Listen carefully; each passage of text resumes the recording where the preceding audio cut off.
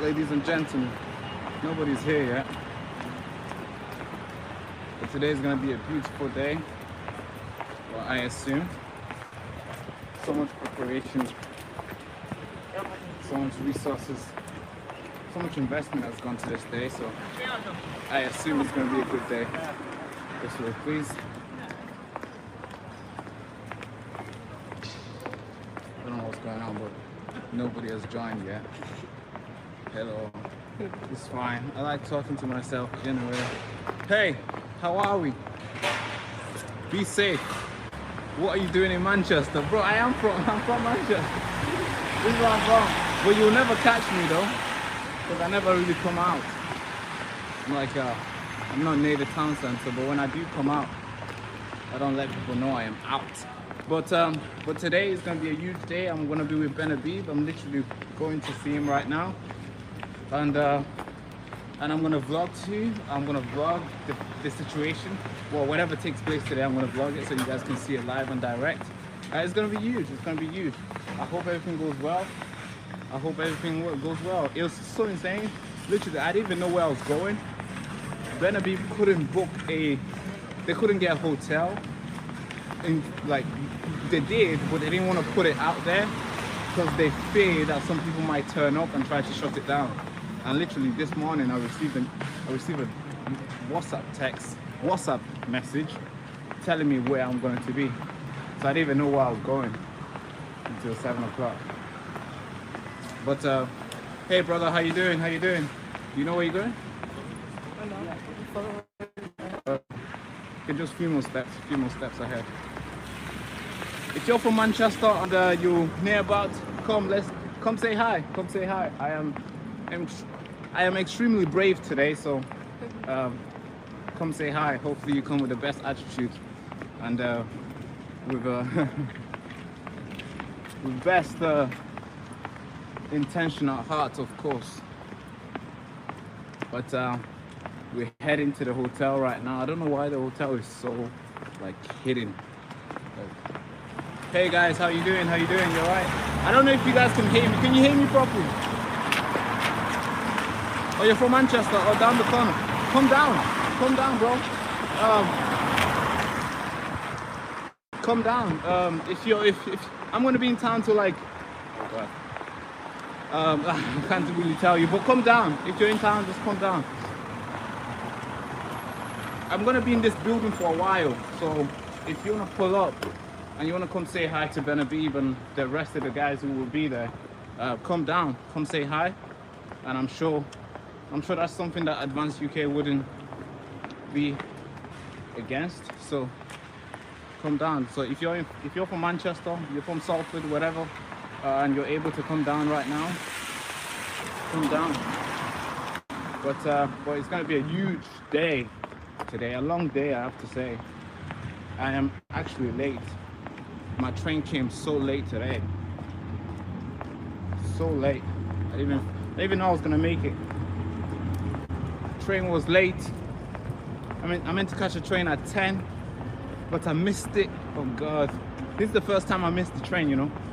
First time. I never really missed the train. I'm always on time. You know, my punctuality is always right there. I never miss. But today I missed it. So I had to wait for the next one, which was like an hour. And of course, that's why I'm late. I'm late today because of the train.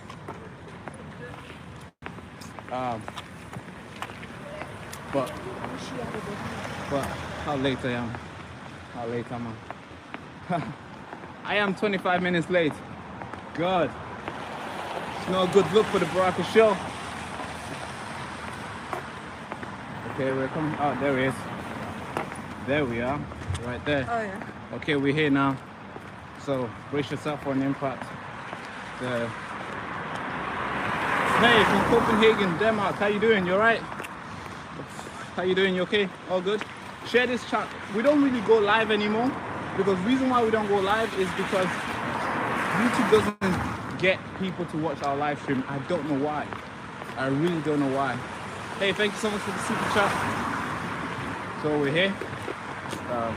Gonna try to hide the gentleman's face. How you doing? So you alright? We'll go in, right? Yep. I thought we had to talk to you guys. How you doing? You okay?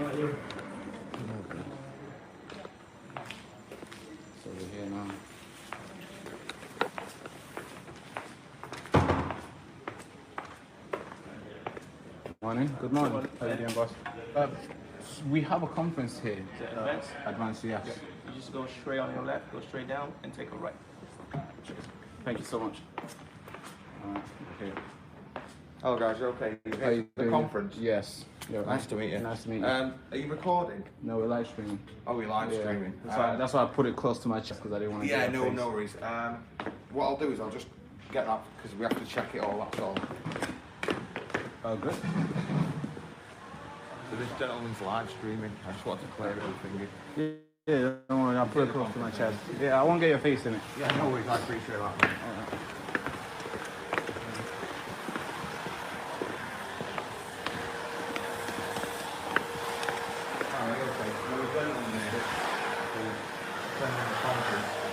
Wanting to live stream it, no filming. How come? It's private, isn't it? Yeah, I am invited By who? by Benedict himself. I will find out. Excuse me. Yeah, found out my name is on the paper. I didn't just turn up. Yeah, no, I appreciate that. Mate. It's not the guest, it's the recruit, because they're filming already. They know. Alright guys, it's taking so long for us to get in.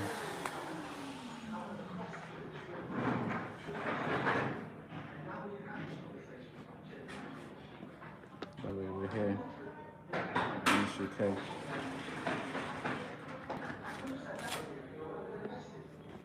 I think if they don't let me live stream, we're gonna turn it off. So, but by the way, thank you so much for the super chat. Don't know who did that. Appreciate you.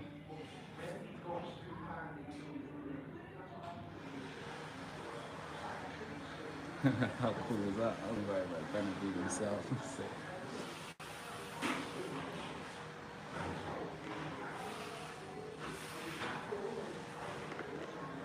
2 seconds. It's taking long for them to. You're going to have to give them 5 minutes. It's alright. It's I'll okay. sort it. I'll try and sort it. Nah, it's alright, boss. Take your time. We're not in a rush. You know, we're here for 5 hours. How you doing, sir? Right? Ben asked you to come down. Yeah, it's Baraka. How you doing? Alright. Were you at Newcastle? Sorry? Were you at Newcastle as well? Newcastle. The event there? No, I wasn't there. I missed it. So, you guys are in my town, so I figured out I should come down. You're local, eh? Yeah, Localish. localish, yeah.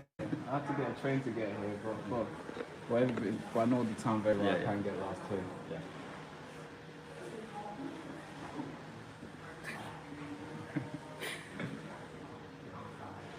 It's actually warm, to be fair. Hold this. Let me take off my jacket. Could be the reason why they're not letting me in. I look rough when I have the jacket on. How you doing? You alright? It's Baraka. You alright? It's Baraka. Did you say you had permission to film? Is this, or are you just signing in? I'm trying to get in, obviously they're not letting me. Are you filming? Live stream. Are you live streaming? Yeah. Did you get permission to do that? They're already live streaming. Yeah, I was invited by Ben himself. Yeah. Yeah, I've had him on the show multiple times. Have you? You just check for my name first instead of going back and forth. What's your name, sorry? Your surname or your first name?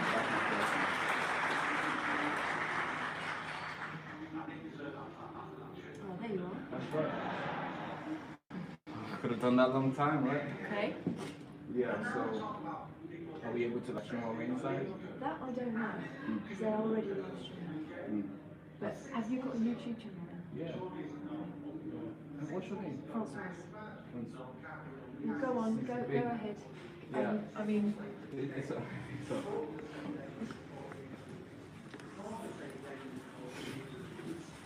Me too. We're in.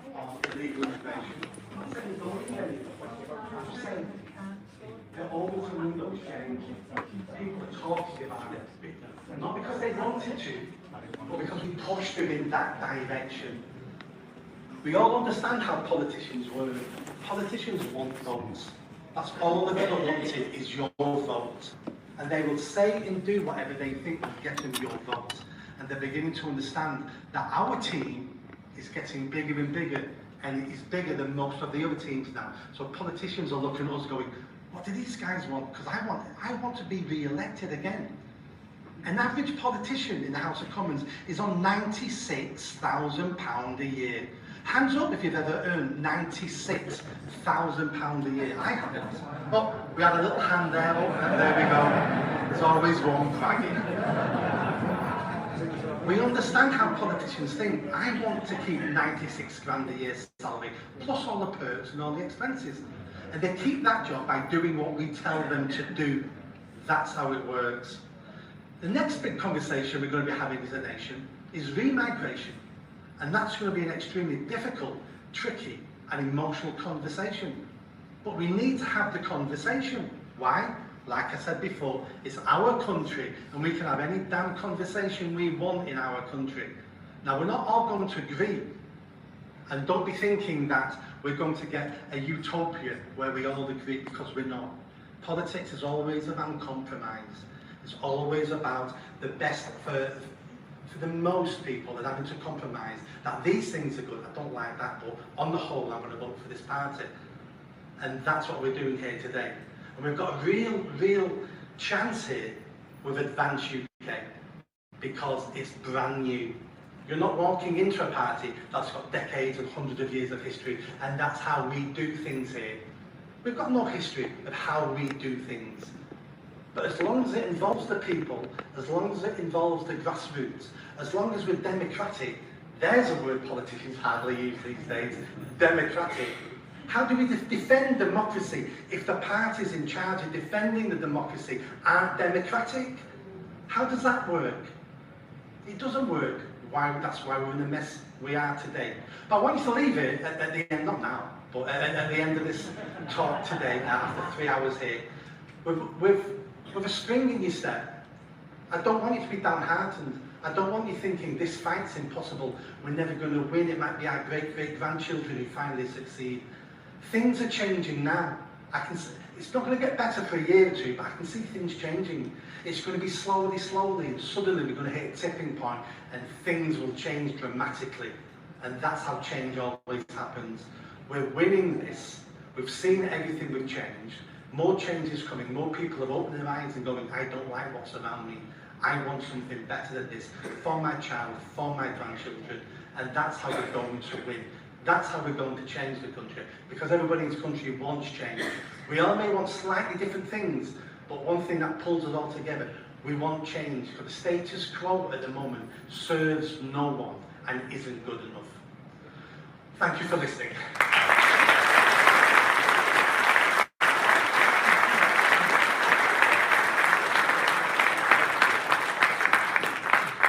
Next speaker is a lady you've seen usually covered in pink, dressed in pink, waving pink banners and sometimes painted in pink paint. It is Sarah White from the Pink Ladies.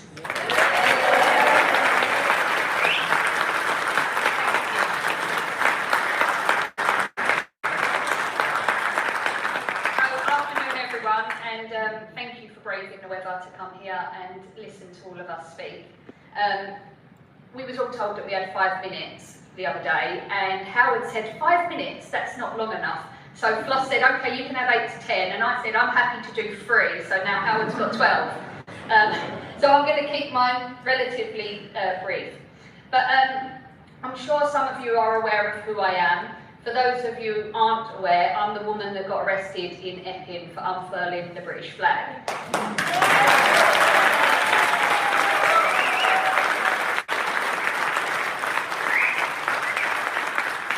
And just to prove that it was about unfurling the flag, I went and stood on them stairs just the other night, and I was shouting my little mouth off with a tannoy, disrupting the council meeting, and the police done nothing. So it was about being patriotic. So I stand here before you today as an ordinary person. I come from a very working class background.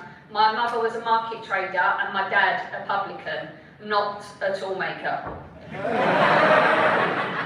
And everything I've learned about life, I've learned from seeing my mum and dad working hard. everything, all my morals, my convictions, that is what shaped me. That upbringing shaped me. It gave me a sense of fairness, of community, and speaking plainly, saying things as they are, not as we wish they were. And what I can see is one of the biggest problems in politics today is that the government is run by people sitting in their ivory towers, trying to impose legislations and laws upon us. We are the people that know how our country works. We are the cogs that keep this country going. So I believe that people like us need to be in politics. We need to be the ones making the policies. Because the people sitting in their ivory towers don't understand how the country works. That's why when Advance welcomed me, it meant so much to me. I genuinely felt seen, I felt protected, and I felt like I'd finally found a group of people who weren't here to impress each other, but to listen, to learn, and to fight what's right. Every single person in Advance has shown sincerity, real sincerity, and that's incredibly rare in politics today. I've always spoken from the heart. I don't rehearse who I want to be. I don't pretend. Whenever I talk to someone about Advance, I speak honestly, I speak proud, and I've never had anybody walk away thinking that they didn't want to be a member of Advance. Now, I know I'm standing here and I'm preaching to the converted. You already know why this movement matters, but that's exactly why each one of us has a responsibility to carry the message forward, talk to people, to share our stories, and to show sincerity in everything we say and do. Because the truth is this, people today are tired of being lied to, they're tired of polished lines and empty promises. They're waiting for someone real, someone honest, someone who speaks with conviction. And when you speak from the heart, genuinely, passionately, people feel it. It cuts through the noise, it shines. So thank you for welcoming me. Thank you for supporting Advance and for building something that actually has meaning together. If we stay true, stay sincere, and stay brave, we can create something this country hasn't seen in a very long time. A political movement built on honesty. Thank you.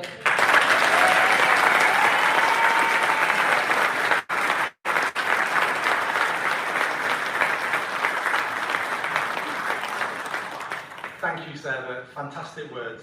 And fantastic for Sarah. Sarah's a great example of what one person can do. Non-political, not involved in organisation at the beginning, who woke up one day and went, no more. No more, not in my name, not in my town, not in my country. I'm going to stand up and I'm going to try to change things, and I may fail. There's nothing wrong in failing, it's about trying, because if you don't try, all you've done is you've passed over your little bit of responsibility to someone else to carry. And that's called cowardice. We all need to take responsibility for our country, otherwise it's not going to improve. We can't rely just on other people to take that fight. We all can do our bit. We all don't have to do it the same way, we've all got different lives, different skills, but not being involved in the fight isn't an option anymore. So well done, Sarah, thank you.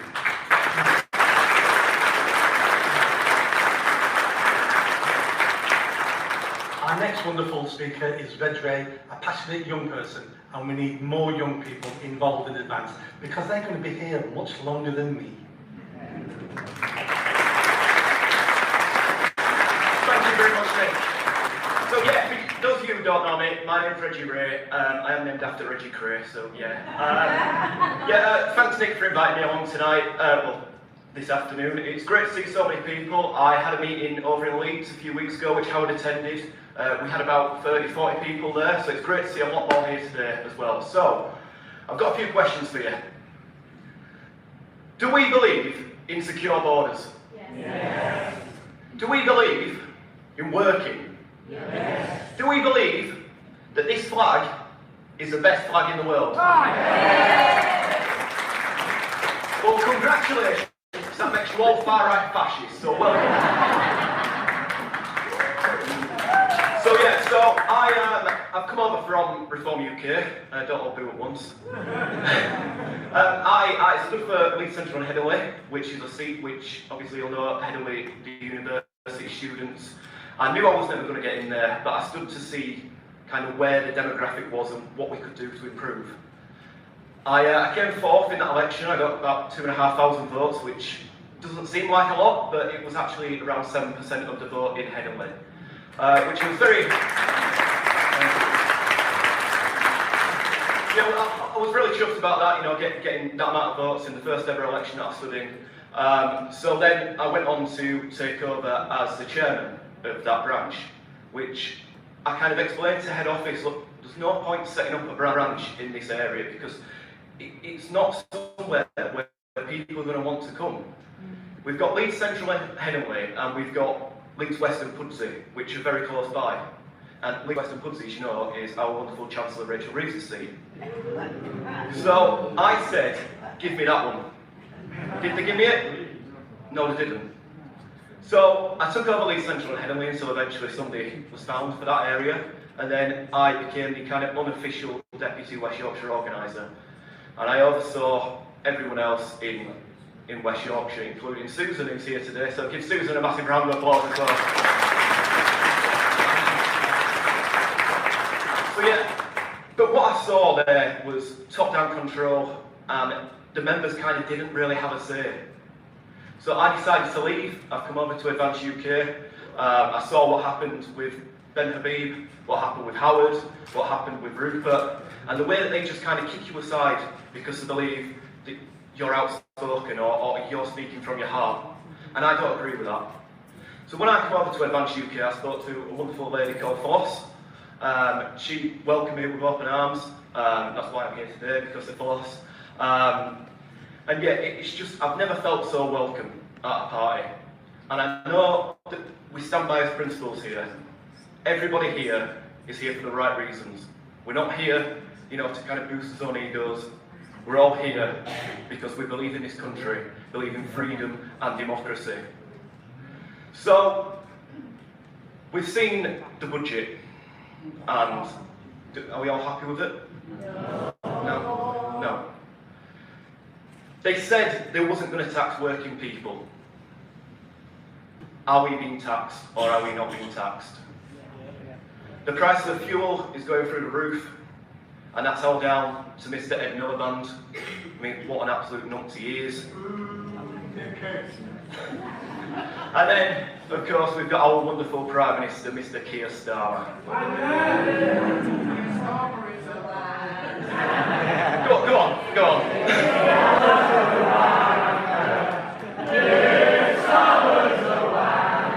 There we go.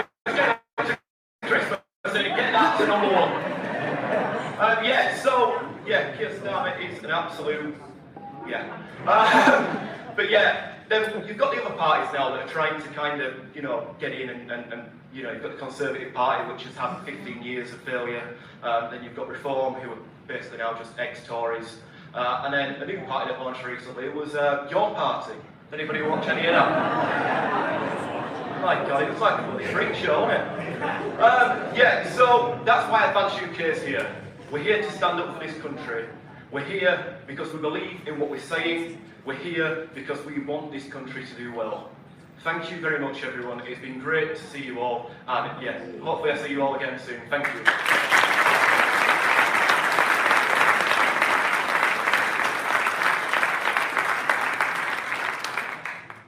Thank you. Well said. And this party needs to be making sure we hit all the demographics in this country. Young, 20s and older. Our next speaker is someone you've definitely heard of. He runs the campaign Fair Fuel, who's saved us all hundreds and hundreds of pounds over the last 15 years because he's made sure he's kept every government's feet to the fire when it comes to fuel duty. When it comes to every time we fill up our car with petrol and diesel, we owe this man probably a bag of crisps, some peanuts or something every time we fill up, because he's saved us at least a couple of quid every time we filled up. You know who I'm talking about. Welcome, Howard Cox.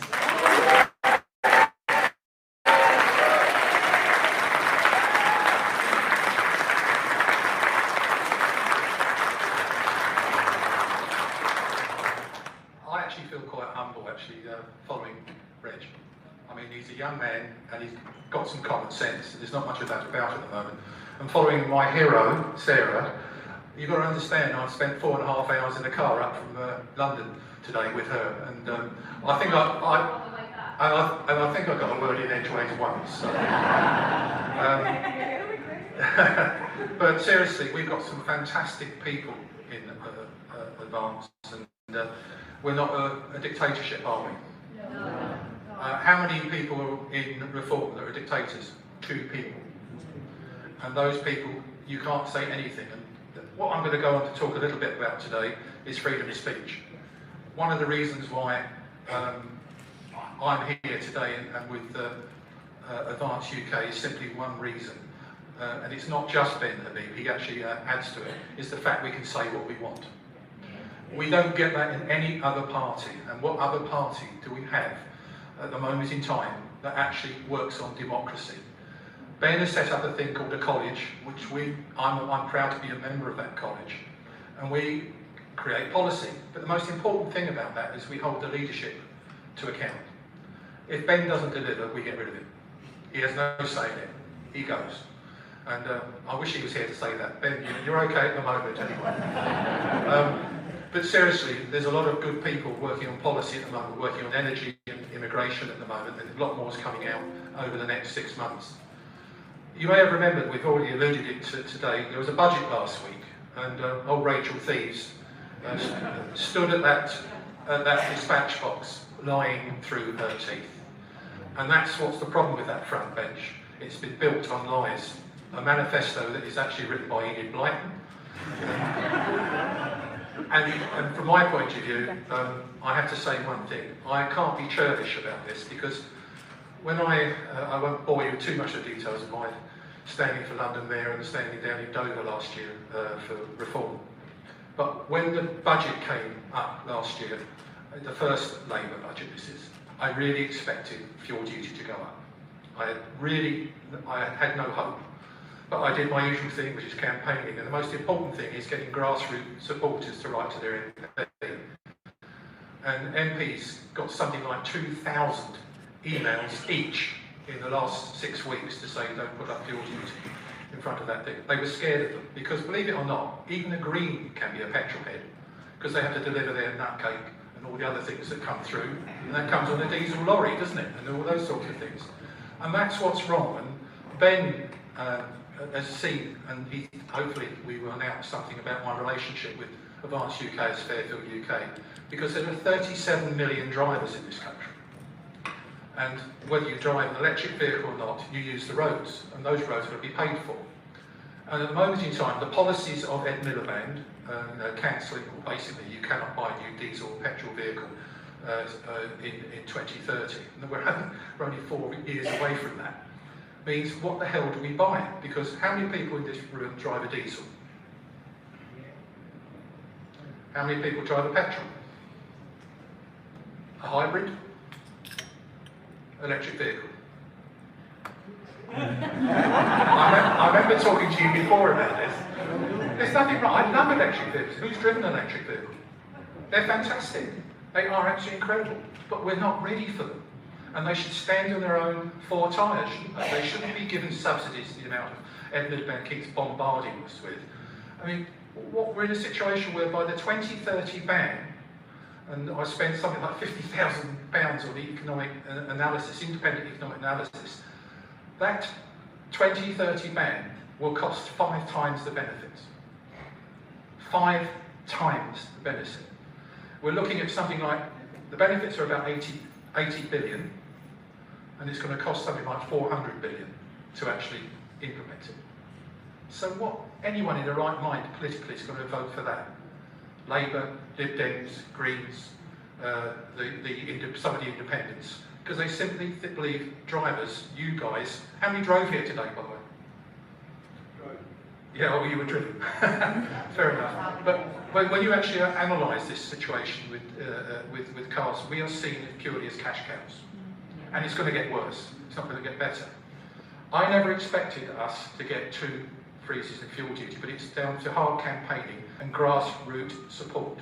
And that's where Advance UK is going to be better than any other party because we will listen to the grassroots and work with people. And the whole idea of the college will be a conduit to the leadership to actually dictate policy, and as I said, holding Ben and whoever else is going to be in the leadership to account. So I really was delighted that we got this fuel duty freeze, but as you probably heard, next September she's going to reverse the 5p Rishi Sunak cut. It's a temporary cut that she gave to us in 2022 when Ukraine was invading, when the whole energy cycle of the world went haywire. So she's going to put it up 5p, but we expected it because I've got a mole inside the Treasury. They were going to put it up last week. That's what they told us. Thanks again to pressure from grassroots, sensible, common sense people, recognising the car isn't just a leisure vehicle, it's there because we need it. 80% of us cannot survive without a vehicle. And everything that's delivered in this room, that chair and everything, was once on a diesel truck. And what do? Let's tax it even more. Why don't we just actually reduce the taxation, put more money into people's pockets? And that's where I come from. And I've had many a discussion with Ben about taxation. And the thing for me, and he's agreed, and hopefully the people at the college I'm working with will agree, we want to put more money into people's pockets. Put more money into people's pockets, what do they do with it? They spend it. That goes into businesses, that employs jobs, all the obvious things, common sense. But why is it that even though many petrol-headed Labour MPs I've spoken to really do agree with that, but as soon as they walk across the aisle into the cabinet, become cabinet ministers, they lose all sense of reality. And that's the real sad reflection of this. Now, we know the thing for me is, you may remember, I stood for London Mayor, as I said earlier, and I was asked to stand by Nigel Farage, and you may have heard of him, and also Richard Tice. And I used to appear a lot on Richard Tice's show on Talk TV. And you know what's happening at the moment in time. We are being ghosted by the mainstream media, particularly GB News and Talk TV. That is totally uncalled for. Last week in the budget, I was rung up by Andrew Pearce. You know, he does the breakfast programme. He's also Tory boy on Twitter, if you can see that. He said, Howard, come on, you're doing God's work as usual for the motorist. Would you come on tomorrow morning? I said, of course I will, Andrew, no problem at all. Half an hour later, I got a phone call from a very young, I think, spotty-nosed, acne-ridden little producer. Said, sorry, we're not having you on now. I said, well, you dropped this. They said, no. I managed to talk to him. He said, well, you can't come on because you support Tommy Robinson. Who supports Tommy Robinson in here? Yes!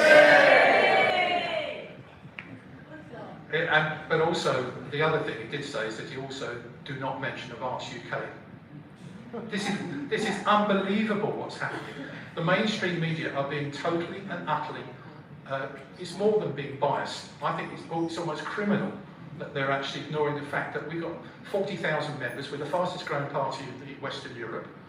All of those sorts of things are happening with the popularity, and guess what? Most of those 40,000 members are reformers who are basically pissed off with them, the Reform Party. And the other thing is about the freedom of speech, because that's where I don't really want to keep talking about reform, because that's not what we're here to do. But I was actually told if I continue to support Tommy Robinson, I will be expelled from the party.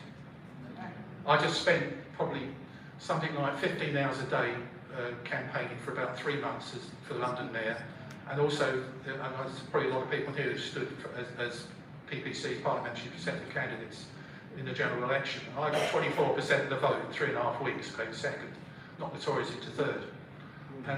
But I was told by Nigel Farage and Richard Tice, and I hope this goes out on the streaming, I want to hear this, if I continue to support Tommy Robinson, I will be expelled from the party.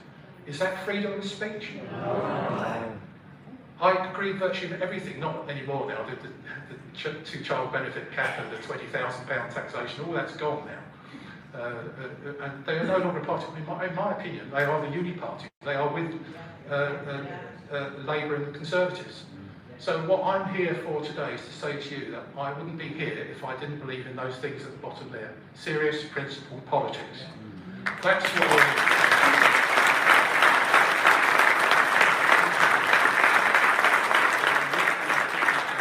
And I'm so looking forward. There's an empty seat there. It says Ben.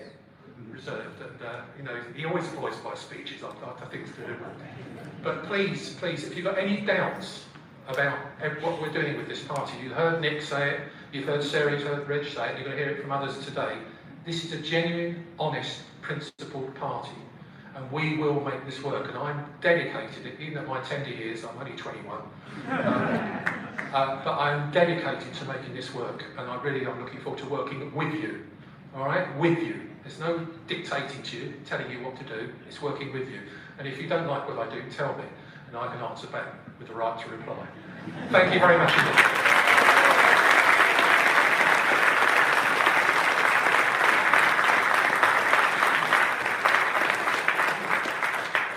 Thank you, Howard. Howard's a great example of the quality of the people we've got in the college. So for people who don't understand the college, as Howard said, it's going to be looking at policy. So if you can imagine when you used to play, or some people that played fantasy football manager, where I wish I had them, I'd want that goalie. That's what the college is. The college is all these people who may not be politicians, but experts in fields. I've got experience, I've got knowledge, I've got contacts. We're pulling them all together into a college, into a group, and saying, we're going to start developing policies, linking it in with other people, linking it in with other organisations to get the policies the country needs.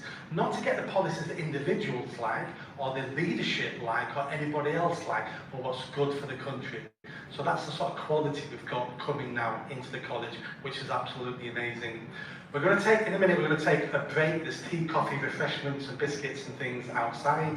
But before we do that, if you live in Greater Manchester, we're trying to set up a Greater Manchester Advanced Network, and hopefully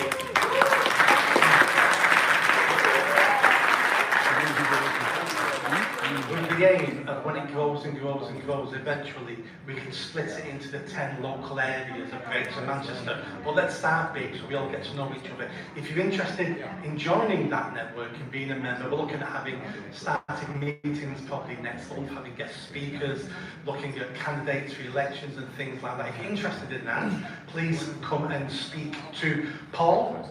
Paul will be outside the main door where reception is, just outside the door. You'll have a desk there. Please go speak to Paul. He can take your details.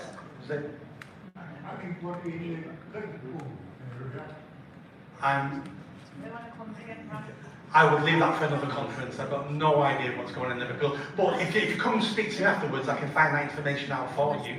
Not a problem. So enjoy the break. I think we're going to be back again at 2:30.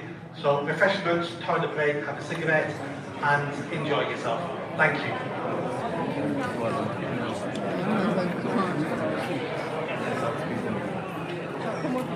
Yeah, how you doing? Sorry,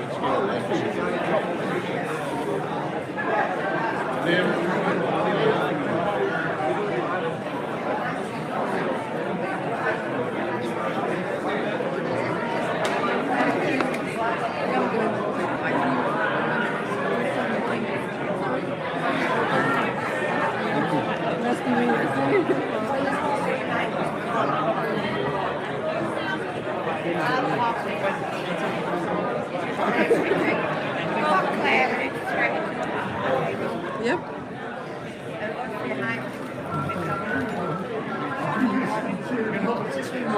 Oh, thank you so much. Appreciate You keep it up. Thank you so much. And I believe you. So I see how much you did. Yeah, brilliant. I can see you, mate. I can see you. Right. Come this way.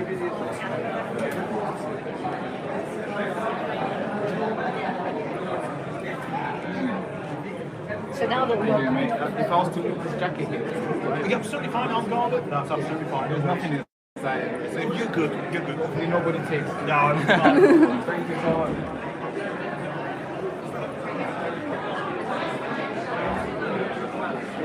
This block here. Oh.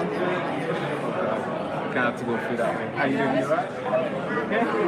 Oh, thank you so much. Appreciate it. How you liking it? It's good? That's good. That's good. I want to talk to people. I want to see. They didn't give me a seat. I could have spoke for, I guess not today.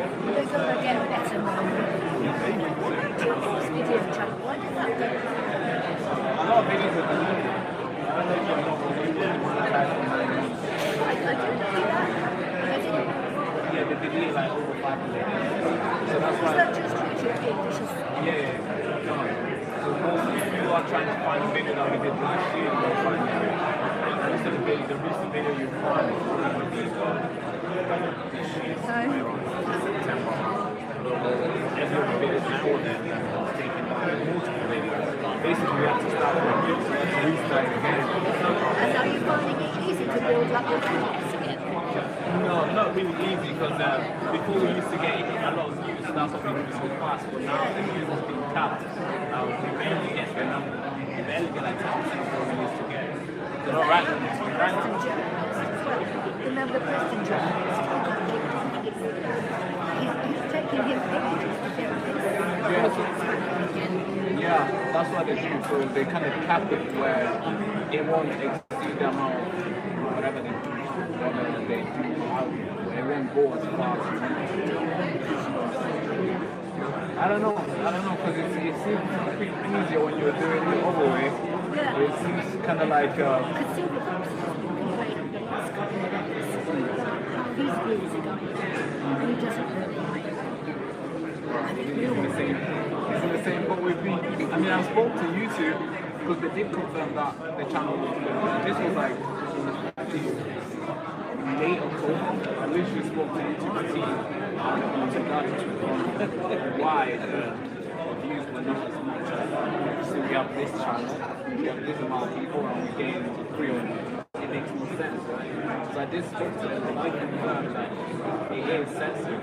But then, they did not say it's sensitive, but they did also say that they're not doing it. Yeah, so they don't, because obviously if you press charge, you go forward and then so they never actually say they're doing it. They just say it's like a blur. They don't want to see it. What's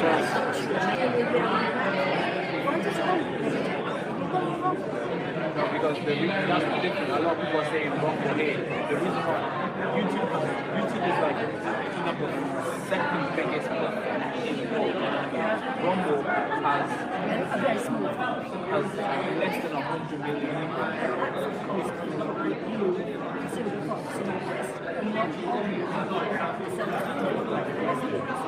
Yeah, true. And then you have to know that Rumble has been existing. What it's talking off.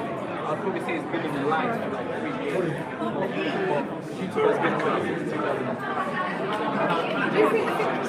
That's why. Billions of people watching.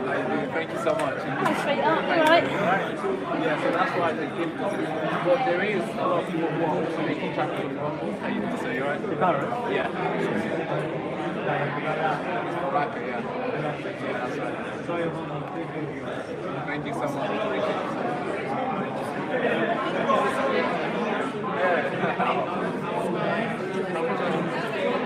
Well, I need to speak to Ben again. We've had a conversation. Yeah, we had a small conversation.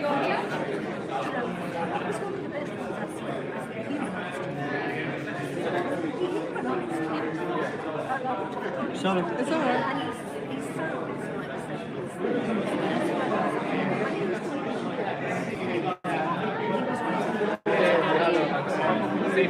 That's why I wanted to make it so when the viewers watch it, they kind of get the feel. It's the emotional side. That's what we spoke more about when we grew up.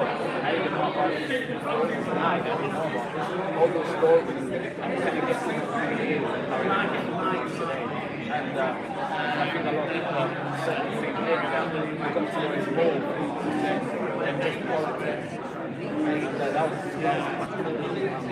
most people have asked all the political questions, but nobody has asked the day behind it. Sometimes when these videos come on, I think that you're going to be more percent. Yeah. And then I watch it and you get the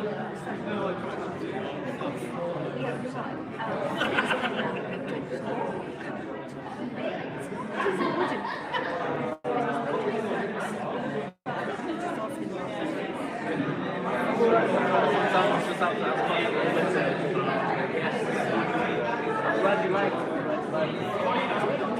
Thank you so much. I'm good, thank you. Yeah, hopefully we're gonna get something. I'm here, bro.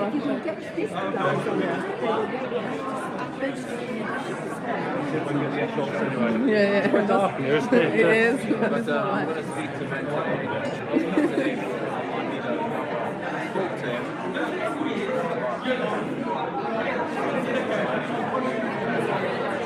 But when I told him I want to speak to him again, because I've never put my allegiance to any party. I want to be able to scrutinize every party to the point where they want to block me. But if how you Floss, how you doing? You alright? Good to see you. Good to see you. I had a problem getting in. Did you? Well, I messaged them and I said anyone that said hello. Hi. Hi, how are you? What's your name? I'm Rahima. Nice to meet Hello, you. Rahima. Good to see you. Because they didn't think, well, they didn't let me in because I was filming. They said it's a crime. Instead of them looking at the paper and finding that my name is on it, they instantly said, oh, let me go ask somebody to come in. Yeah. But then they blocked somebody, then they checked the paper and they were like, oh. So that was okay. Oh, well, that's okay. But it's been lovely talking to you. And where are you from? Are you from Manchester?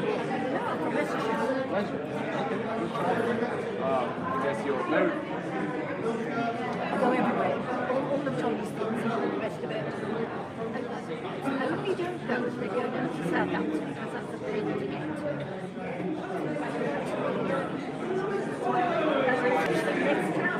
Yeah, I'm due to speak. I'm not sure yet. I'm not sure that everything to speak. I'm still trying to fit it to make it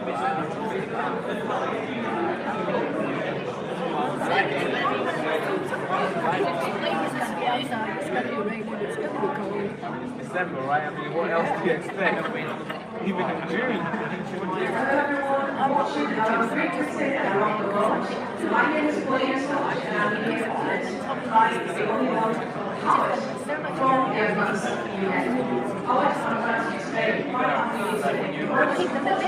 When you're at the top, and there's one thing I guess,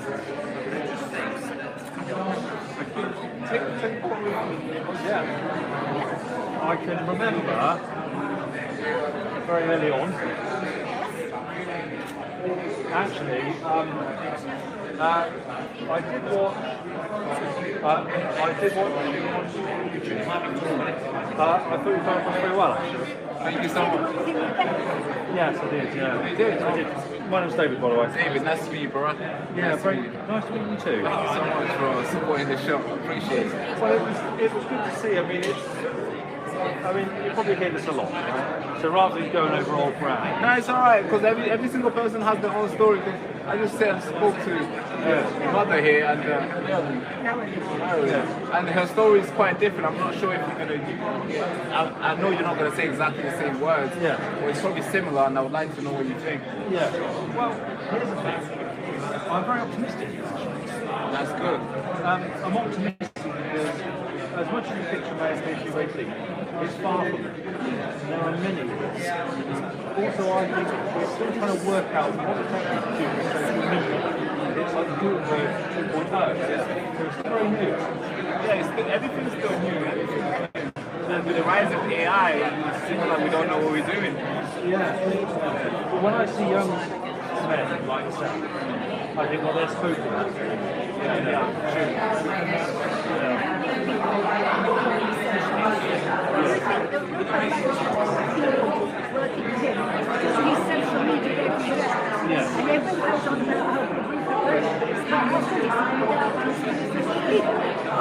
Absolutely, yeah. And to think it is incredibly powerful, it's naive. It's incredibly powerful. Often we're very arrogant in that we think, well, I'm not influenced and I've got my own mind, when actually it's very pervasive. Often it's the slow drip, anyway, keep on the good fight, sir. Thank you so much, David. Nice to meet you. Thank you. Who talked to you? Let me get a microphone now. Are we still live? Yeah. Guys, so what do you guys think? It's going very well. it looks pretty cool. They got a huge Christmas tree behind. Man, you're gonna love it, man. It's really nice. Really nice. Sorry. Let's get the logo. 2 seconds. Just hold this.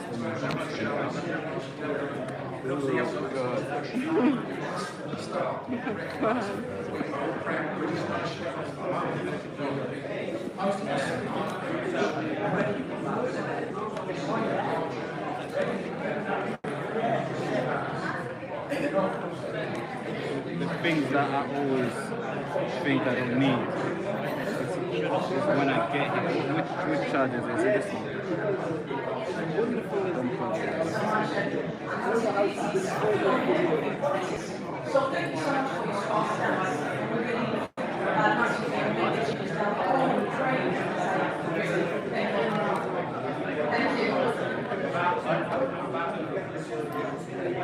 There's a lot of things I should have brought with me. I did not.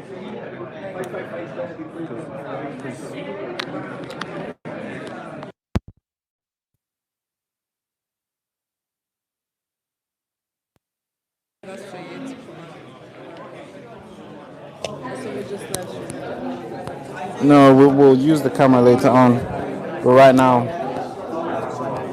let's live stream.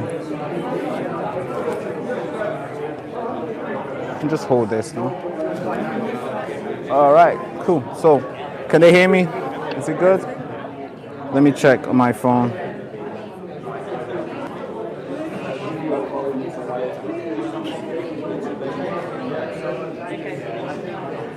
How's the signal coming out? Can you hear me? The audio is good now? Yeah, we got a microphone now, so the audio must be good now. Just hold it, let me get to side. You can wear this, Alright, the audio is good now.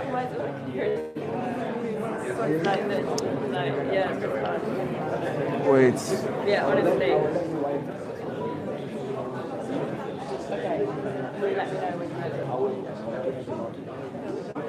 All right.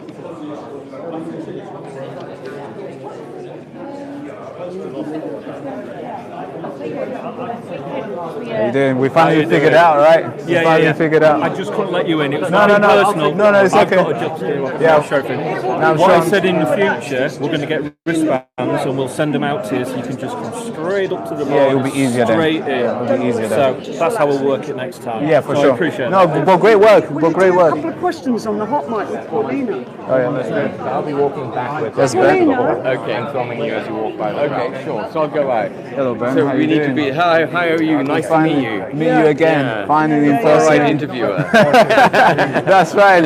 How you doing today? Yeah, you ready? good, yeah. Are you ready for the grand Thank entry you you're for gonna coming. make? I don't know. We're not going to have any fireworks on it. No fireworks. No, that's good. That's good. This is your second one, right? Is this the second event that you've done? It's the third event for Advance UK. We had one in Billericay, then we had our launch, and then yeah. So obviously, just for the guys, I won't keep you for too long. No, for sure. no, sure. So, how do you think it's going on so far? Well, I've just arrived. I've spoken to some of my colleagues who've spoken already, Howard and Sarah, and I think Nick has spoken as well. Oh, yeah. They said it was good. You've been here, presumably. Yeah. I've heard those guys speak. What did you and, think? I think it's pretty well. They were received by the public really well, and they made good comments, and I think it resonated with a lot of people. But obviously, you know that a lot of people here are here because they've been converted. They're here because they like the party already. Yeah, it's that's private quite event. an interesting thing, isn't it? So, to actually, so everybody's gonna say yes. You know what I mean? but it's a positive decision joining this party. It's not a fallback. Does that make sense? It's not like I've eliminated the Tories, I've eliminated Labour, so I'm going to join Advance. Yeah. You join Advance because you want to be in Advance. I like. Is that where the name came from? Advance? No, well, but we are advancing. For sure, you are advancing because I see people adding extra chairs at the end. So Yeah, you are that's good, advancing. isn't it? No. Yeah. No, for the. I don't know if we're gonna have this time again, so I might as well just do an interview with you here again. Yeah, do it. So a lot of people, especially on our podcast, when you look at the comments, a lot of people are saying, "Oh, Ben, give over, man. I'm sick of you calling Nigel this. I'm sick of you always constantly But if attacking people Nigel." keep asking me about Nigel, I'm not going to say nice things. You know, if you ask me about the reason I left Reform is in significant part because of Farage. So if people insist on asking me about Farage, they will get a truthful answer. Yeah. So to the point where a lot of comments are like, "You're becoming this Advanced UK is becoming like a grievance party type." What would you say to those I'd people? say absolutely not. We're the true party of the people. We're the party that actually cares about this country, which will stand on principle, which won't bend, won't take the knee to policies and ideologies in order to get into office. We will paint our vision of what we think needs to be done for the United Kingdom, and we will try and win that argument with the British people. I don't think reform's the answer. If I thought it was, I'd be in reform. That's right. That's right. And you told me as well, you wish the only way reform can put you out of business is to be like us. So be like us. Is that where you still stand today, no matter how successful this event goes? I don't care how. The only thing I care about is the success of the country. That's right. That's the only thing I care about. And if another force emerges, which well, another force is emerging. I'm not sure if you're aware. Which I force spoke is to you about this. I spoke to one of your colleague member, college member, and that was Paul Forbes, and he spoke about this new force, which is the Great Yarmouth Party. Yeah. And he mentioned that the individual who's running this, which is Rupert Lowe, that person, the reason why he's not joining Advanced UK is because that person is arrogant and is running with ego. Paul said that. Yeah. I'm very surprised Paul said that. Well, it was a fierce debate. We were going back and forth on that podcast. What were you saying then? Because you hoped that Rupert Lowe would join you. I set up the has just become party. a competition now. Well, Great Yarmouth First is not a competition for Advance. Great Yarmouth First only has an aspiration to stand candidates in Great Yarmouth. It is for Great Yarmouth. It's not going to go outside that constituency. Advance is a national party, and we will be standing across Great Britain, and in due course we're going to get registered for Northern Ireland too. Because you mentioned to me that you hope that Rupert Lowe would join you guys. Not join. No, let me be clear. I set up the party in discussion with Rupert Lowe, in agreement with him that he would lead the party. But during the setup period, he was dealing with other issues. Yeah, we've seen all that fighting with reform. Yeah, and then when his head came up from underwater, he decided that he didn't want to be part of a new political party. That he wanted to do his thing, to do that national movement, you know, to restore Britain. Yeah, but you know, Restore Britain was more like a movement where we do this, like a United Movement type of thing that Tommy Robinson's doing. Try to prioritize the grooming gang and all these things. But that kind of gave you hope that he might turn into Advance as well. But I mean, I'm not travelling in hope for any single individual to join Advance. Right. I'm travelling in hope to convert the British people to supporting Advance. And I will do whatever I can in that pursuit. If Rupert wishes to join, I would love him to join, obviously, but that's a question you need to put to him, not to me. Yeah, for sure. Once I get a chance, I'll definitely grill him on that, because I was hoping he would join. Yeah. But obviously now that he's launched a party. No, but it's not a party. Great Yarmouth First is just for Great Yarmouth. Yeah, but you can't become Prime Minister by running for Great Yarmouth First. I understand that it's just Great Yarmouth stuff, but hey, the idea came from because obviously he was getting the support that he's getting, and obviously he launched the party. What goes to say that he might not just extend it and be like, hey, we're going to just compete as well? Well, we're going to have a national party called Great Yarmouth First. You might as well. I don't think so. You might. But I don't want to grill you for too long, but I hope we can get, because obviously before the people come in, I'm not sure if you want to talk to other people, but I'd like to talk to you again for just when it ends, of course. Yeah. Well, thank you so much, sir. Have you talked? Appreciate you. Yeah, good. Yeah. Thank you. Yeah, good to see you. Just grab that. How are you doing, Sarah? Yeah, you all I'm right? good. How are you? First I've time seen loads of your stuff. Come here. Come. You're all right. Really How you good. doing? You all right? Yeah, I'm good. Yeah. Let's just clip that here. You said I'm next, but I don't I think think so. someone else has jumped in. That's good. How you doing? You all right? Yeah, I'm good. How are you? Yeah, I've seen you everywhere. I've seen you everywhere. It was because in Whitechapel, the Labour government was, or the people in local council, which is run by Labour in that area, they wanted to deem the Pink Ladies as a far-right racist movement. Yeah, which is kind of crazy. Right? So they wanted to ban us, basically. And at the end of the day, they asked it, well, I think it did get passed there, but the reason for me spraying myself pink and walking through in my underwear, and I know it rattled a few heads, and you know, but I didn't know how to think about it. It got people talking, but the reason I done that was because at the end of the day, then people are trying to silence women.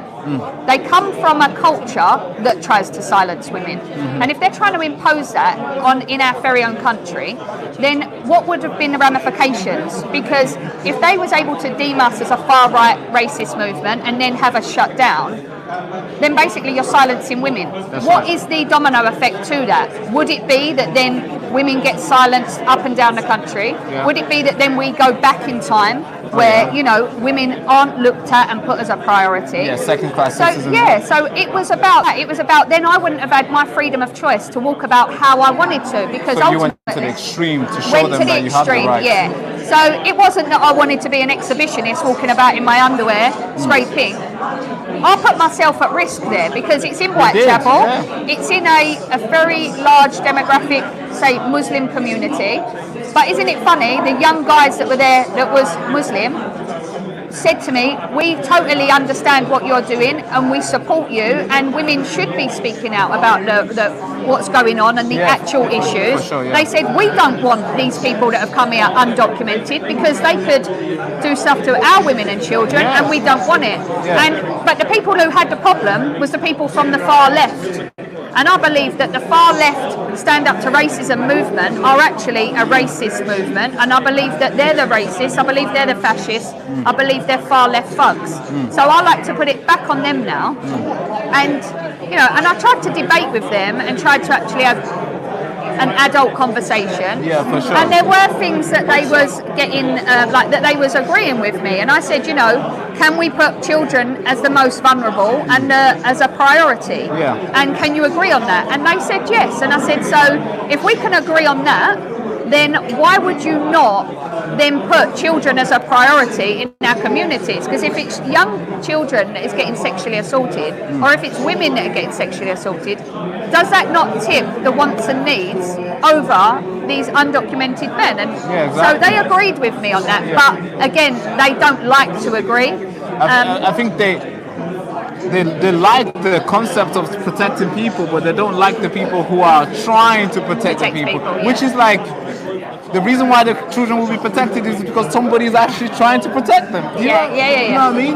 And you've been around the country up and down, and you've been everywhere basically, on the national news, on the papers, and some people are calling you, hey, this is the next far-right woman, this is the next women version of Tommy Robinson, and other people are like, this is the hero, this is the person who saved and raised the rights for women in this country again, and which is lovely obviously on this side.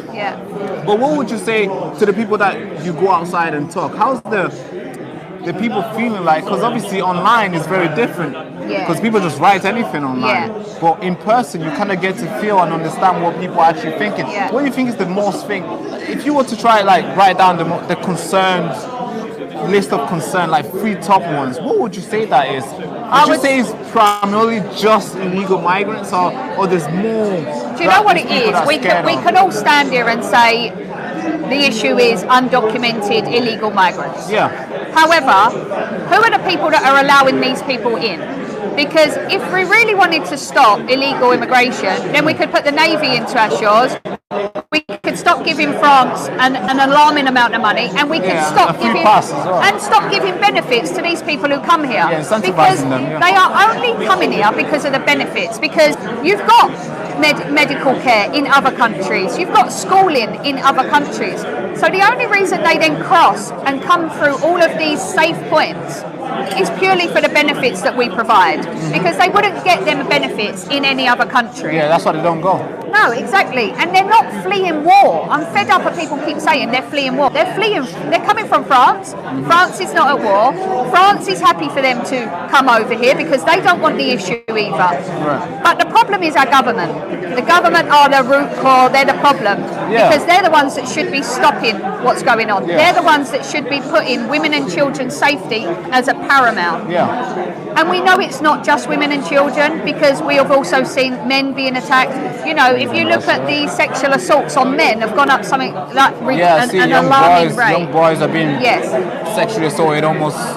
I mean, not many people highlight this, but when you see the numbers, when you see the suicide rates, usually tend to be young boys, men, and of course, obviously, there's a huge problem that women go through. Yeah. But I think all these problems are meant to be solved by the people who elect, and it happens to be that they don't really care. They don't care. And that's why we have the rise of you and Ben Habib and other people. Yeah, and they really, really don't care, because if they did, it's quite simple. Me and you could sort this country out in a matter of weeks. It's not that difficult. Days, I think. Yeah. I don't know if you know about this guy who's called, Danny Tomo. Yes. He's been around. Yeah. And somehow he's been stopping every single boat that he stops. Yeah. That's hundreds of people not coming in. Yeah. And he's just one guy It's doing not it. that difficult. It looks like it's not that difficult, because if one guy can drive there and stop over 100 people from coming, I mean, we just need maybe 1 million of pounds can easily stop it for like a year. Easily can stop it. But like I say, the government could stop the benefits. They could put the Navy into our shores. You know, be like other countries. Don't put up with it. Australia didn't. But also, it's not just the ones coming on boats. It's the people that come here on a work visa and then don't work and then overstay their welcome, and that then legal immigration turns into illegal immigration. Yeah, because they're here illegally. Yeah, and it's got to stop. So I just want to see the people of this country who deserve to be here put as a priority. Our government, they don't care. They're giving. We see where we said about the benefits going to families on benefits, but the people who work on a low wage, they're the ones that are suffering. They're the ones that are being persecuted. So it's like they're just attacking the working class, the low earning wage people. But that's the problem, though, because if you attack more working class, the people who are the ones putting the money in the piggy bank, I mean, if you attack them and they choose to not put money into that piggy bank, then you've got nothing else to provide for everybody. And I'm saying to everybody, stop paying your council tax, because at the end of the day, that is what we need to do. If we hit the government, we hit the government where it hurts, it's not about withholding, it's not about stopping paying it, it's withholding it. If you withhold your council tax and you say, look, I'm just withholding it until I can see you put us as a priority, because at the end of the day, we've signed an agreement and they're not upholding their side of that agreement. That's right. If I'm paying to be protected. I'm paying to live in a safe community. That's the whole point, we pay taxes. And at the moment, I'm not being put as a priority. Neither is anybody else. So at the moment, I'm withholding my council tax. Is that what you're doing right now? Yes, I've been doing it for I've been doing it for nearly 5 months soon. Really? Yes, and I'm urging everybody to do the same. So what's our problem can you get into doing that? Well, you could get sent to prison, potentially. However... Are you telling me that hundreds of people will be like, yeah, let's go to prison? But hey, no jury trial at least, right? No jury trial. Yeah, we have no more wasting time. It's about wording it correctly. Right. If you word it correctly, there's stuff online where it's saying, you know, I'm not saying I'm not going to pay it, I'm withholding it. So put that money to one side and you keep it safe and you don't spend it. And you make sure that when our local councils put us as a priority and you can see change, then we will put it in there. That's right. And I've seen, obviously I'm in support of what you're doing. From the moment we seen you getting arrested, I mean, that day was insane. The fact that they dragged you around, I don't know, that was brutal. That's kind of crazy that they did that for not really good reason. The fact that it was just a flag as well, it just makes it even worse. Yes. Now, a lot of people are saying, back then, you were called Reform Sarah. Yes. Now I'm advanced. Now you are advanced Sarah. A lot of people are saying you're just jumping around to whatever new policy, of course. And listen, opportunity that comes. They're right to say that, because I would say the same people that are going from Conservative to Reform. However, Reform was a very newish party. Right. I joined Reform because I wanted change in this country. And I believed that at the time they was the party. I didn't necessarily believe that they was the right party. However, they was the party that all I could see was that we had to vote for. But over time, since getting as a candidate, which was in January, what happened was I slowly started to see that there wasn't a democracy, there wasn't freedom of speech. I was told on various occasions, delete your post of Tommy Robinson or you're going to be dropped from the party. So that to me isn't democracy, yes. Oh, right? damn. So I started to think, hold on, I don't agree with this. Then I see what happened to Ben Habib and what happened to Rupert Lowe. Oh, yeah. And I decided I can't be part of this party anymore. Then I got arrested.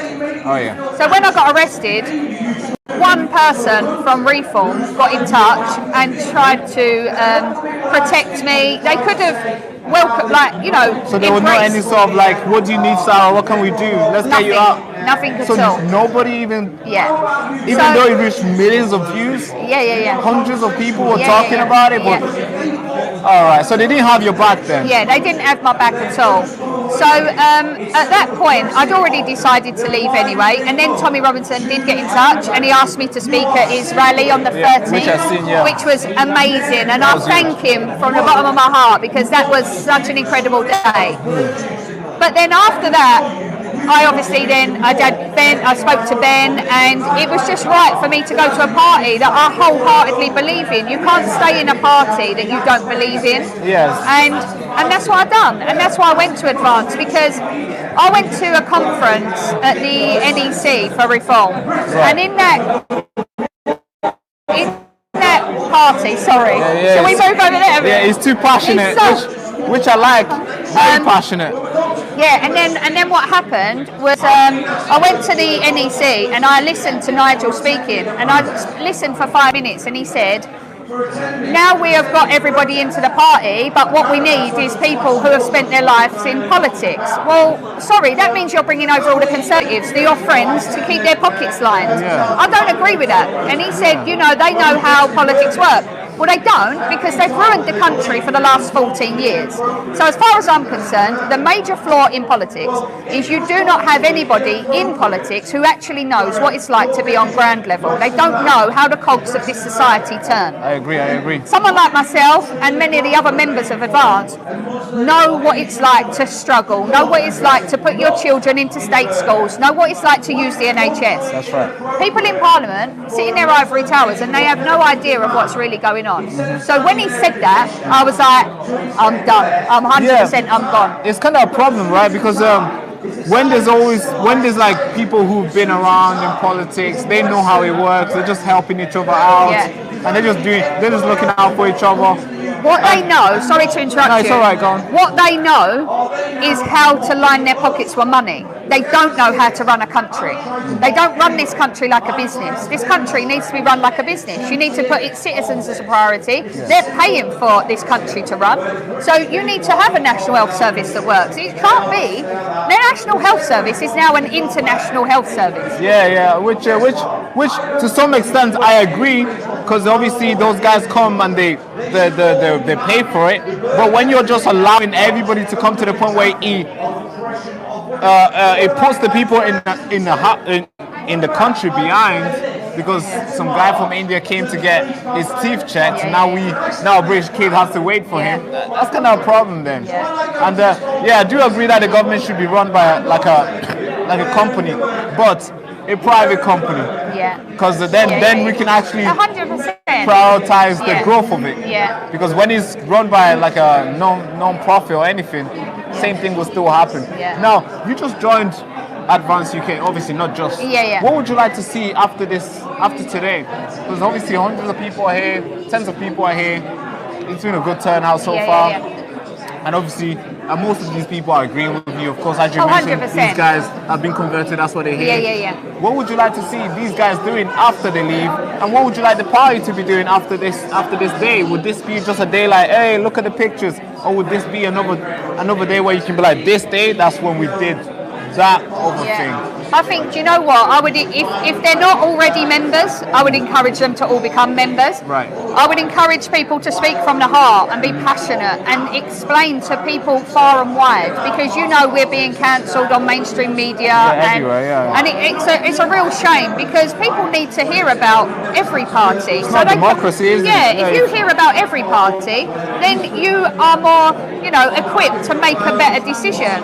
So I would like to see people out speaking the good word of advance, speak from the heart, because when you speak from the heart, people can see that. Yeah, they can sense it. And they can hear it, and it's not lies. And this is the first of many. Like, it's not the first of many, because there have been others. But from today, there will be many more events. Right. Next week, I'm speaking in Clacton. Sick. There's quite a big event there.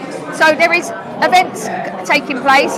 I'm encouraging everybody to become a member, because then you know what's going on within the party. Right. And just get out, and whether it's delivering leaflets when the time comes, knocking on doors, speaking to people, setting up events like this, because that's how we're going to get heard. That's right. I do agree. What about the party then itself? What would you like to see from here onwards? Because you guys are, I know, you guys, you're not getting the words out there in terms of mainstream media speaking about you guys, but we all know why that is. Yeah. But what would you like to see that advance do? Obviously, the people that will do their thing, but the party also has to do its thing. What would you like the party to do after this? I'd like to see the party with some sort of news channel, something like that. That's a good idea. Yeah, because but actually be a non-biased news channel, not like the others. So you actually get people on from Reform, Labour, Lib Dem, Conservatives, because then people get to see what everyone is about, and it shouldn't be that, because it's not a democracy. When you look at GB News and Talk TV, yeah, we all know which party to speak for. Yeah. So and that's not fair. That's the problem, because mainstream media should be neutral as they should be as heck. Yeah. But when you listen to GB News, I mean, they're always criticizing Labour, but never Reform. It's like, come on, it's a one. We're on one track. Although I agree with what they do, I agree them criticizing Labour, but hey, can you criticize this guy as well? Yeah, listen, credit where credit's due. That's right. People do good things. It doesn't mean they do all good things. Yeah, of course. So yes, it's okay to criticize, and sometimes it's constructive criticism, but you still need to criticize people where they're going wrong. And we're just seeing it with every party. They have.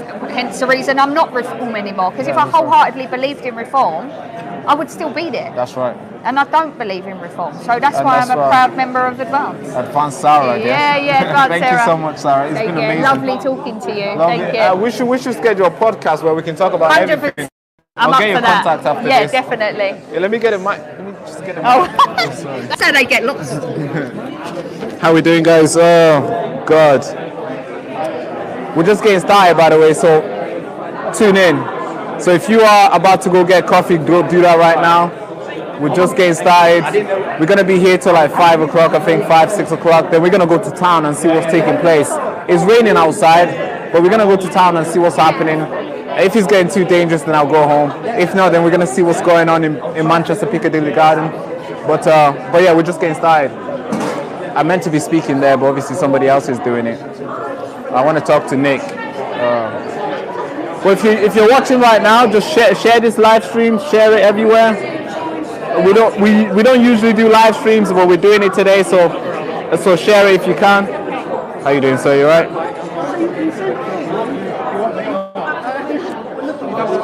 Sorry? Oh yeah, come. Yeah, I know. I thought you were walking past. Come. I understand you're speaking to people, so I might as well. It's alright now because I saw you walking past. So let's clip this somewhere. One of those. Yeah, one of those. Yes, that's right. Yep. Yeah, of course.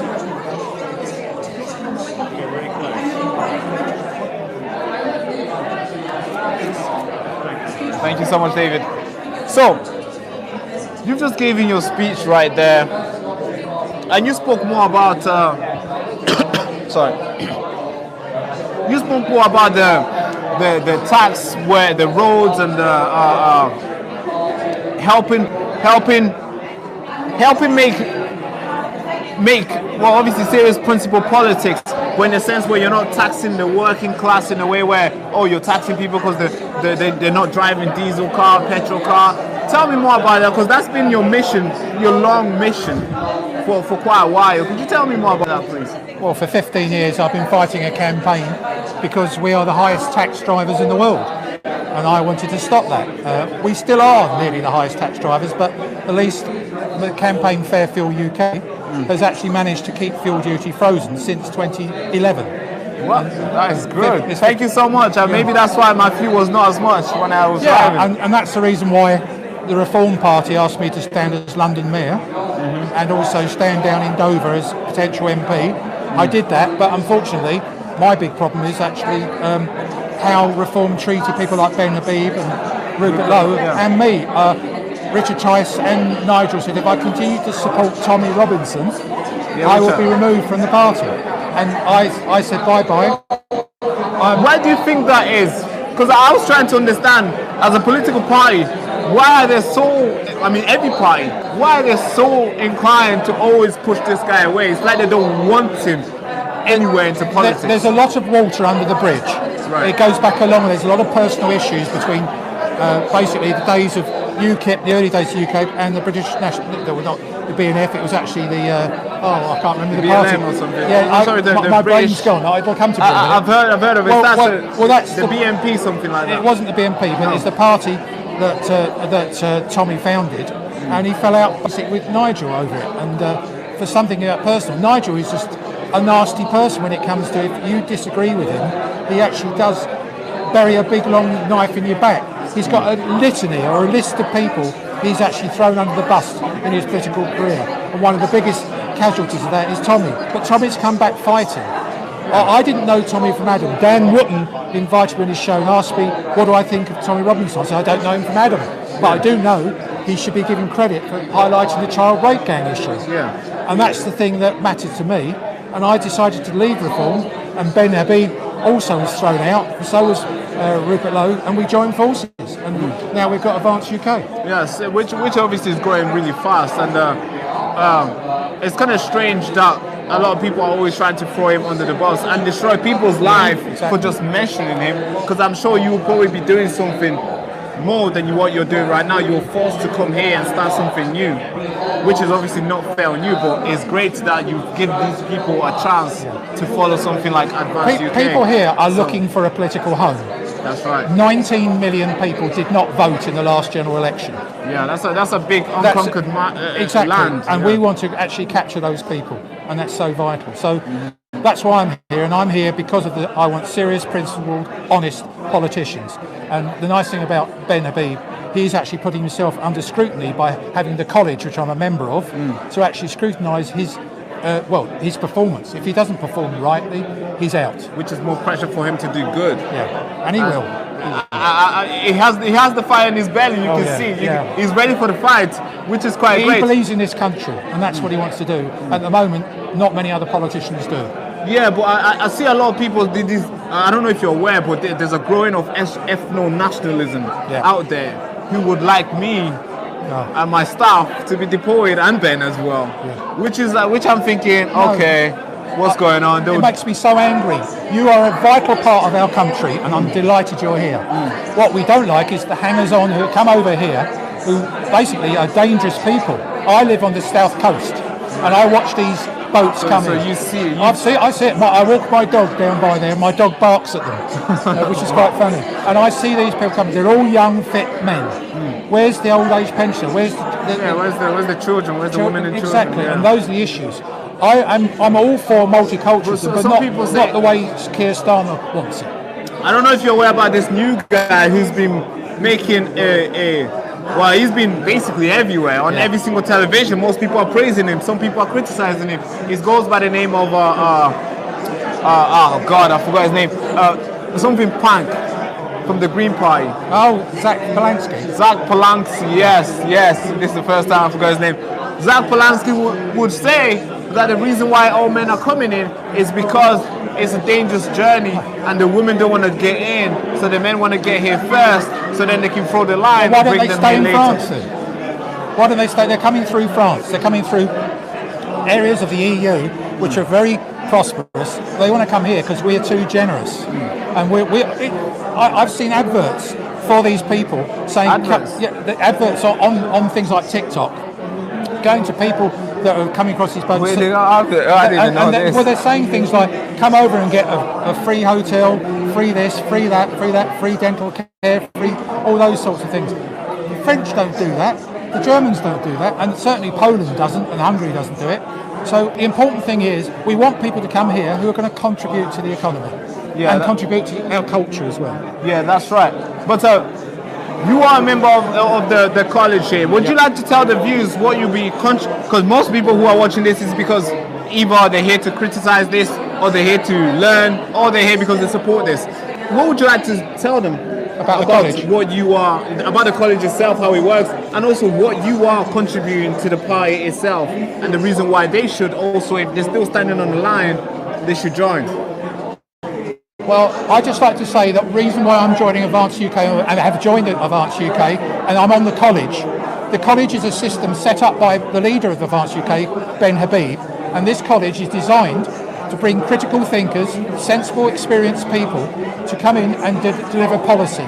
It is not a dictatorship, it is based on actually experience and skill sets. And the college is also there to hold Habib to scrutiny. If he does not perform right, he will be thrown out. It's as simple as that. And from my point of view, I'm proud to be a member of the college, and I'll be working on the energy policy, also transport policy, and the cost of living, i.e. economic policy. So we'll have all that together, we'll put the policy out there, and these policies will be delivered based on listening to grassroots members of Advance UK. It will not be top-down delivered, it'll be coming up from the grassroots, and that's the important difference. It is a democracy, not a dictatorship, which most of the other parties are. Yeah, so a random person wouldn't just come and be like, hey, I got £4 million, and boom, next minute is the guy who's running everything. No one can buy their way into this party. Okay, that's a good way. That's good, because we see how a lot of people have bought their way in. We've seen £9 million going over to reform. Yeah. I mean, I was a proud reform member, but the reform people along the way have been thrown out. Good chairmen, good regional people, good loyal people, and are very good people have now moved over to Advance UK because they've been treated so badly. They are not listened to. Here, this party, you will be listened to, I promise. Thank you so much, sir. Can we schedule an interview, like a online interview where we can You've got talk? my details, have you? No, I've not. Yeah, not too bad. Because we don't want to do any live. Let's get on. No, I'm going to be standing there with you after when it starts, so we can talk. Yeah. Okay. That's right. Not too bad. Oh, of us?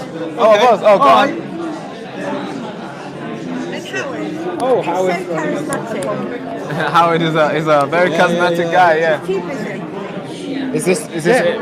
Thank you so much. Oh, sorry. Thank you so much. I just said to Ben, I'd still marry if you weren't married. He says I'm not married. He's single. It's your move now. Oh, no. Yeah. I mean, I can tell you the lines. No, I don't need it. No. No, I'm playing. That's pretty cool. Sorry. I'll text you. I'll text you today, and we can schedule up a day where we can do like a prop. You see the way we? I'm from Manchester. All right, okay. Yeah, and we can have a proper. And who's this gorgeous young lady? She's working for us.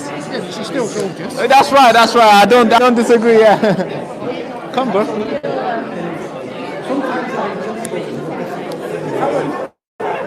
So right now we're gonna get Pastor Ricky's gonna come on.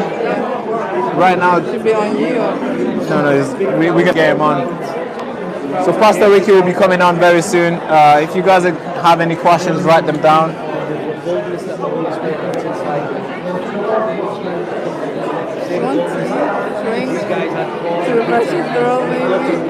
Are you hungry? I know you are. No, go get something. Go get something. Go. So the person who's working for us, she's hungry. So she's going to get tea. So I'm going to just vlog like this today until she's back. Because we meant to go to a breakfast place. We meant to get breakfast together, but we didn't get a chance to. Because I missed my train and she was waiting in town for me. And for like an hour or so. And we missed it, so we had to come here straight away.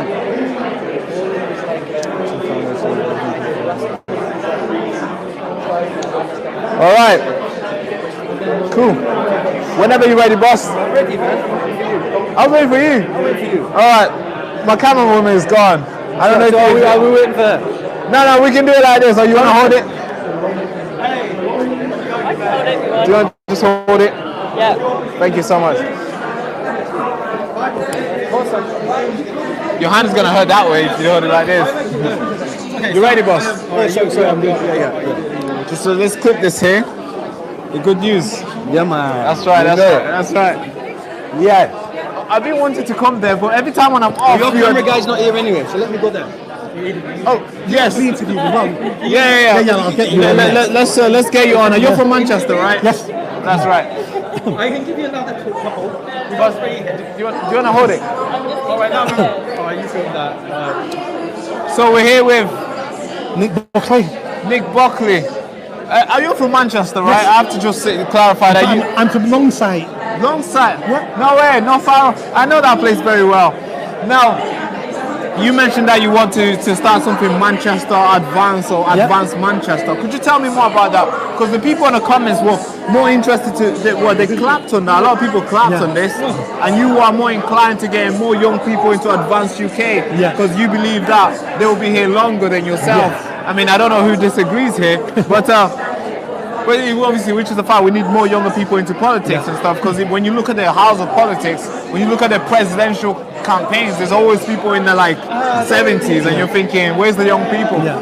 So tell me more about the Manchester one, the campaign, and also tell me why you would like young people into politics. Because that is something I can rally behind. So this conference today is based in Manchester. It's a national conference. That's right. But what I wanted to use this conference for was to set up Advanced Greater Manchester. So if you're watching this video, find us on Facebook, so Advanced UK Greater Manchester. Find us there, contact us. We're looking for people to join, we're looking for people to help. We're going to start holding monthly meetings where we're going to have speakers. We want to do events. We're going to be wanting to find people to stand as councillors, stand as MPs. And we want in Greater Manchester. In Greater Manchester. Okay. And when this group gets bigger and bigger and bigger, we're going to split it into the 10 councils then. So we'll get rid of Greater Manchester Advance and we'll take it into Advanced Manchester, Advanced Stockport, Advanced Tameside, and we'll split it up. So then it'll be in there. Yes, and it's more local. But to begin with, we wanted to make sure people could. Okay.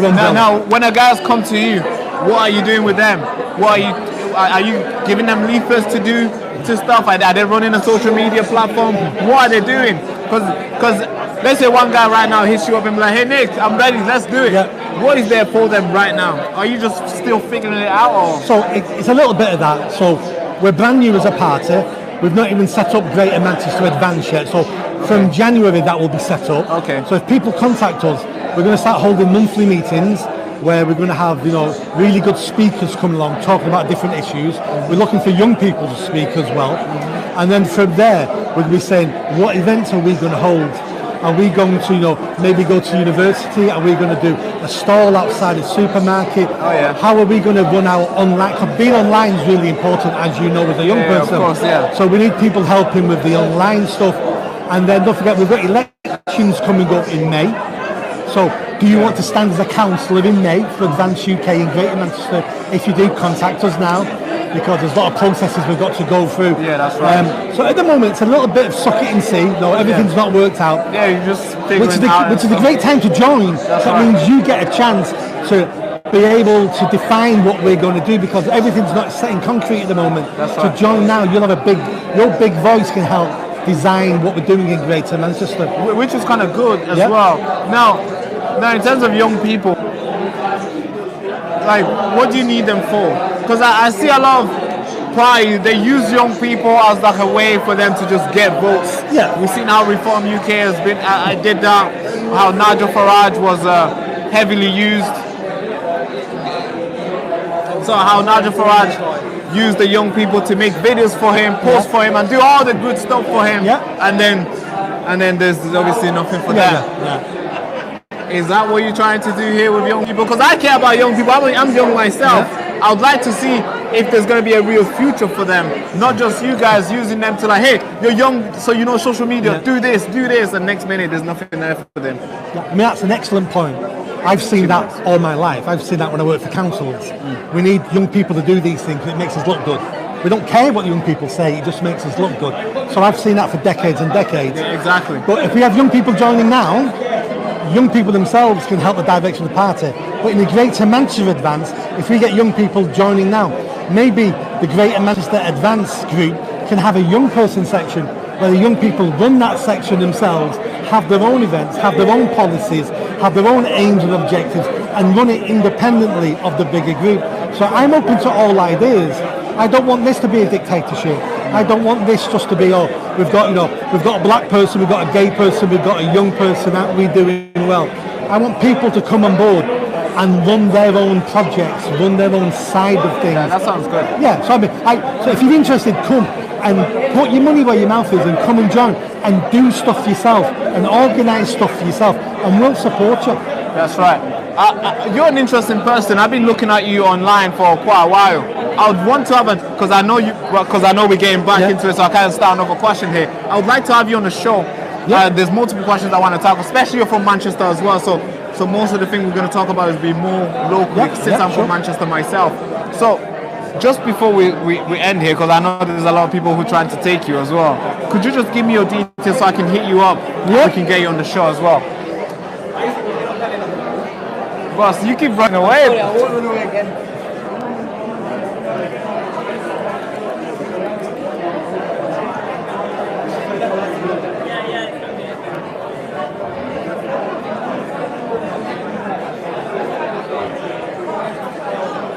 Are you doing alright? He's got me to tell him next up the live. Oh yeah. Thank you so much, Nick. Okay. I'll email you. Thank you. She wants to talk to you. I know we're wrapping it up. I know they want to start straight away. We'll do it. We'll just be mafia about it. No, I mean we can get you before, after anyway. So no, we'll do it. All right, cool. We're ready. All right, so ready for what? Come on. It's now or never. Come on, go do it. I'll get you on. Yeah, I'll get you. Come. My sister and I went. Just go behind it. Just go behind the lights. After you speak, we get you on. Yeah. All right, cool.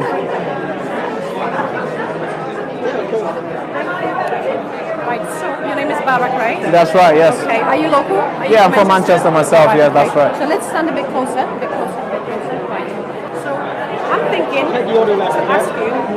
I think it's really important that we ask this. When people see us, I'm a foreigner. I believe you have some heritage as well. That's people right. automatically assume that if you have common sense and maybe are concerned about the migration, you're automatically a racist. So we're trying to debunk that, right? Or Okay, yeah. do you think we can speak about that? Like a Yeah, myth or a let's- narrative that's been put by media? Yeah. We can have it. Are we live streaming right now? We are live streaming. Yeah, the mic is here. Yeah. All right, just. Oh yeah. You want to do it yourself. I like that. He's smart. I'm sorry. With this, no, cameras are recording. No. Do not want trouble. Anyways, talk to me. All right. Hello, our viewers again. I've got Barak with me here, and we want to dive in and discuss something I believe is really important. And we're trying to debunk this myth that when you follow Advance UK, or when you believe in British heritage or control migration, you're automatically a racist. You know. So Barak, how are you today? I'm doing great, thank you. Thank you so much for having me. Thank you.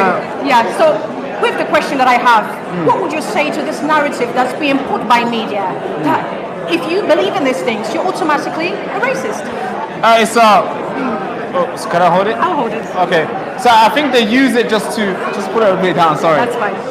I think they kind of use it to basically slander everybody and just they don't want you to be concerned about the country, and they want to be able to do whatever they want in the country without you saying anything because you fear of the word racist, right?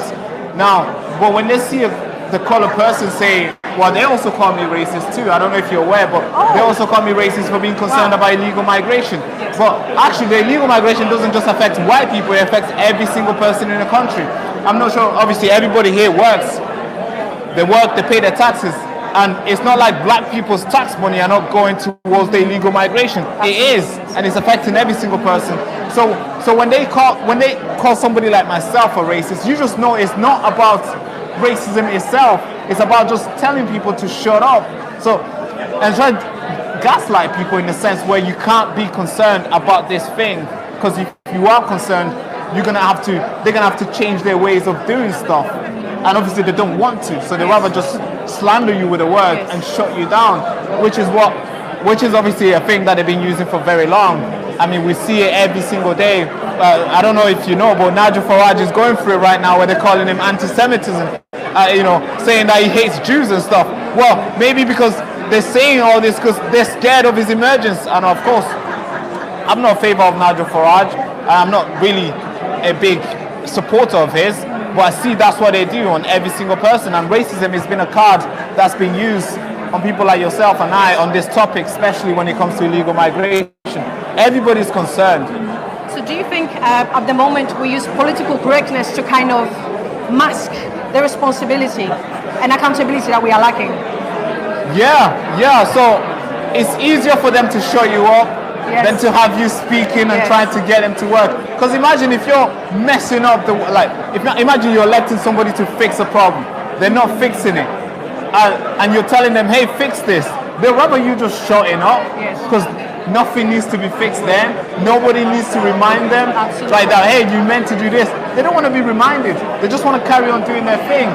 And that's the problem. So it's not about being racist. It's just about, hey, I don't want to be reminded, so I'll call you a racist so you can shut up. And which is sad, because there is some people who are actually racist. And when you start calling everybody racist, you're diluting that word to the point where you're actually giving a safe haven for those people who are actually racist. And then you can't really tell who's who, because everybody's now is racist. Absolutely, so that's a problem. And I feel like people have been led by feelings too much. They forgot about common sense and rationale. So I feel like we really need to focus on data and what's happening in the country to make the changes. But I want to ask you, Barrett, how would you like to see Britain in the next 5 years? I would like to see serious principle politics in Britain. Hey, don't take that as an endorsement, but I'm just saying that's a good tagline, right? I would like to see that because right now we're not getting a serious politics. We see people who are just dancing around, and we got people like David Lammy who wants to abolish trial by jury. I mean, that's a bit dictatorship, if you ask me. That now they can just point one guy, one judge, and just put you in jail. You're not going to be charged. You're not going to be scrutinized by your peers. That's a problem, and that's not serious. That's destroying the foundation of Magna Carta itself. So of course we need to obviously see serious politics in there. I would like to see the British people being put in first. And when I say British people, I mean every single person in the country who actually abide by the laws, contribute to the land, and does everything that they're told and follows the law, is not out there trying to stab people. And I'd also like to see Britain put their young people first, because I'm a young person myself, so I speak a lot about young people. We see a lot, not hate or any. I'm not trying to hate on old people, but I see a lot of old people occupying all the spaces. They don't want to give space to young people. That's a problem. If you're telling young people to go to school to take all these debts and do all these things to get themselves in a position where they can do something, and now they're ready to do stuff, you're telling them, oh, you're too young. No, you don't know what you're doing. No, we know what we're doing. Give us a chance. I'm sure somebody gave you a chance when you got where you are today. So I would like that to be I would like young people to be prioritized, because I don't think we are being prioritized. I don't think they take us that serious. And obviously there's a lot of other things that I would like to see, but those are stuff that I would want to see. Because right now we're seeing a lot of growing socialism, because nobody's giving any, especially on the young people side. I can go on for days, because we're not being given that much chances. So when a party like your party comes around, tell us that they want socialism, sells it to us, young people are like, yeah, this is good, because nobody has cared before. Now somebody is caring. We're just going to say, yeah, this is the right person.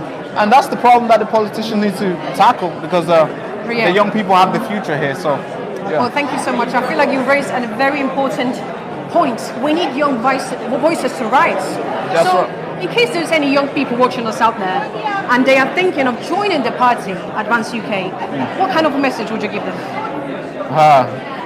Okay, guys, if you're young and Advanced UK is here. They're trying to prioritize you guys. So if you guys feel like you also want to help out into prioritizing other young people, then it's important for you to join, because if you join, then another young person will join. But if you don't join, you are basically robbing the chance of another young people to seeing you and also joining, which is obviously a problem that you have created. Not that I'm trying to put you under pressure, but hey, then again, I'm not trying to just tell you to join, because I'm not joining myself. I'm here to criticize and ask questions and be curious and and ask difficult questions. Yes. But I think you should do the same, and also look into their policy, which obviously they don't have many right now. They're working towards it. They're not rushing it like what Reform did, which appears to be going back and forth with, like, they don't know what they're doing. They're taking their time to make sure whatever they bring out is good for you guys. So I think you should give them time and also support them whenever they need you. Thank you. That's all I can say. I'm not trying to endorse any party here, Thank but you so much. well, thank you so much. Thank you so much, Barak. Thank you for your Thank you perspective for having me. and for your voice as well. Thank you so much. Thank you. Appreciate you.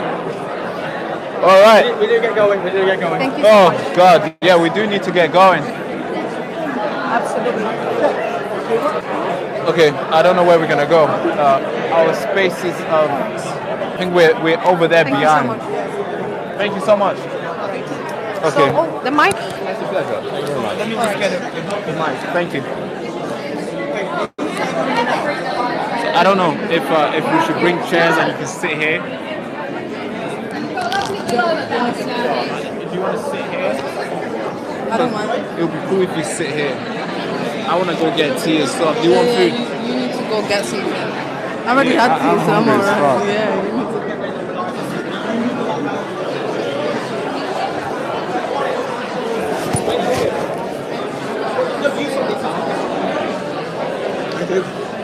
Sorry.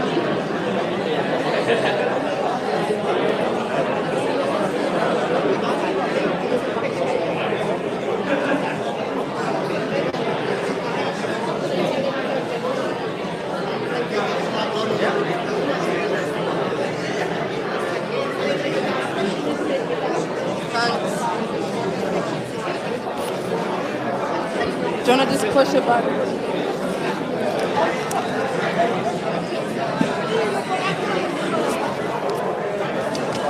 You got the mic, yeah? Yeah. So here's the thing, yeah. I'm gonna put the. Where's the speaker? We good to go. You're good to go.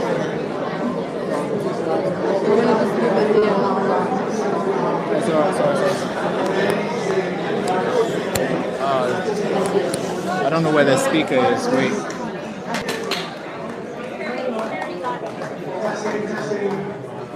Oh, bad.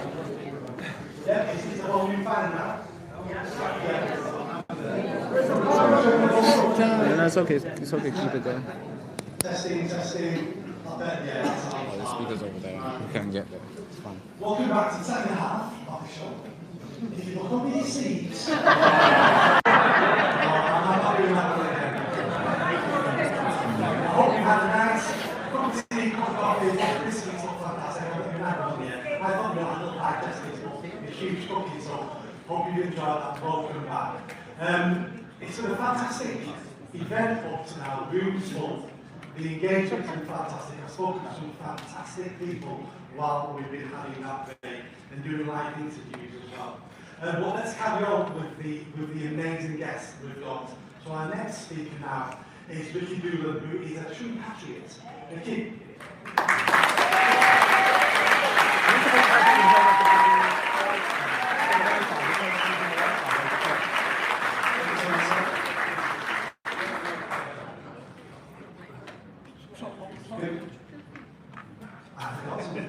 If you've got a phone and you've logged into the hotel Wi-Fi, could you do me a favour? Could you log out?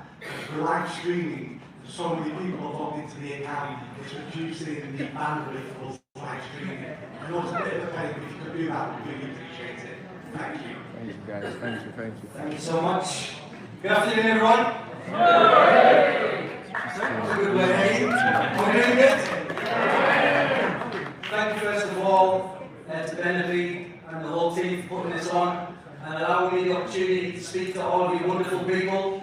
And it feels good to be in a room with optimism and a room that is on fire for the future of our great country. Can we agree?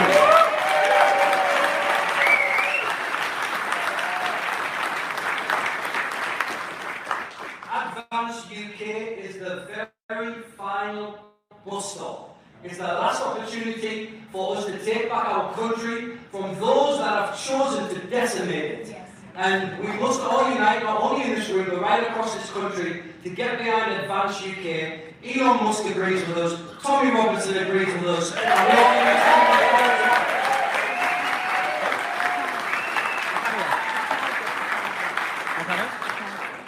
I'm not surprised the mainstream media refuse to give any platform or any airtime to Advance UK or to Ben Habib, because when somebody is scared of something, they'll do their best to shut it out. And definitely they're scared of Advance UK, 40,000 members in 4 months, fastest growing party.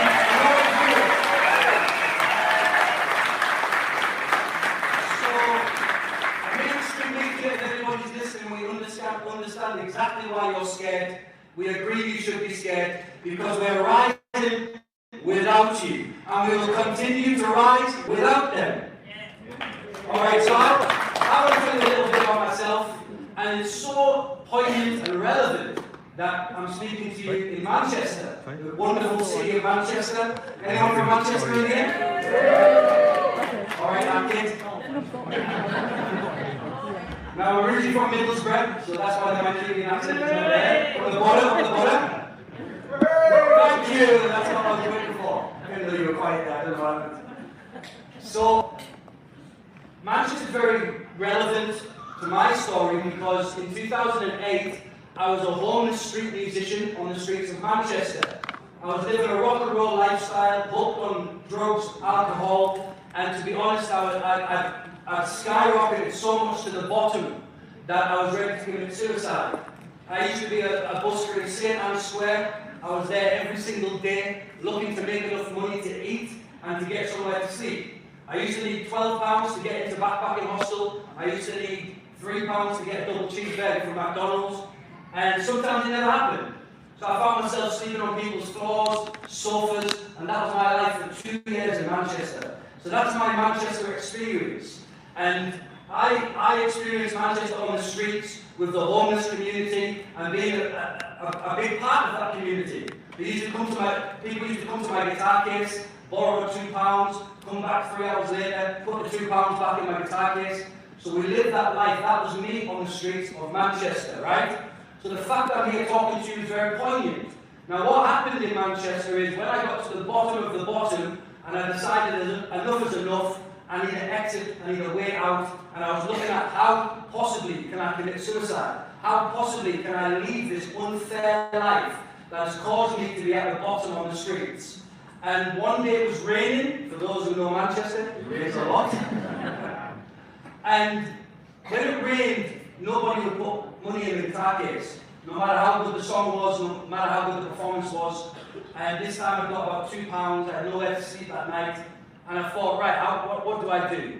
It was raining, so I thought, let me get out the rain. And there's a pub called the Oyster Bar where I used to drink every single day. I'd finish my busking and I'd go to the Oyster Bar. Now, next to the Oyster Bar is a beautiful old cathedral called Manchester Cathedral.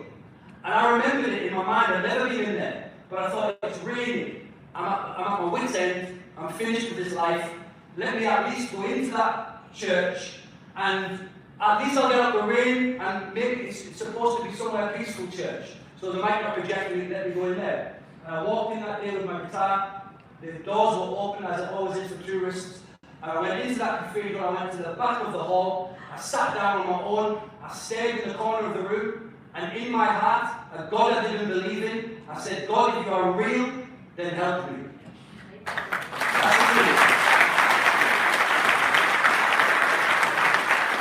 That was 2008, and it said there was no burning bush that arrived, there was no angels that flew out of the sky.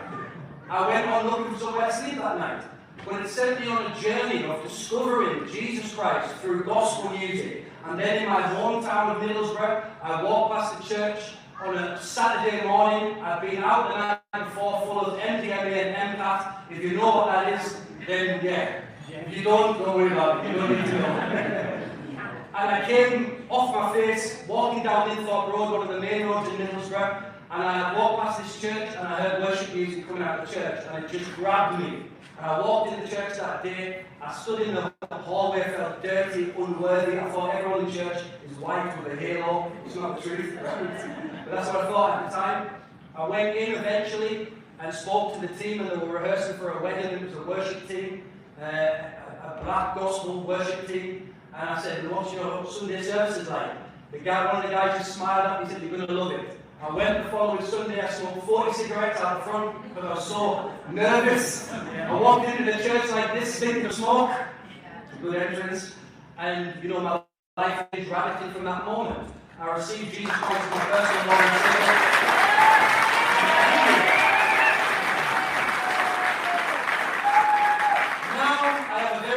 Life at home with two beautiful children, and my life from the streets of Manchester to now is a 360 turnaround. So I thought it important that I give you that testimony, I give you that story so you understand my relevance to Manchester. Now, one thing that I've seen, even in that space of time from 2008 to now, is a complete transformation in our nation. A transformation that we didn't vote for. A transformation that we never elected people for. A transformation that we had no choice in. I looked at some of the statistics. Back in 2008, there were 6 million foreign-born people living in the UK. Now in 2025, it's closer to 12 million foreign-born people living in the UK. Now, my wife is foreign-born, all right? She's from a wonderful country called Zimbabwe. And I have had a long history from being a young child of brilliant relations, brothers and sisters that I love deeply, that are foreign-born. So I'm not against people that are foreign-born or immigration coming into the country, never. And I know Advanced UK is not against that either. We have a party leader that was born in Pakistan. So what? But what does matter is the destination of our nation and our culture through open borders. And that is something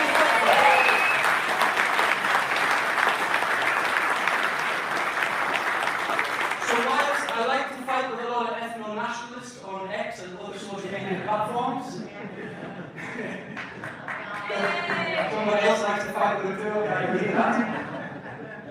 And the real far right do exist. And what I love about Advanced UK and Unite the Kingdom and Ben Habib and Tommy Robinson, Elon Musk, all of these people, is that we stand on the right side of history. We don't stand on the far left, we don't stand on the far right, we stand dead in the centre.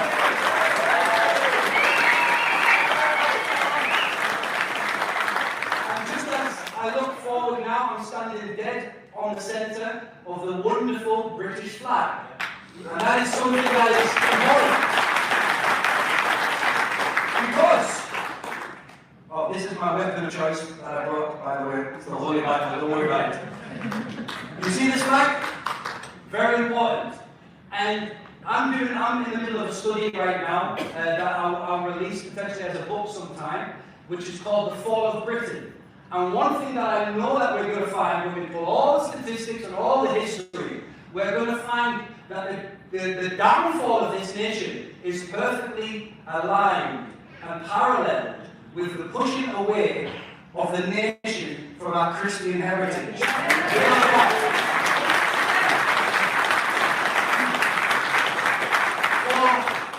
For 3 or 4 generations, there has been an active, purposeful drive away from our heritage, away from our culture, away from our values, because they want to replace it with a globalized vision, a globalized culture, a one world religion, all this other nonsense, and we say no.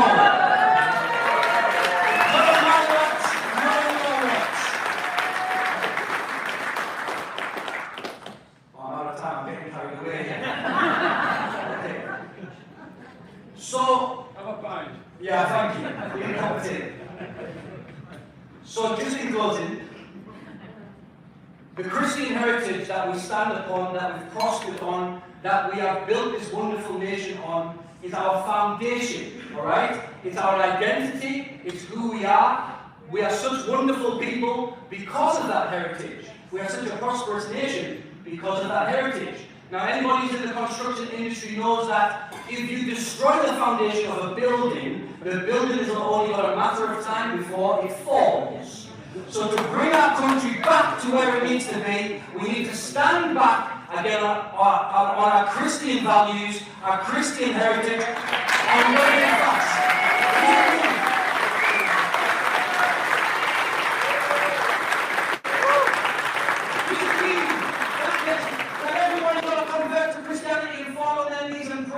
No. It means that we can all, as human beings, whether we are atheists, whether we are Rastafarian, whether we are whatever we are, Harry Pottering, I don't know whatever people like these days, we can stand united and say, yes, I may not be of the faith of Christianity, but I know that's what made this country great, and we're going to stand united on making it great again.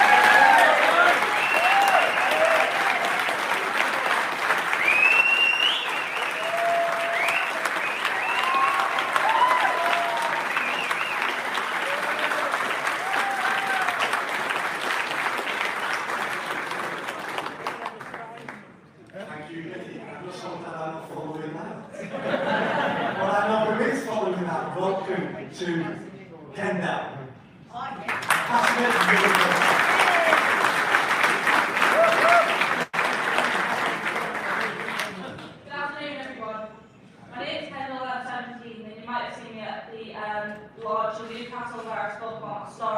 Free speech in schools.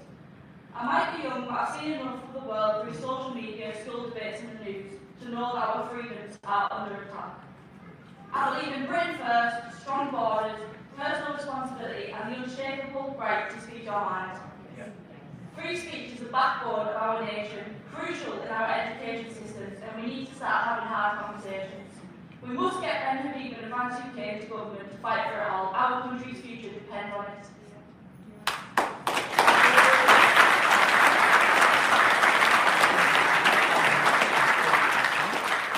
Free speech isn't just a nice idea. It's a weapon that keeps tyrants and the elites in check. It's what lets us call out the globalist agendas, the open border policies, flooding our communities, and the woke nonsense eroding our traditions. I'm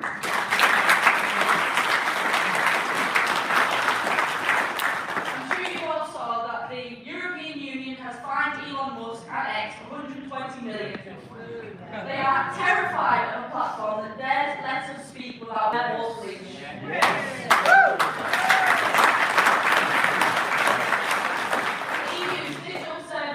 Nothing but a totalitarian tool covered by the word regulation, but nothing will stop us from talking. Free speech is a fundamental right of our democracy, and it should be in schools and universities where the next generation is shaped. Teachers tiptoe around the topics like British history and biological facts because they're scared of a woke brigade. Remember the Free Speech Act in 2023? It was a step forward, but our government and woke administrators ignore it, cancelling events on immigration and traditional values. Surveys show that conservative students self-centre to avoid backlash. It's no longer education, it's brainwashing. In our school, I was discriminated against for speaking facts. We must not be silent with these education systems. We need to fight to the very end. We can't stay silent. They will never win.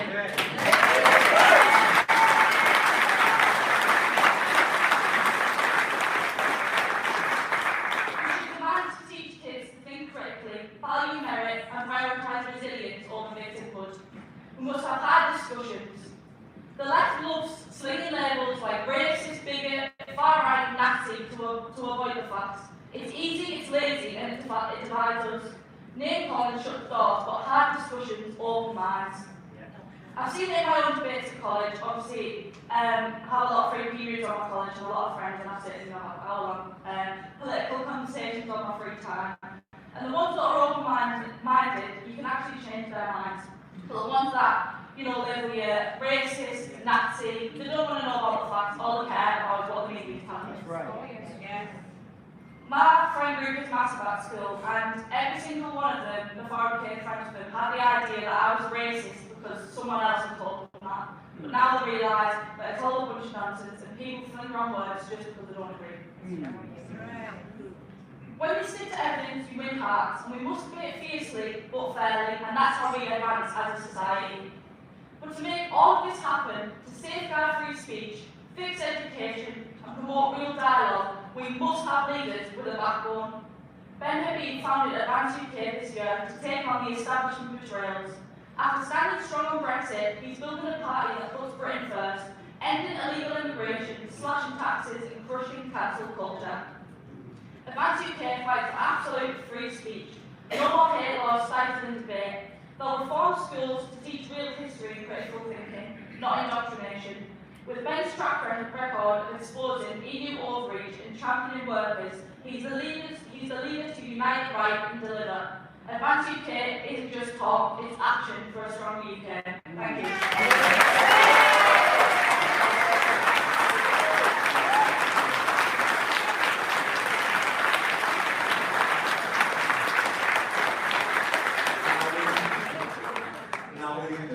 I've been waiting for, and not for the fact that he didn't come here today for me.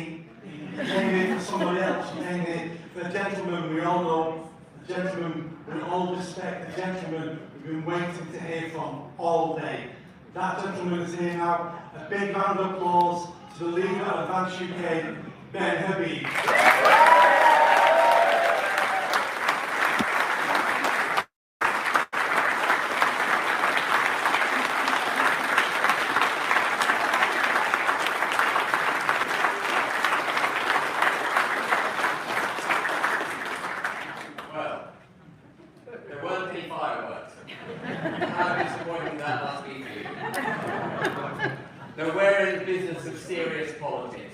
But before I get to that, can I just say, Nick, thank you very much for putting on today.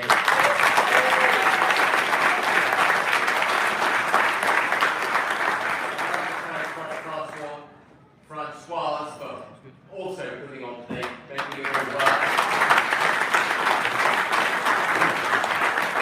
Security staff who have assured at least my security, I hope, they've assured everyone else's security as well. It's a sad thing that we need them, isn't it? But they do a great job, so thank you very much.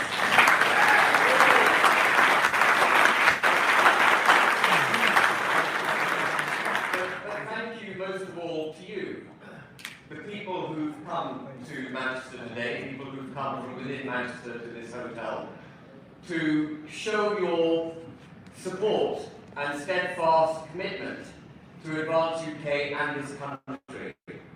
Because, as quaint as the idea might sound, Advance UK is not a political party which is going to be the sort of organism that promotes itself over and above and to the detriment of the country. Advance UK is going to be a new kind of political party which actually stands firmly for the country. And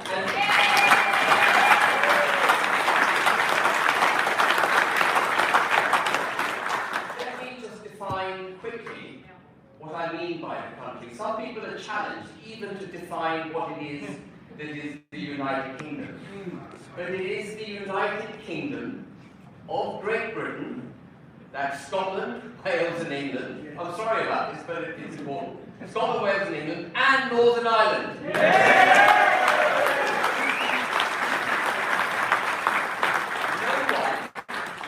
No part of this country, no individual in this country is going to be thrown under a bus in the hot pursuit of power. Amen. We are going to stand by every part of this country and for every person in this country. That is what Advance UK is fundamentally about. Now, when I realised that a new political force was required in this country, it was a sad moment because I thought I'd already found a political force that would save us. But sadly, that political force is slightly compromised.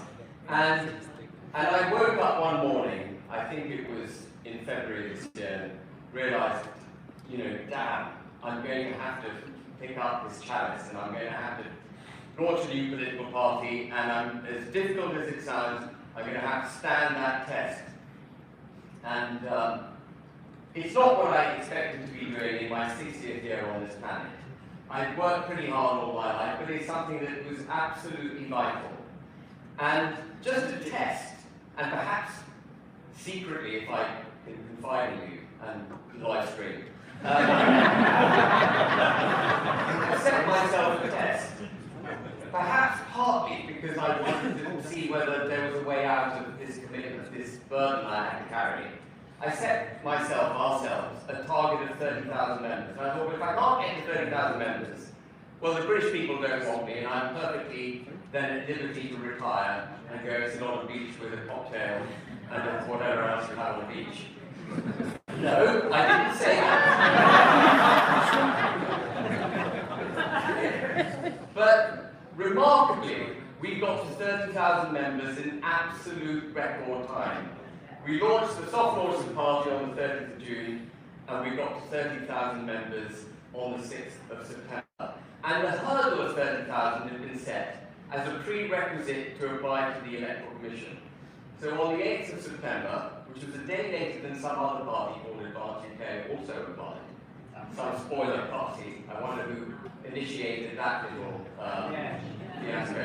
Anyway, we applied on the 8th of September, and I'm very, very pleased to reveal today that we are no longer just a movement.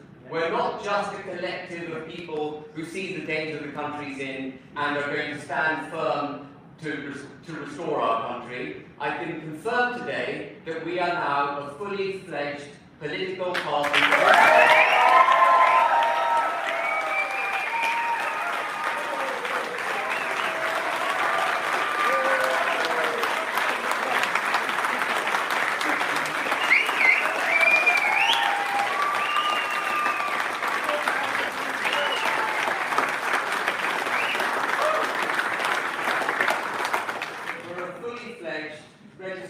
Political party, sadly only in Great Britain, because the state of our country requires that to stand in Northern Ireland, and we will be standing in Northern Ireland, requires a subsequent and additional application, another registration. That would be one of the first things we're going to change when we get into office. But here we are. We are now a political force. We can deliver a blow to the establishment at the electoral ballot box. And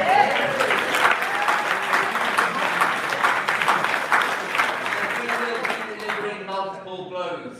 We stand against the establishment.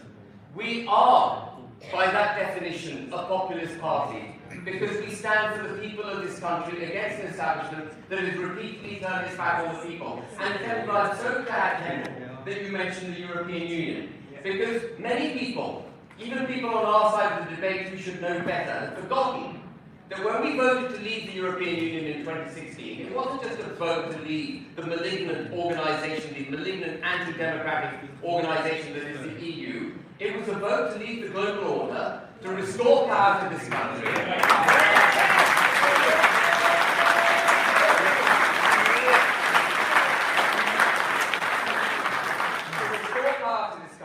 To renew our democracy and to stand for all things British. That's what it was.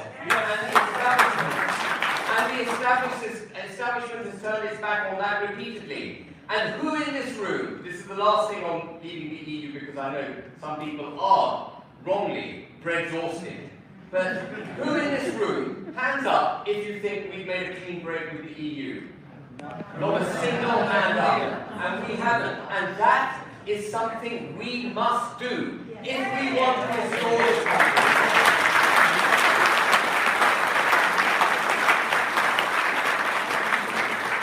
We have to leave the EU. You cannot have a sovereign, democratic United Kingdom if you're subject to laws made by a foreign parliament and adjudicated by foreign courts. And we are infected with that in a number of places. That will go under an advanced UK government.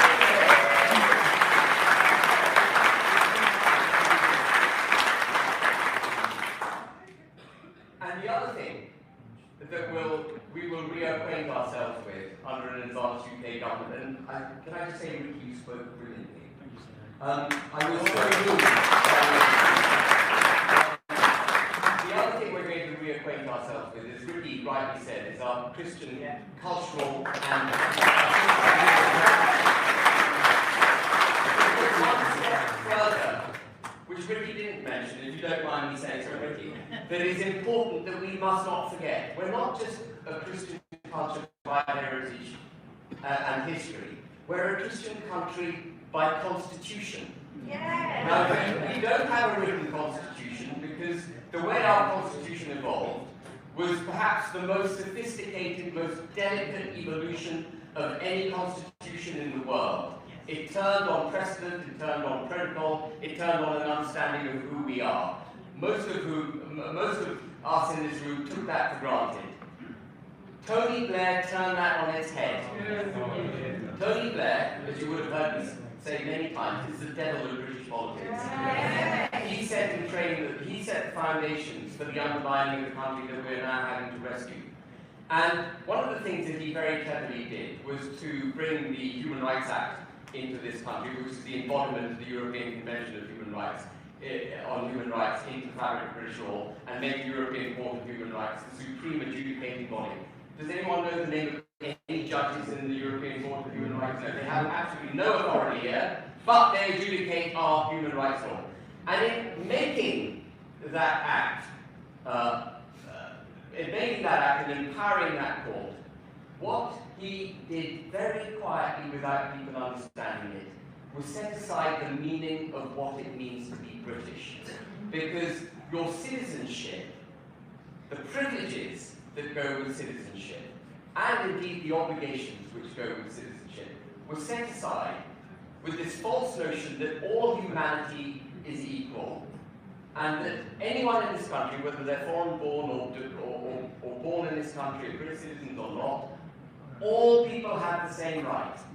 And of course, Advanced UK understands that there are certain rights that must be protected for all humanity, but that does not equate to setting aside British citizenship, which is what Blair did. And Starmer, and I'm just going to go back to our Christian constitution for a second, Starmer is a wanker.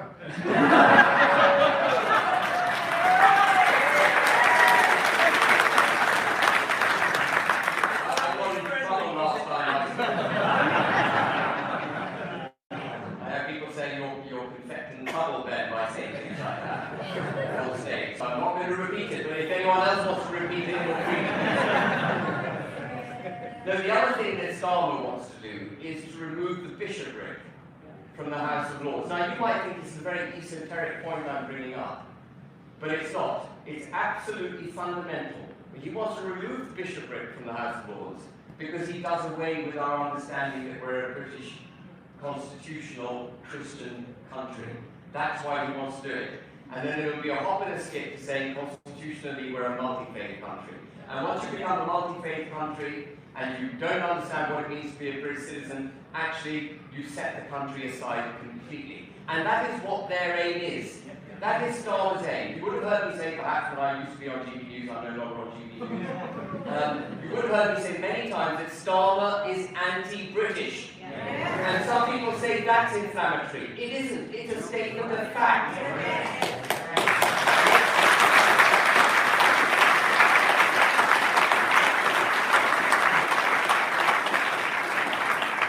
He doesn't have confidence in this country. He doesn't have confidence in you. He wants to give governance entirely over to the European Union. He is resetting this already blooming awful deal that Boris Johnson put in place. He's resetting that to make it even worse. He's going to hand over more power to Brussels. He's already signed us up to their sanitary and phytosanitary standards, to their carbon taxing system. He is going to bring us closer and closer to Europe, including, and this is something we should all be very, very concerned about, the European Defence Union, European Defence Research, which is basically the funding and creation of an interoperable European army. And that won't be like NATO, which is the coming together of lots of great nations in this world for the defence of our common values. That will be an army under the direction of Brussels, controlled by Brussels because of interoperability. No single member state will be able to exercise total control over its military ever again. It will be through this, the military will be bound by this interoperability controlled by Brussels. If you don't have a military, and you're subject to foreign laws, and you're subject to foreign courts, you don't understand what real citizenship is, you've turned your back on our constitutional Christian roots, what are we? We're nothing. And Advance stands against all of that. Now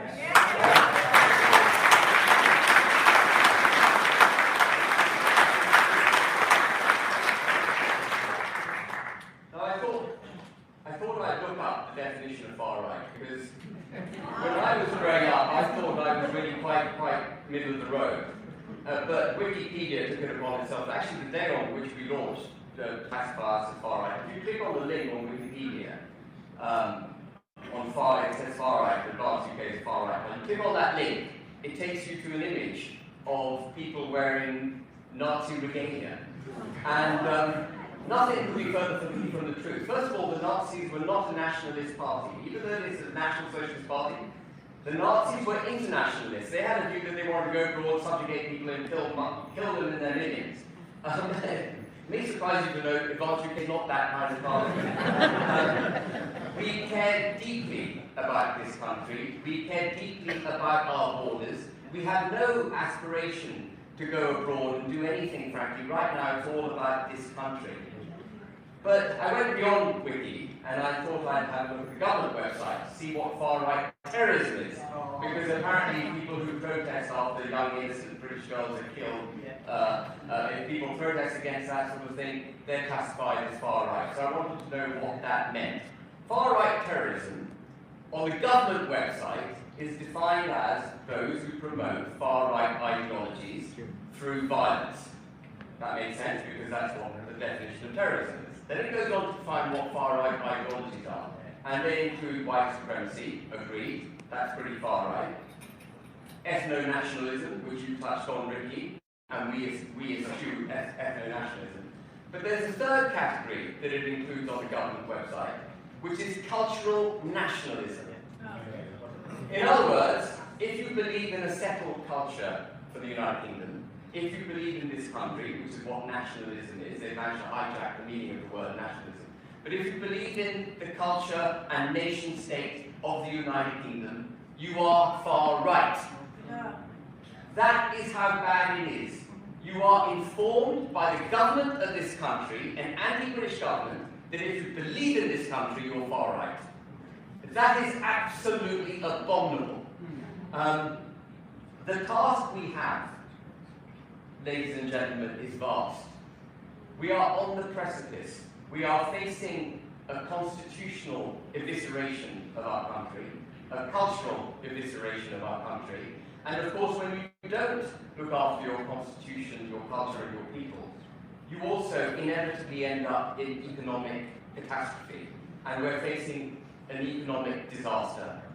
This Labour government has taken the principles of economic governance that's been applied to the UK ever since Tony Blair, which is essentially tax, borrow and spend, sit on aspiration, sit on wealth creation, make sure people don't get up in the morning feeling upbeat and wanting to go to work, make sure that they feel that they haven't got confidence, there's no ability for them to move forward without the protection of the government, empower the government, strip power away from private businesses, small businesses and the individual. That's the path we're on, and that is the destruction of our economy.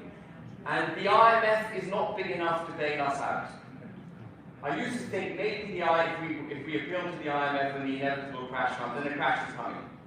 Be under no illusion that an economic crash is coming. This country doesn't have the dollar, which is the reserve currency of the world. People have to want to buy British government debt if the government is to finance itself. That means people have to want to buy sterling. If people will not buy sterling if we can't make ends meet, if we don't have genuine GDP per capita growth, if we're not a productive country, if we're not a country that is worth investing in. And we're very, very fast getting to that point. So we are faced with constitutional, cultural, and economic I think you said decimation. It's a word that's colloquially used to describe a complete obliteration of the thing to which you apply. And decimation actually means 1/10. I think it's 9/10 of everything that's going to go. And the establishment is going to be against us in our mission. There is only one way we're going to get through this. Only one way. That is, if we act peaceably at all times, but we act absolutely firmly. We do not bend. We do not do this or that depending on what we need to say to avoid being cancelled. We will not be run by that yardstick in Advance UK. We will stand by our people and we will stand by our principles. Nothing will deviate us from our mission. And that's why I say that Advance UK is about serious, principled politics. So how are we going to do it? Well, first of all, as you probably know, we've established a college in Advance UK, and people are obviously free to apply to join the college. There's a process. And that college is already working on the policies required to restore our nation state, our Christian constitution, our genuine freedom, freedom of speech, the removal of the indoctrination of our children, the reinstitution of our democracy, the removal of international laws, the removal of all the quangos, NGOs, regulatory bodies that have so undermined our democracy, and of course fundamentally equality under the law. Equality under the law is critical, because if you don't have equality under the law, you don't have justice. What you have is a legal system that is weaponized by the establishment. And it's no accident that Lammy wants to get rid of juries. Juries is at the heart of our democracy. It is the right to be judged by your peers. That is democracy. Our democracy ran through our courts. If you make it an entirely magistrate-based, judge-based court system, you don't have justice. What you have is the view of one individual. You're not being judged by your peers. And as you all know, we live in a two-tier criminal justice system where diversity, equity, and inclusion is infected not just our police, but the judiciary and so on and so forth. So we're going to remove all of that. And the policies for this, as I say, are being made by the college. But we're going to go one step further than policy creation. By the time we get to the general election, we will have a manifesto with all the policies, which will be coherent, they'll be holistic, they will interrelate, because when you deal with one issue, you have to deal with other issues, knock-on effects and so on. It's going to be very well integrated, our whole policy framework. But we will go with a manifesto that has draft legislation appended to it. Orders of council and draft legislation, primary legislation. It's going to be the dullest document on the planet. But what it will do is give every British citizen who participates in the next election a clear view of precisely what it is an Advanced UK government is going to do. We're not going to play any tricks with the electorate. We're not going to curry favour with them, get into office and hope that they trust us to do the right thing. We're going to absolutely put it out in a way which we won't even be able to deviate from, because it's so blooming clearly set out that we would have no option but to deliver it. And there's another reason I want to do that, not just to keep ourselves honest. I believe in our own ability to stay honest. But when we go into Commons on that Thursday and we slap down this thud document of draft legislation, it won't be something we have to debate with our peers in the Commons or the Lords or with the civil service, because I will be able to say at the dispatch box, the British people have mandated me to deliver this agenda.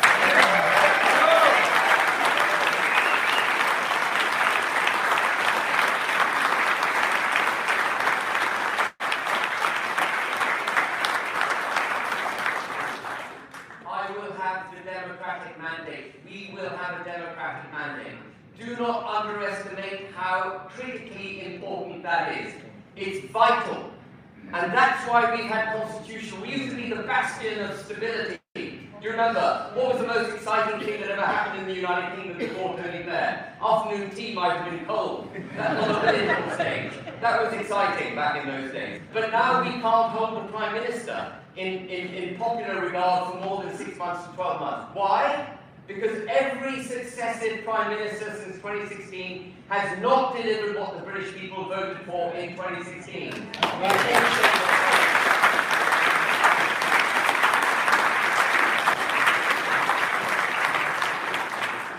the first cabinet that we have, and this is critical, it's not just about policies and about draft legislation.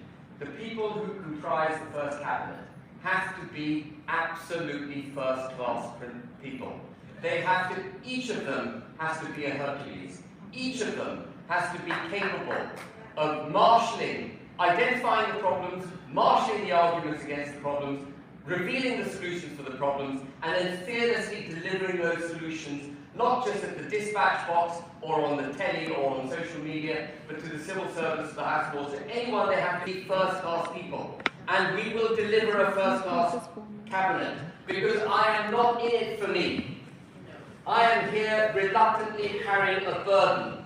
I am in it for the country, and I want every great person who similarly believes in this country to put their names forward.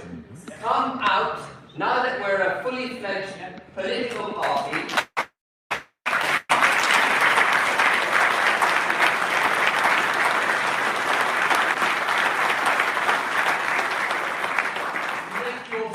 To me.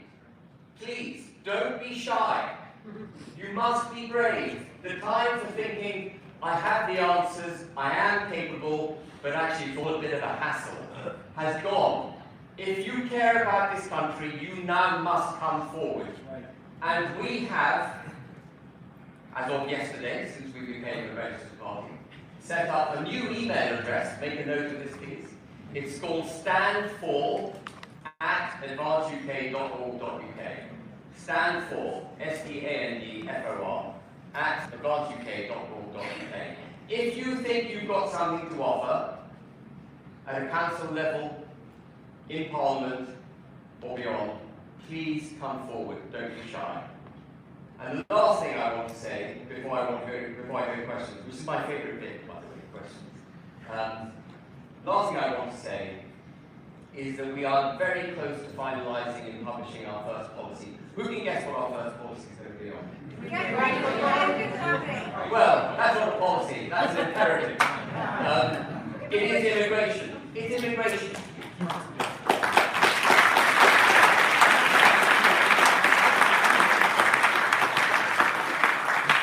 And it's really so brilliantly articulated. There is not a single government in the last 30 years that had a mandate for mass migration. Did you ever see a manifesto which said, we're going to take our borders down, we're going to let in millions of people legally, and we're going to let in actually millions of people illegally as well. And then they're going to come to this country, we're going to welcome them with open arms, we're going to kick our veterans out of their accommodation, we're going to kick our cadets out of their accommodation, we're going to house these people who come to our country in 4-star hotels, in our former military establishments. We're going to give them free dental care, free NHS, cash in their pockets, free food. Where did we vote for that?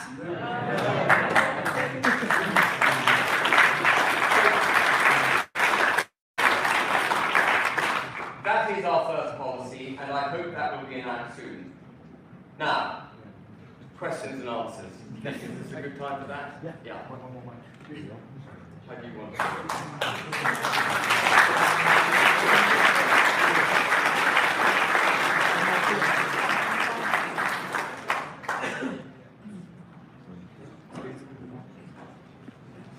When was it?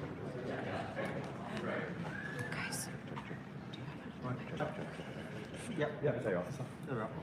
Testing, yeah. I think a mic is going to go around. Yeah, so I'm going to go around and if you can ask your question, give me a question short and concise because we are beginning to run out of time. I'll start with the front row and I'll make my way back up here and I'll make my way back down there. So the first question. Hi there. My statement of question will take 2 minutes to read out precisely. Forgive me, I normally do not need to read from a piece of paper, but I want to make sure that what I'm saying is not misinterpreted. It appears to me that once UK are on the right path. You reply that it's not scared to call out the negative impact that Islam is having on the West. Would say it's somewhat the same for left-wing communist nationalist, liberal ideologies, such as trans and mass migration. However, on these topics, we are only part way, in my opinion, of the path. We are able to identify that these issues exist, but we don't seem to be actually going a step further and actually calling out the people that are funding it and pushing it. And I'm not sure whether it's because people are scared, because it's not difficult to actually find out and do a bit of a trace on it. Charlie Kirk was an idol to me, and I'm sure he was to everyone in this room. Would you all agree? Yeah.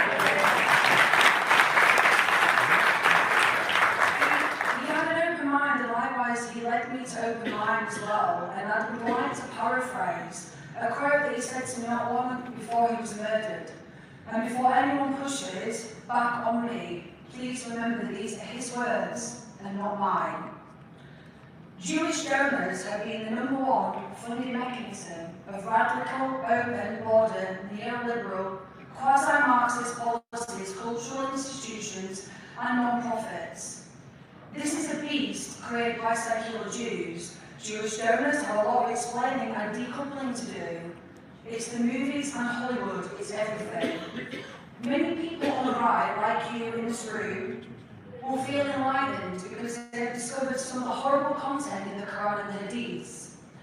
But what many of you aren't aware of, that there's much worse stuff said in the Jewish Talmud than the Jewish Book of Law, especially so my first class literally excuse me, do we have free speech? Do we have free speech in this country? Do we have free speech in this room? Do we have free speech? So do not heckle me. Yes, I'm about to ask it. So my first question to all of you is, will you have the courage that Charlie did to actually call out the funding of West Decline in the West? For my second question, I would like to know your stance on this.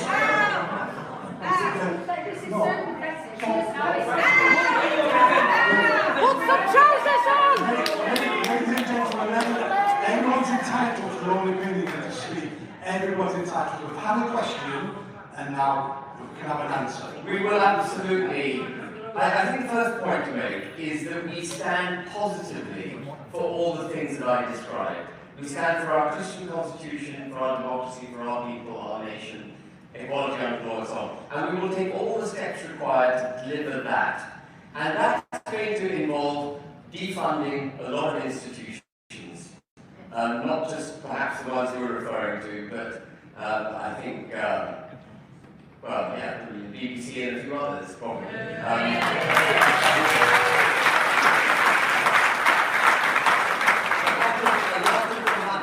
lot of the money which comes from these far-left institutions that are undermining our democracy actually comes from the government. So we can switch that down off straight away. And we've had the questions concise and short. We've got lots of hands going on. First of all, thank you, Madam, for replying to my Facebook message the other day in regards to the broadcasting skills. It's important. I'm not from Wales today, so what are you going to do to help us in Wales? Because Plaid Cymru are now allowing or wanting to allow various people across the border to come into Wales, where when I was a lad, we were all about sustaining Wales, Welsh language and Welsh culture. Now the government says it's an internationalist country. Unbelievable, really. Well, as I said, we stand for every part of the United Kingdom. We stand for the United Kingdom in all its parts and for all its people, and we stand obviously for the Welsh people. I think one of the things that has gone a little wrong in the past is that our friendly kinship squabbles, if I can call them that, between England, Scotland, Wales and Northern Ireland, have enabled people like Tony Blair to give devolution a momentum. He claimed that devolution would actually settle our family squabbles. What he did was create a platform for separatists. And one thing Advance UK, it has to be very delicately handled, but Advance UK stands firmly against devolution. We are one country. And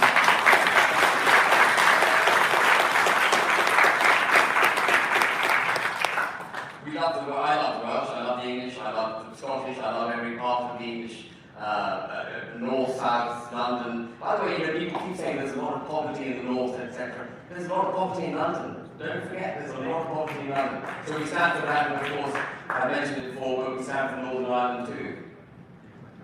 Thank you.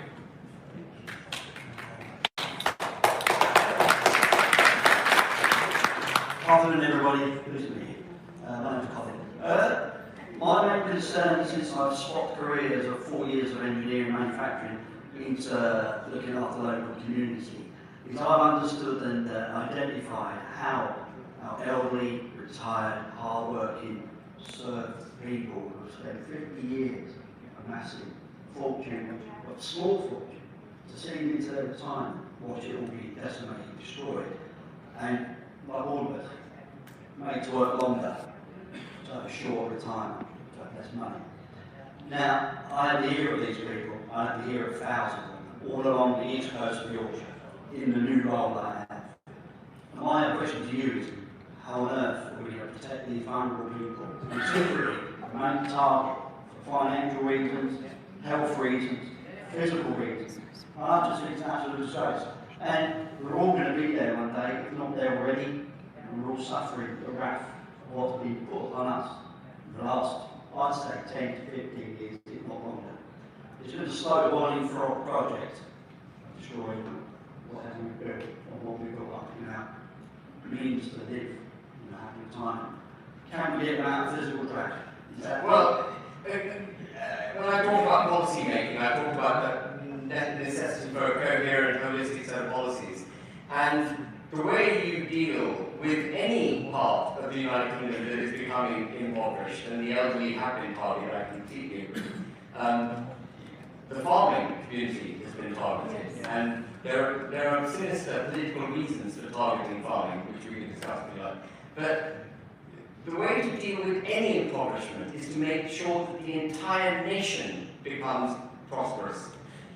The rising tide will carry everyone up, and so our policies will be aimed to make this country rich again. We've become poor on the back of these ideologically based economic policies. We need to reverse it, 180-degree change, and then we will be able to have early retirement. When I left university, I'm going to just quickly talk about pensions. When I left university, it was standard to get the average of your 3 highest years' salary before you retired as your retirement in perpetuity. Now you're very lucky to get £10,000 a year in retirement. That's because we have become poor. We have to become a rich country again.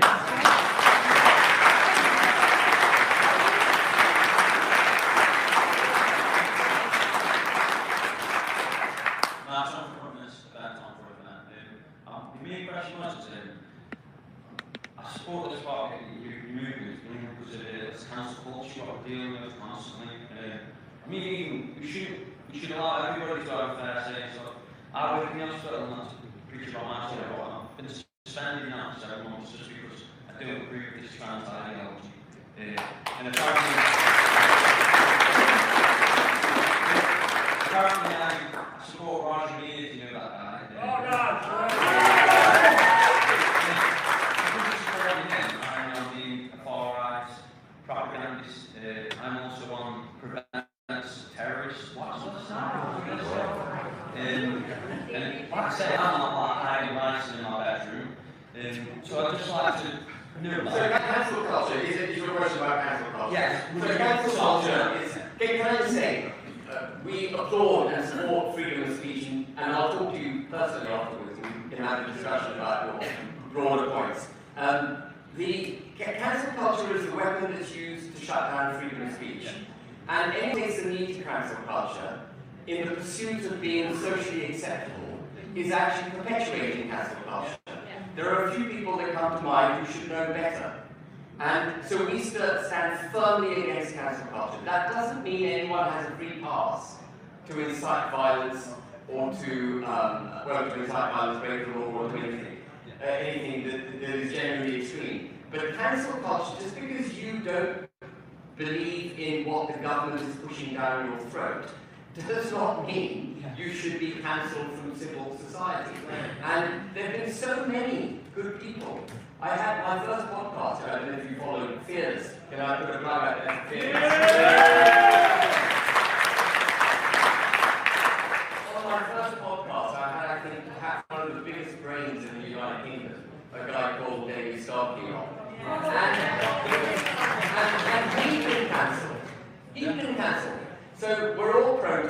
Advance UK stands firmly against cancel culture because we stand for freedom of speech.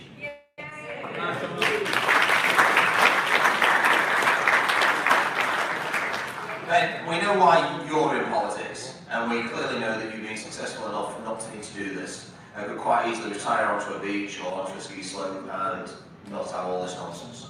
However, what does your wife and your children think about this? It's clearly because of the pushback they will get from that. Not from the time that you spend away from them, but they will also be getting pushed back like how I'm seeing. I'm not too worried about people on the street, I'm not worried about friends, what they think about what I think. But obviously, my missus and my children matter to me more than anything else in the world. The truth is, lots of people say that, like I've said to lots of people before, they say they would die for their children. The truth is, most people wouldn't. Most people would not even stand up and upset the people around them to stand up for their children. That is the reality. So you clearly do not need to do this. Yeah, so the answer to your question is very simple. My children, I have the great good fortune of my children having more or less grown up. And I don't need to worry about making ends meet. People often say to me, the security for which, again, I just am grateful, but people often say to me, Ben, my mum texts me all the time, she says, Ben, you've got to be really careful. The more noise you make, the more they're going to target you, there could be physical targets. And my answer to that, at least in my head, is I don't really care. Target me.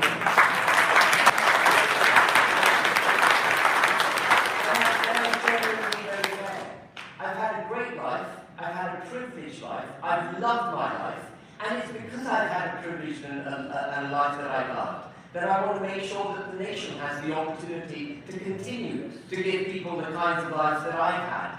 And if my life is now extinguished, and I'm not willing it to be extinguished, but if it is extinguished in the pursuit of this aim, then it would have been extinguished for a brilliant cause, and I know my children would be absolutely by my side.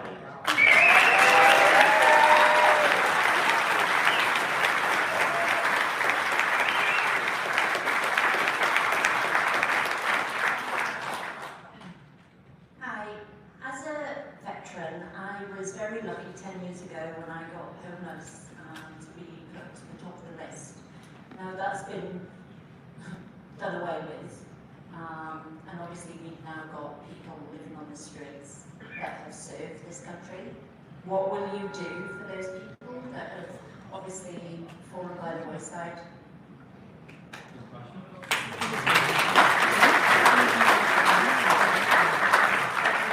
It is a sad reality that our veterans have been treated badly for decades.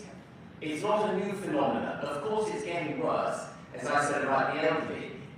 If the United Kingdom is getting poorer, it's going to look after everyone less capably than it used to.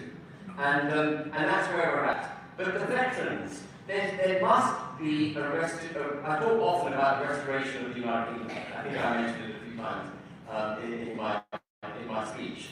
To restore us, restore our constitution, restore our Christian heritage and so on. There has to be a restoration of the social contract between the people and the government, so that the people can move forward, take for granted, take the government for granted in the knowledge that it will protect them. There has to be an even stronger similar contract between the military and the government. The military need to be able to move forward knowing that they will not be put in harm's way unnecessarily, that when they are put in harm's way, that they will have the requisite equipment to deal with the harm that they're risking. And that when they come home, after having defended this country, that they are not put on trial. And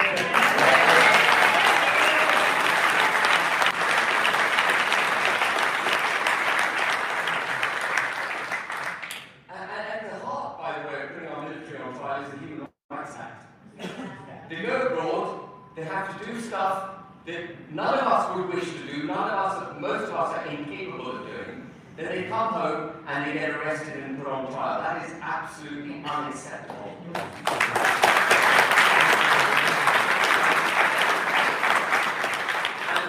And the veterans must be looked after.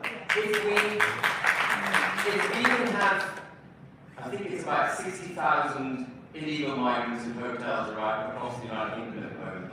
If we can look after 60,000 illegal Migrants, which is only just slightly smaller than the size of the British military at the moment. If they can all be in four-star hotels, I think we can look after our veterans.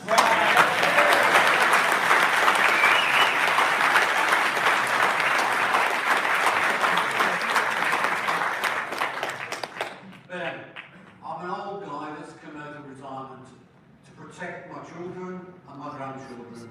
I joined Reform and it was a complete load of rubbish. I joined Advance as soon as you set up for members. And I've been pushing with Advance ever since to start doing something within the Walsall area. We're still waiting for the branches to be set up. I'm so glad you brought this up. And this is the problem with speaking without notes. I meant to talk about our regional network, and so you've given me the opportunity to do it. We've been building the party in a very methodical fashion. The first thing that came was the Constitution, the 30,000 members, the Electoral Commission registration. And it's important to do things methodically, because if you don't, you end up a bit like an army that's overextended in battle and hasn't sorted out its logistics. We will not be that kind of party. We are now building our regional network. Applications were invited we divided the country into 12, the United Kingdom into 12 regions, the 3 countries of Scotland, Wales and Northern Ireland, and then the 9 other areas in England. We've invited applications for regional directors for each of those regions. Applications have been made, we're going through them. We now have a team in the southeast, we have a team in Scotland, and we are going to be putting that in place. That is a critical component of the way we're going to win the general election. And in order, and this is a call to arms, a proverbial call to arms. I always have to say that. It's amusing, isn't it? That we have to now classify our language, we have to qualify our language just to make sure it's not misinterpreted. But in the English-speaking world, we use military metaphors normally because of our wonderful history. But we have to create an army across the United Kingdom. As I said, the establishment is against us, even GB News is against us, they're all against us. They don't want it. They love the organism with which they're already associated. And the only way we're going to do that is through the people of this country. So I have set a target of 1 million members for Advance UK by 2028, 2029. If we get to 1 million members, we don't need the Telegraph, we don't need...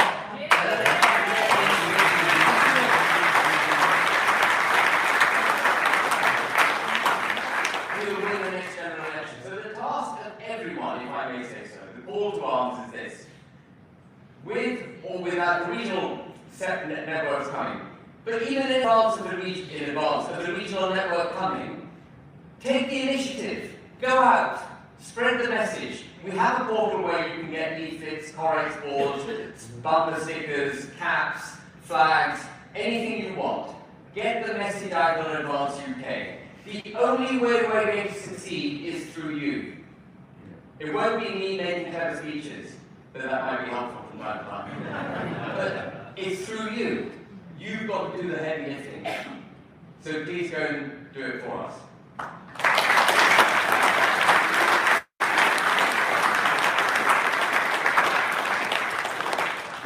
Hello Ben, thank you very much for having us all. My question is about Route Alert and his Restore Britain movement. I know you two are very well aligned. Would you be willing to accept his policy and work with him on the stuff he's working on with regard to that? So Rupert and I are mates. I think we're cut from the same philosophical cloth. Rupert, for reasons which you would have to get from Rupert, believes that the best way forward is through a movement rather than a political party. And as you may have heard me say on various podcasts, the only movement I'm interested in is the one that you get after your first cup of coffee in the morning. The way to deliver this country back to safety is through a political party. That is the mechanism. We have to form a government. This party was made, established, in agreement with Rupert that he would lead it. But he was under a certain amount of pressure at the time because of various false allegations having been made against him. And when he emerged from that pressure, he decided he didn't really want much to do with political parties. and that's obviously his prerogative. But Rupert is welcome to join Advance UK whenever Rupert wishes.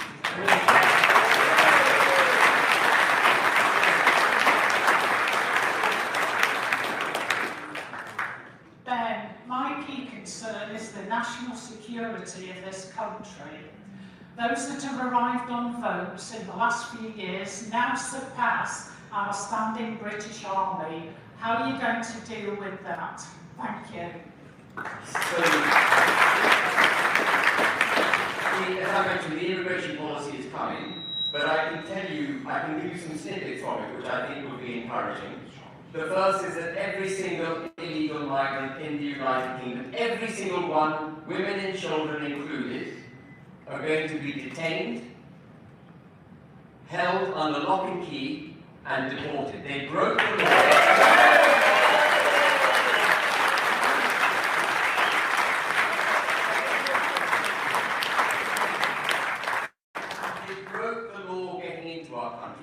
They are illegal migrants. They are not irregular migrants, as Keir Starmer calls them. There's nothing irregular about them. They got here illegally, therefore they shouldn't be here. And it is not extreme to say that women and children should also be deported. We are only sending them back to the country from which they came. We're sending them home. How is that extreme? We have to look after our country.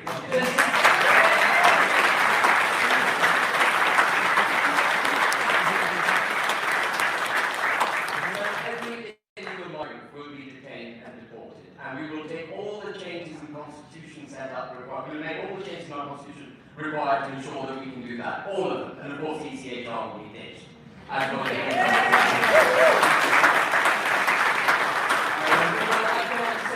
to finish because it's so exciting talking about this. We are also going to reverse anyone who's been granted indefinite leave to remain.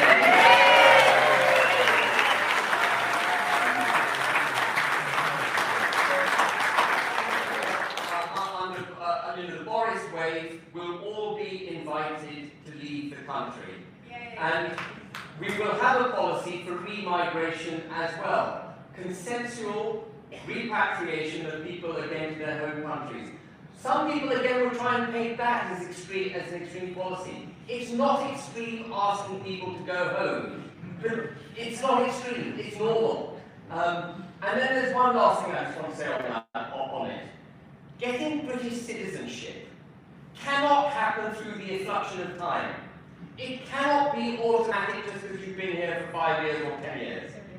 It's a privilege to be a British citizen.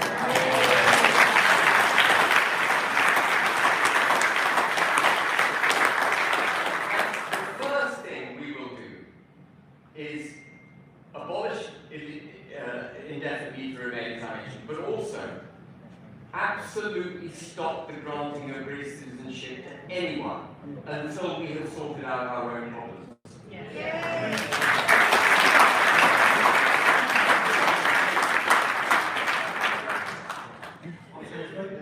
So my question is, what are your current thoughts regarding sorting Adult Social Care Act, which is on its knees, and that is a rescue partner for the NHS, and will Advance, as all governments have done, carry on robbing older people through care and residential charges? So, it's a very... Your question actually goes to the heart of families in the United Kingdom. In the pursuit of economic prosperity, the false pursuit, the way it's been pursued has been false. In the pursuit of economic prosperity in this country, successive governments have made policies that have broken the families in this country. So, for example, I was absolutely horrified to see Jeremy Hunt in his first and only and last budget, I think the only chance of one budget, produce yet another spending spree I'm not talking about social care, but childcare. And he had a policy to give mothers who had children as young as 9 months support to put their child into childcare so that they could go to work. Why would you drive a mother away from her child when the child is only 9 months old? of the age spectrum. Instead of enriching this country, instead of renewing our sense of family, which goes hand in hand with our Christian culture, family is at the heart of our Christian culture. Instead of doing that, we've pursued, as I say, this false kind of economic gain, setting it all aside, encouraging both partners in a relationship into the workplace, making it extremely difficult once they're in the workplace for them to earn the requisite amount of money so that they can afford to have children, stripping their children away from them at younger and younger ages. And what happens if the state takes control of your children at a young age, particularly if you have a state that's minded to indoctrinate them? You end up with children being brought up by the state, not by families, and they themselves don't have the understanding of the importance of family and having one when they grow up. They are breaking up the country through those kind of policies. And it absolutely is the same with care for the elderly. The elderly are now seen by the government as expendable. We have an aging population. They justify mass immigration on the fact that we've got an aging population. We are economically poorer and poorer, and they want to get rid of the elderly. Why do you think we've got the assisted dying bill going through Parliament?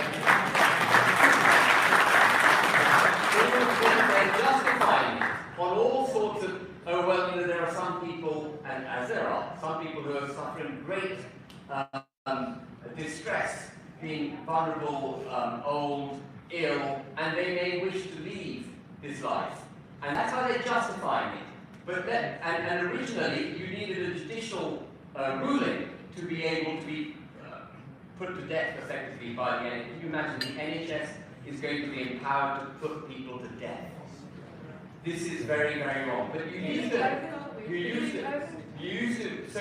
have, when the bill was first drafted, it included a requirement for a judicial ruling. Now you just need 2 doctors signing off on it, and they can put the individual down. And if you don't think that will be abused, you are very, very stupid.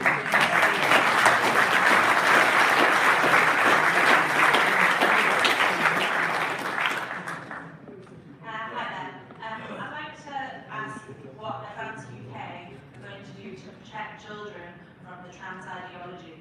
I know this is spoken about briefly, but I don't actually believe that we've seen the last of the trans ideology. There are lots of activists in universities, in our schools, you can even find them in churches. It's infiltrated so much of society, and I really need to protect children. So what advice you gave me?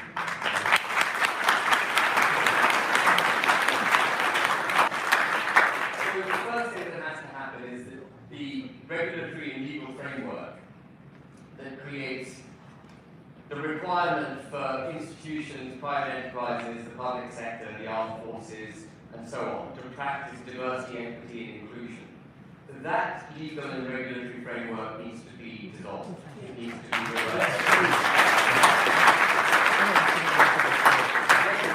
When that is reversed, then the notion that those in our society who are from minority ethnicities, minority religious beliefs, transgender, and so on, the notion that they should be not just protected, but promoted and celebrated is removed.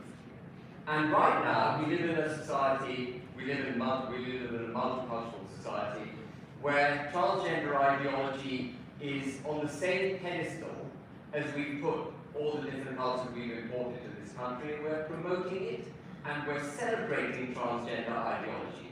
We've come to the conclusion that the organism of the United Kingdom under a malign government has come to the conclusion that actually the promotion of changing your sex is somehow nice, it's kind, it's what we should all sympathize with. This is what some people might regard as suicidal empathy, because it is deeply, deeply damaging. And it's not just transgender nonsense that's being taught to our children. They're also being taught that if they're white, they're privileged. If they don't recognize that privilege, they're racist. They're being taught that, and you would have heard me say this as well in the past, that our forefathers all made their money through the slave trade. No, that's not true. You know, we actually stopped the slave trade in this country. That's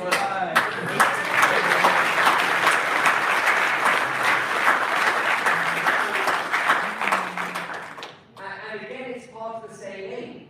They're trying to damage and break up our sense of identity. That's where this all comes from. If they can make you ashamed of being white, if they can make you ashamed of your history, remove from you your religion, break the family up, allow in lots of people from across the world and say that they have every right to be here as much as you do, if not more, and their religions and their cultures and their way of thinking are as important, if not more than your own, then it destroys the country. And I think this is where I go back to where I started. Ansar is anti-British.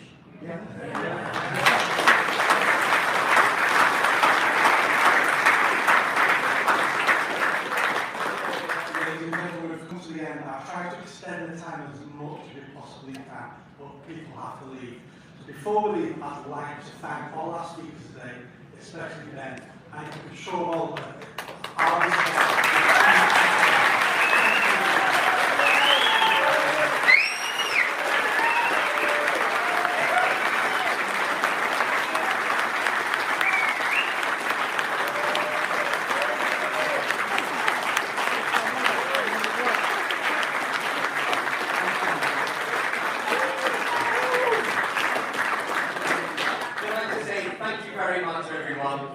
Don't leave this room, go home, or do go home, watch Netflix and have gin and tonic. But don't forget the message. We've got to win through you. It's through you we win. Thank you.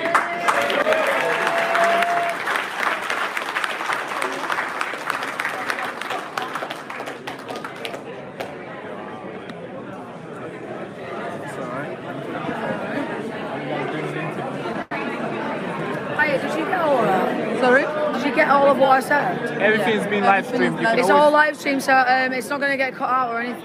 No, everything's been live streamed. So they got you on that, they got you on that, everywhere. Let's interview you real quick, yeah? Are you getting off? Yeah, who do you work for? I'm independent. Yeah, but what is it? What's it called? I mean, it's Baraki Show. That's Mr. Schmidt. Hello. Yeah, I'm great, thank you. How are you? You already went for it, didn't you? No, I just went to ask her.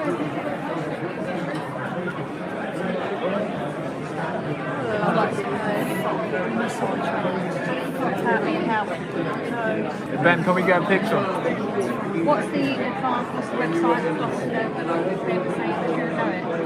I want to get a picture with Ben. Just record everything. Just record the room right now.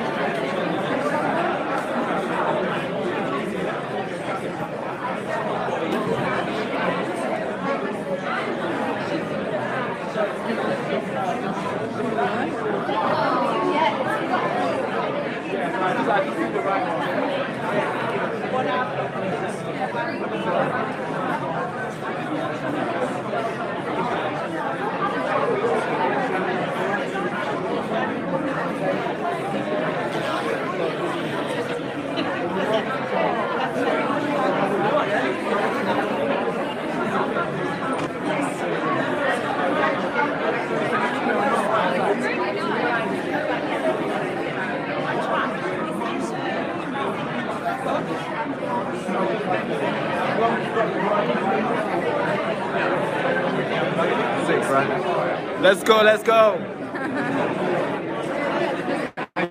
Am I in the road?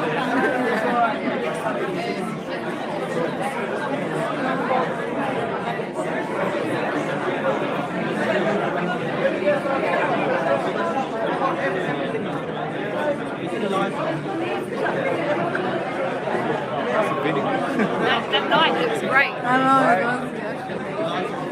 Let's get one of those.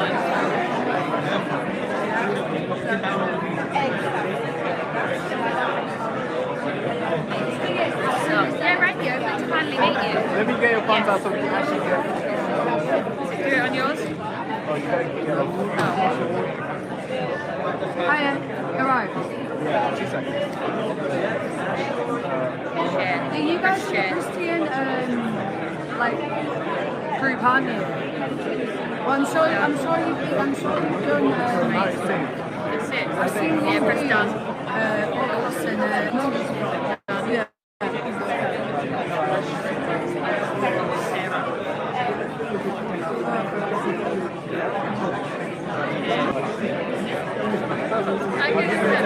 Yeah, we're still out. Yeah, Barack, yeah.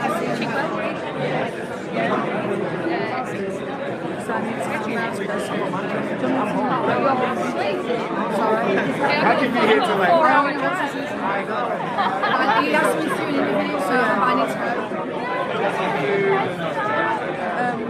Hey, Barack, are you going to do an interview? I need to go. No, I'm not going right now. I said I need to go see this. That's all.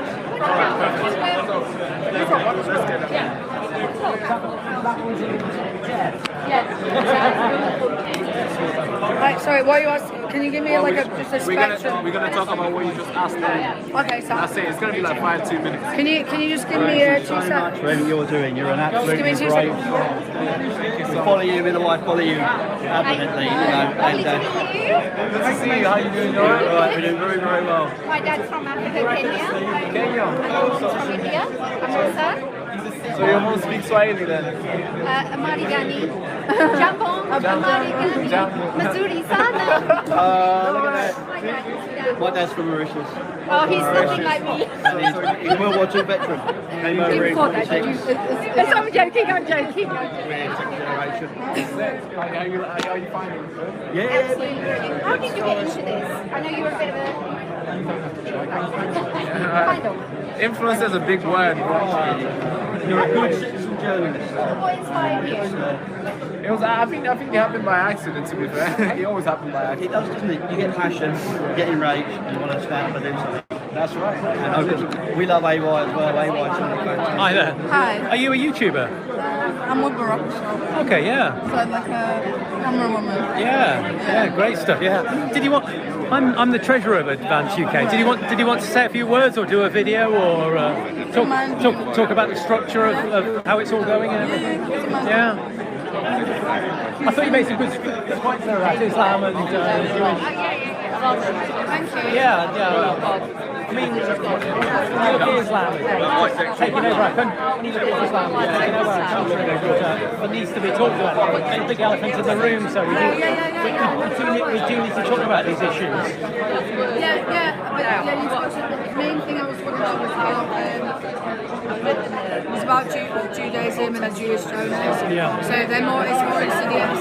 So what's being done? I feel more Islam takeover of our country by Islam than I do Jewish donors. Yeah, but you've got to understand. Why they're there. Look at our inner cities. They're absolutely. We are going to become an Islamic caliphate. I agree with you. I've been making videos since I was 14. Islam is just so it used to be very different type of videos.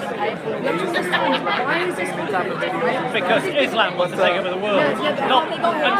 And once Islam takes over the world, they'll kill all the Jews. They'll kill all the non-believers.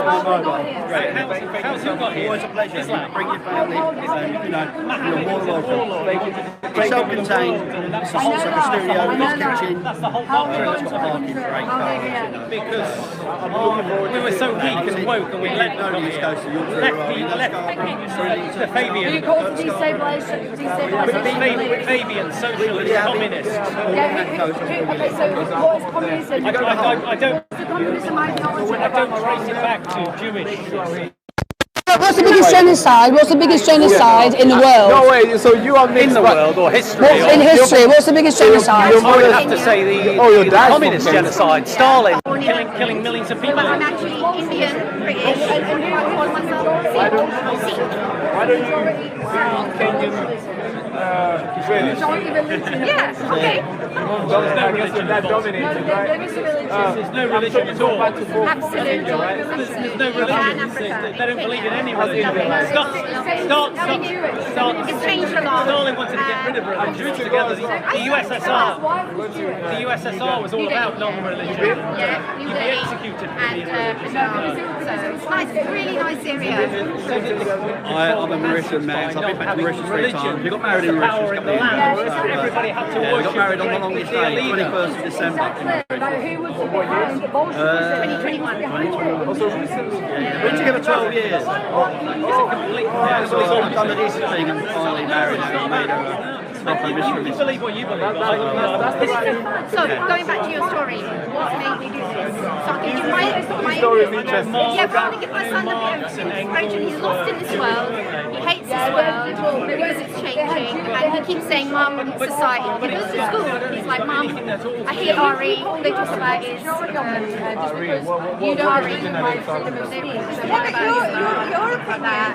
Really? So in RE, religious. I'm sure they know that. No, I said you have I said it would take 2 minutes. Yeah, so my story with Please let me so for him, so let me just grab this mic.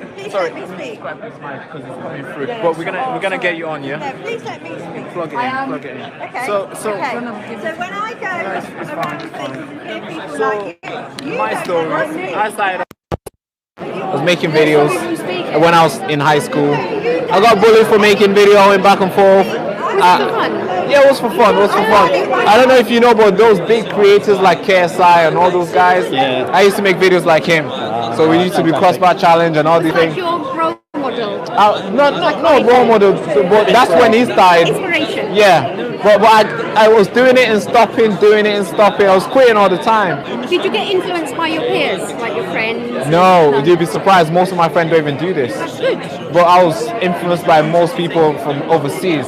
Or maybe most people that were doing YouTube were from London. Older than you? Yeah, older than me. Yeah, and I wanted to do videos. I always wanted to be in videos because I want to be an actor. I want to be one day in a Marvel movie and doing all the. I can see you there. So I always have. I always want to be on camera. That's always been a thing. It doesn't matter what topic. I always want to be on camera. So then that developed into what. I don't know how I got into politics, but what happened? The protest broke out in Leeds, Harehill, when everything was getting burnt upside down. Police cars were getting burnt. I don't know if you guys remember. This was last year. Yeah, we will. That's what. Then I made a video about that, and it just blew up. And then I did a part 2 to tell people more stories, and it just blew up, and it just kept on. I was like, okay, cool. This is what the people want. Yeah. All right, let's give them this. Let's give them this. Let's give them this. And that's where we are today. But being an actor is coming. It's coming. But if you can pass that story down, I think that'd be cool. Thank you so much. Thank you so much. It was good talking to you. Well, it's been an absolute pleasure. Thank you. Take care. I'll reach out to you when I'm down up there. You're there. Yeah, of course. Thank you very much. Whenever you're ready. Any interview I do, I always get it recorded. Yeah, you do it. One call on for your free speech. Are you waiting to speak to somebody? Do you record? Thank you. Thank you so much. Let's get a picture. Let's get a picture. Yeah, that'd be lovely. That'd be lovely. Sorry, I'm ready to talk now. Yeah, it's alright. Just a quick picture. Mom and Dad. Thank you. Lovely. Thank you so much. Thank you. Appreciate We're on you guys. Instagram, and that's all we're on. We're on YouTube. If you can add me, I'll send you these pictures. Yeah. That'd be lovely. All right. We'll Cheers. definitely- Thank you so much. Yeah, sorry, I always. Right, is it, yeah, if you just start it now, is it starting now? Thank you so much. Appreciate Are you it. recording now? Yeah, fantastic. So we're here with. Hiya, nice to meet you. I'm Charlie, nice to meet you. Nice to meet you, Charlie. So, Charlie, you asked a question here, and the question was not finished. I clearly explained how long it would take me to say my statement and my 2 questions. I said that at the start. But why do you think, first of all, could you ask that question again? Because we didn't get to end it. Because I'm sure, because my viewers, we're live. We've been live since the start. And some people were like, oh, she was right. Some people in the comments were like, oh, she was here to sabotage. Oh, I wasn't here to sabotage at all. But this is what I picked. Obviously, I want you to address the comments. And some people are like, she's not a advanced supporter I at all 100% am. because of the question. Now, could you finish off what you was trying to get to? Because obviously people didn't get the full thing. Yeah, of course. If you can. So the question I was going to ask was, are you going to have the balls to call out, okay, who is truly behind this? Instead of just saying, this is happening, say who's doing it. Because you have no fear with Islam, so why do you have fear with secular Jews? Why are you scared? So that was the first question. The second question was, I was going to read a quote, and I'll do it now because I didn't get to finish it. Right. So for my second question, and this was it, and I clearly said, I think you all saw, clearly told everyone how long it would take me to do it, and I had two questions. I would like to know your stance on Israel. I know this party is endorsed by Tommy, who is pro-Israel, but I will leave you with a quote. Again, not my words, Charlie's words. The fact is now that Bibi and the Israeli hard-right government has a mandate. I've got to be careful the way I say this. They're going to, no, I'm paraphrasing. I'm literally paraphrasing. Oh, you're actually reading the I'm literally paraphrasing what Charlie said. So you can tell how nervous he is already saying this. They are going to try to ethnically cleanse Gaza, and I don't use this term lightly. They are talking about moving 2.5 million people. That is a quote from Charlie, not me.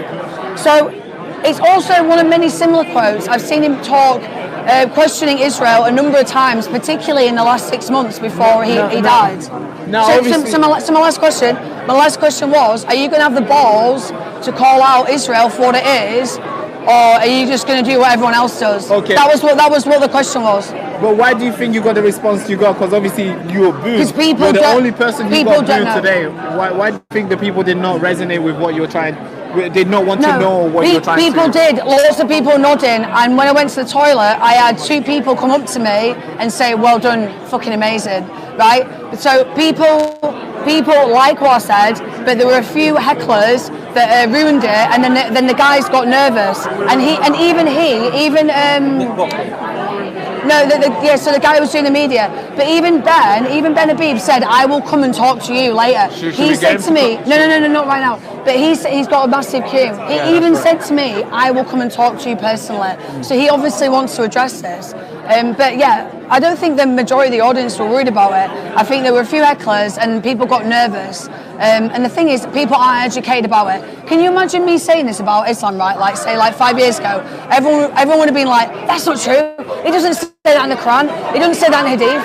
But because people were educated, people can't comprehend us Europeans, right? And like the British people, the British culture, like we can't. People of Christian faith, right? So all of those people, we can't comprehend someone saying something in their religion or religious book like that. Like you're a Christian, yeah. So you cannot comprehend, right? Someone saying that in the book of scripture. So when you actually read it, you're like, what the fuck? How did I not know this? And it was all hidden. It's all hidden and subjugated. So yes, we found out about Islam, but actually what it says in the Talmud is far worse. What it says about our Lord Jesus Christ, he will rot and burn in hell. That's what it says in the Talmud. And people go, it's a book of law. It's just rabbis discussing. Nobody talks about it. It's not used. It is used. The Hasidic community, I've watched a video. They were literally reading the scripture from the Talmud. Yeah, but I mean, I've read a little bit of Talmud as well. I know about what they say about Mary in the Talmud, of course. And children. About Mary, about Jesus Christ. And little children. And all these things. And shagging children. But why do you think not many people, obviously, we are on YouTube right now, so you have to be careful with the words you're using. Okay, bleep children. You have to bleep. Are you live streaming? Yeah, we're live. We've been live the whole day. Okay, so you're probably going to get taken down now. Sorry. So why do you think not many people are, obviously you want to know the questions, right? You're asking questions. Are you asking the questions because you think these are the questions that are meant to be answered, or because I see the decline of the West, or are you asking it because you know what response you're gonna get? No, because a lot of people don't want to talk about it. I knew what response I was going to get. That's why I was so nervous about doing it. I was very nervous. I had two shots of vodka right before I did it. I was nervous as shit, right? But I want to speak the truth. I believe in the truth, right? And the truth shall prevail. Okay? I haven't got a Crusaders top on for no reason. If somebody was to ask you that same question to yourself, what would be your answer? Because nobody got to answer it today. What would be your answer? What about the question that you just have right now? Yeah, about Israel. Let's say if I was holding this and I read that script to you, everything word by word, and I asked you that question. So it would be partly what Ben said. So he did say defund and deplatform those corporations, but you've got to realise it's quite insidious, right? So I'm just gonna read a little bit of information off, right? Because I needed to write this down because I need to, like, when you're in the heat of the moment, you know, you can, when you're in your own room, you can recite it. But so this all starts, it's a Kalergi plan, practical identity, right? So this is Richard Kandahov Kalergi.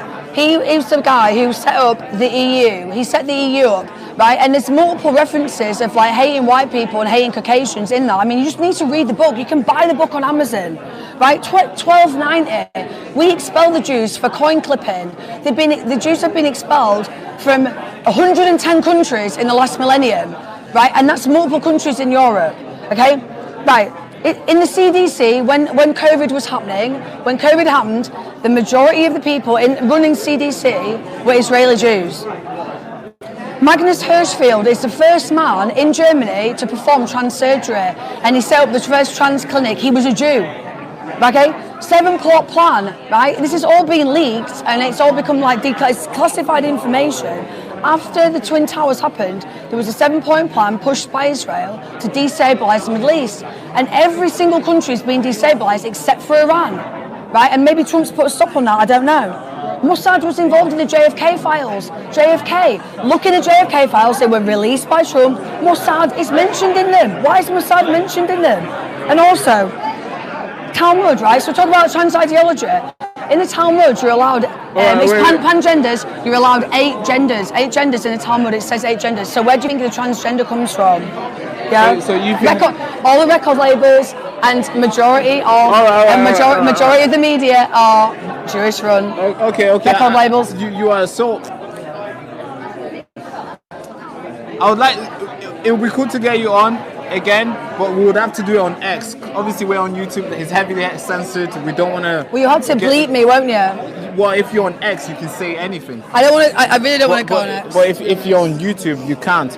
But okay, I hope Ben gets to answer your question. Yeah, communist Bolshevism as well.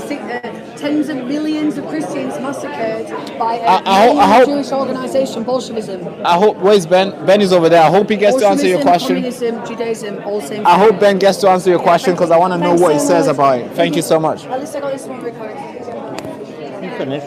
Yeah, I'm finished. How you doing, sir? You alright? Say hello, mate. Thank you so much. You alright? Yeah. For some reason, I thought you were in No, I'm around Manchester, but I thought, no. Are you waiting from Manchester?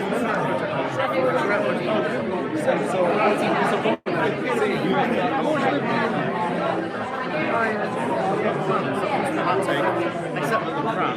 Yeah, supporting United is like a headache now. Going off more of football, supporting things in the world. Yeah, that's right. But how did you find it today? United women's are a good team. It's a shame the men are rubbish.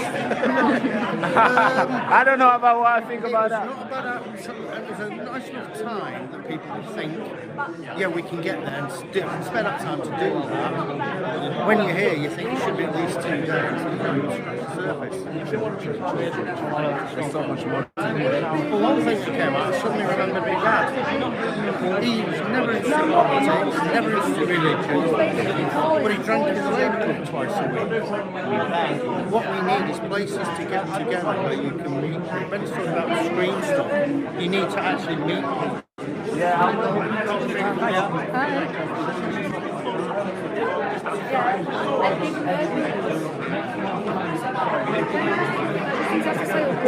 So, right, so do you think this will make YouTube? Will it make YouTube? Because the thing is, when I spoke like with the talk, I didn't get that recording of myself, so I got the interview recording. Thank you so much, YouTube, man. Thank you so much. So just a quick one, just hold it, yeah? So next, this is an announcement as well. Plug it in. Sorry, I didn't realize you're still. No, they won't get this. It's fine. I want to talk to you. I also want to get the people, bro. This is an announcement that I'm making to you personally, and I also want the viewers to also get it. You good? So I want the viewers to. I think it's good. I want the viewers to get it, and I also want to make this announcement personal to you. Next month, meaning next year, we're going to be launching something unique here at the Baraka Show. Now you see us all the time. We are at home in the studio and we're making videos and we're doing cool stuff, and sometimes we go outside back and forth. But next year, moving forward, we're going to be going outside, mainly Manchester. If you're from Manchester yourself and if you want to join in, you're from Manchester yourself, right? Yeah. If you wanna go out there and support us, and when we start setting up tents and when we start getting banners out there, if you're from Manchester, I'm urging you guys to come out and support what we're doing, because we're gonna be changing minds now. We're no longer just making clips anymore. We're gonna actually go out there and talk to people starting next year. It's gonna be huge. It's gonna be powerful, and I'm announcing that to you today. I'll see you next year. I hope I see you there. Thank you so much. Thank you. Good job, Raka. Thank you. Appreciate you, sir. Yeah. So that's it. That's it. So if you are from Manchester, please email thebarakashow@nextfrontier.co.uk. So I'm just gonna write down the email down in the chat right now, and I'll pin it. I'll pin the email in the chat. So let's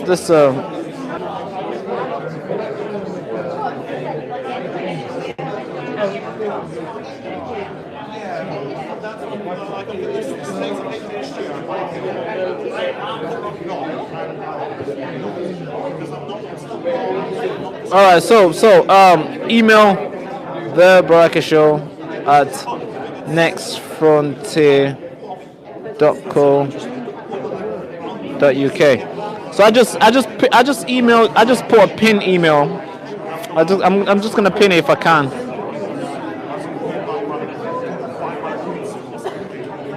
So I just pinned the email. The email is literally pinned. So if you're from Manchester, you got any ideas, or if you're able to come, let me know. Just email me, and we'll tell you more information on when we can get started. But a lot of people have gone home. I want to talk to Pastor Ricky for a bit. So follow me through. Follow me through. At the moment. Sorry. When are you leaving? I did say that soon. I did say it would take me 2 minutes, and I've got 2 questions. Anyway, yeah, good to see you again. Yes, good to see you, bro. You doing all right? I'm doing good, bro. How you doing? Working for me? Huh? Working for him? No. I'm here with the team. I'm just live streaming today, and after this, I'm gonna go to town and get some food for sure, and then see what's the public saying. How far is it from town here? I don't know. It's literally not far. It's something like a quick real walk. 15? I was thinking 5, but okay, maybe I just walked too fast, right? Yeah, probably. But yeah, so that's it. So see, but it's kind of busy in town, so I'm probably not going to be there for too long. When it's too busy, it's too dangerous. You'll get good footage in Manchester. For sure. Crackadilly.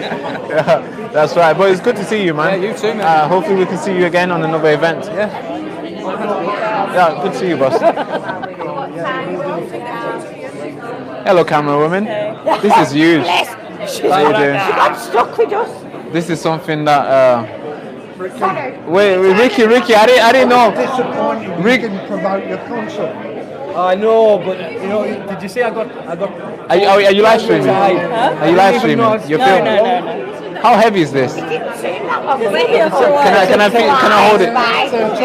Because she'll be holding this very soon.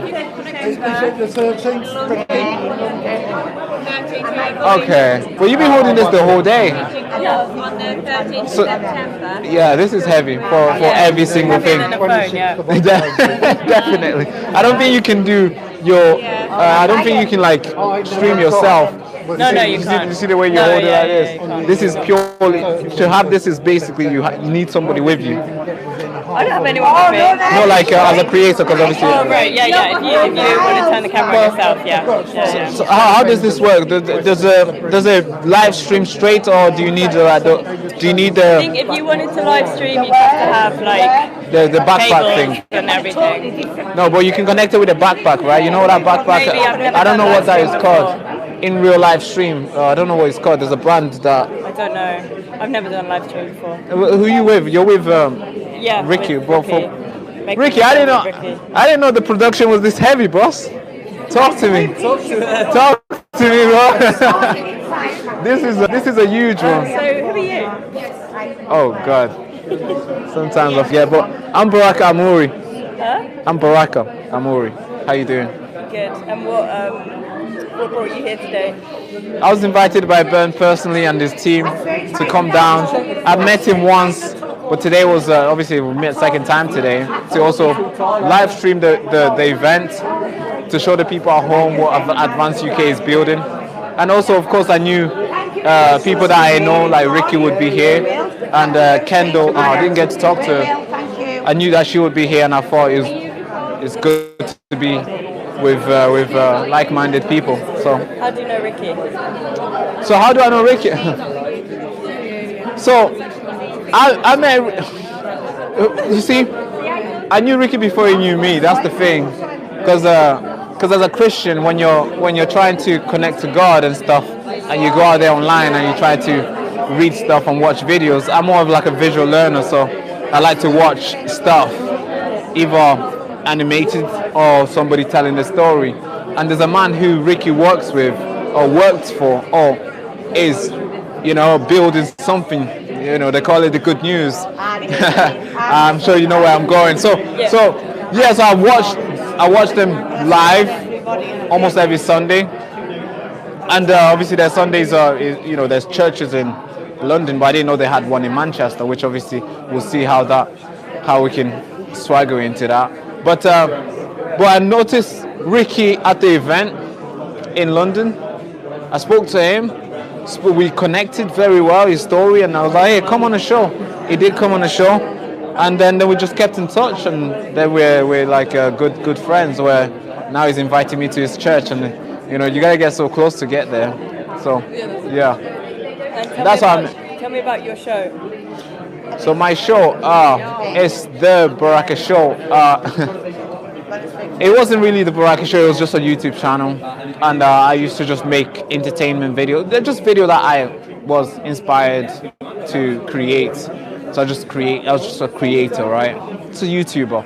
And it became a show in 2024 when something took place in Leeds. Something happened in Leeds, a protest broke out, and not many people was reporting on it. And we were the people who were like basically live streaming in Leeds, telling them what's going on. It went off, it just blew off.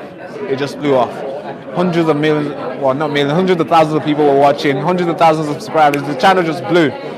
And then we were known for telling what the news is not telling. So we just thought, okay, it looks like there's a market here that these people are not being, there's something here that these people are not getting. How can we fulfill this? And so we just tapped in and we just went on, and it just grew and grew, and we called it the Baraka Show. And then now we're like, okay, this is it.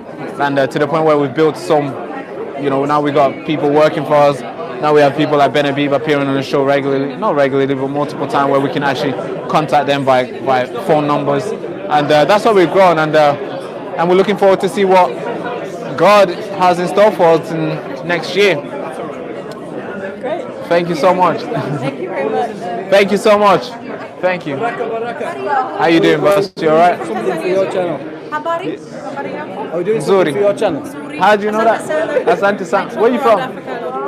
Poland. Poland. Yeah. Wow. Where in Africa you been? I've been to Nigeria, Zimbabwe, Malawi, Uganda. Oh, sick. And I'm here to do Tanzania. Tanzania. Yeah. Ah, Dar es Salaam. That's good. Okay, now this is giving me a... I'm seeing my... This is what you'll be holding next year. Yeah, I want to hold that. That's probably yeah. Guys, what do you guys think about this gear? Show the gear. That is amazing. I kept seeing that. I was like, wow. So it's a strong one, isn't it? This is, guys, make sure you like, comment, subscribe, because this is the gears that we're going to be using. I can actually say next year, to be fair. So it's heavy. If you want to hold it, you'll be tired. I mean, I think at the moment the key is just to and take the burden, giving up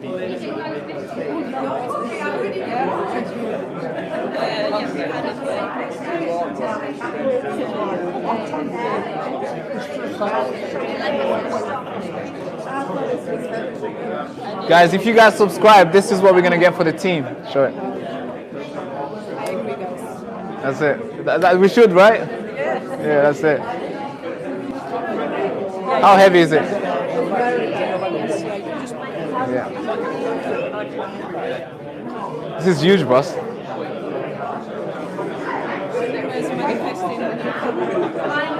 That's it. It's coming. It's coming. It's coming. Hey, am I gonna talk to you? Yeah, I'm waiting for you. Your thing. Come while we can. Come while we can. Say hello to Ben. Yeah. See, you run all the time, bro. All the time. The window. Leave. Yeah. Let's do it quickly before they end, so we can talk to them. Oh, we should just get you on the show, bro. I'm waiting for that. Let's schedule a show then. Yeah, let me text you. Let's do a show before the 13th, so then you can promote it. All right, perfect, guys. I don't know if you're gonna wrap it up. I'm gonna talk to Ben real quick before he goes, or before I go, because I don't think he's going anytime soon. And then we're gonna go to town, and town today is so busy. Of course, obviously, Christmas market. A lot of people are doing their things, so. We might just end the streaming and just film, because we need to be a little bit vigilant in town, so we can't be doing all the filming and stuff, and we don't have a security, so that's if you want to volunteer to protect the Baraka show, please, you know that where the email is. I've pinned it, but we're gonna talk to Ben before we wrap up, and then we're gonna go out the building, but yeah. Great work, boss. Great work. Had a good day. Yeah, very good, man. Very good. I've enjoyed it. Good turnout. Yeah, good turnout. Good turnout.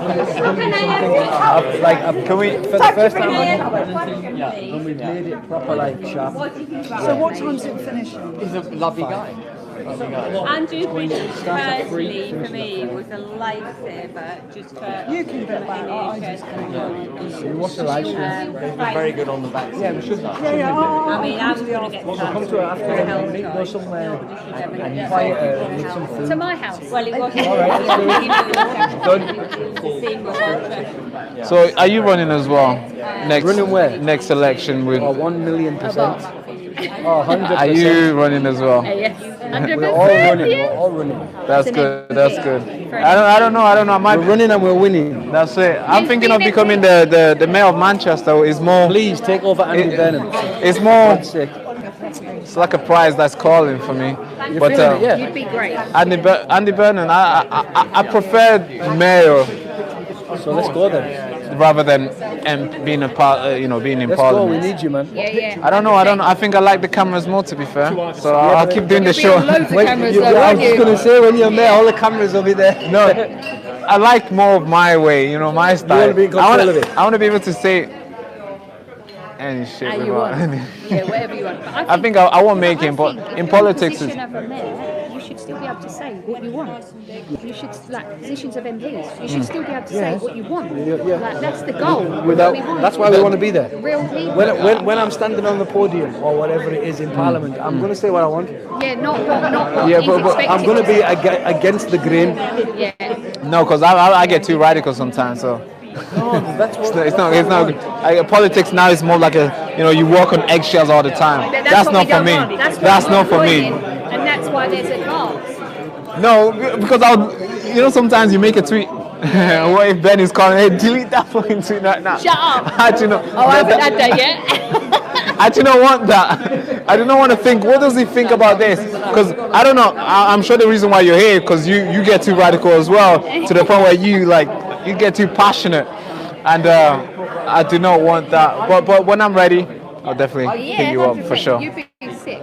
For sure. Yeah. Well, I don't know about sick. It will be the first time. Yeah. Apparently, young people are not welcome in politics, so we'll see. Oh, they are. They are? They are now. Now they are. Yeah, they will. I don't believe they were. Usually politicians use us to like campaign for them. Single mum, 3 kids. Yeah. I would not have been welcome. Definitely not Come the. from the East End. Yeah. No, I talk like you don't this. fit the thing. Yeah. She's not articulate enough. That's it. Yeah. She hasn't got a great education. That's it. Yeah, but She don't speak like she's from Windsor Castle or something. She don't talk like the Lord. As of today. That's not to let my Lord. No. How are you doing? Good. No. Exactly. We use slangs here. Yeah. I'm like, it'll be cool to see you in Parliament using slangs, and the MPs are like, "What's she saying?" What are you doing, bro? That would be so cool. Now, but something needs to change. Really, like, cuss someone. I can see it coming, and it's gonna be huge. It's gonna be huge. 100%.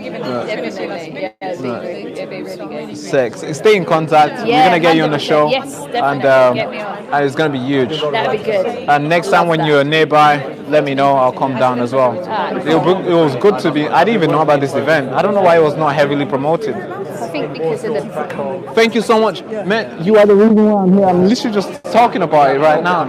Thank you so much. Thank you. Appreciate you. We have to bring everybody together. You've got a fantastic voice.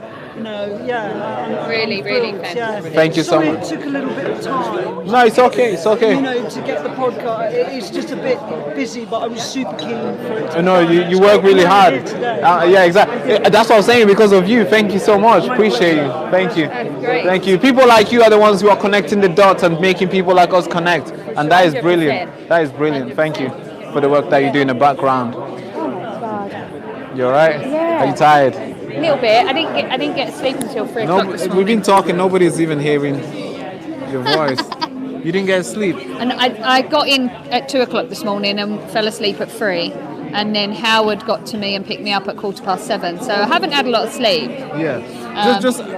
Just for the people at home. Yes. How's the life like being a campaigner, like striving for change, also trying to run and fix the way the country is today? How's your schedule like?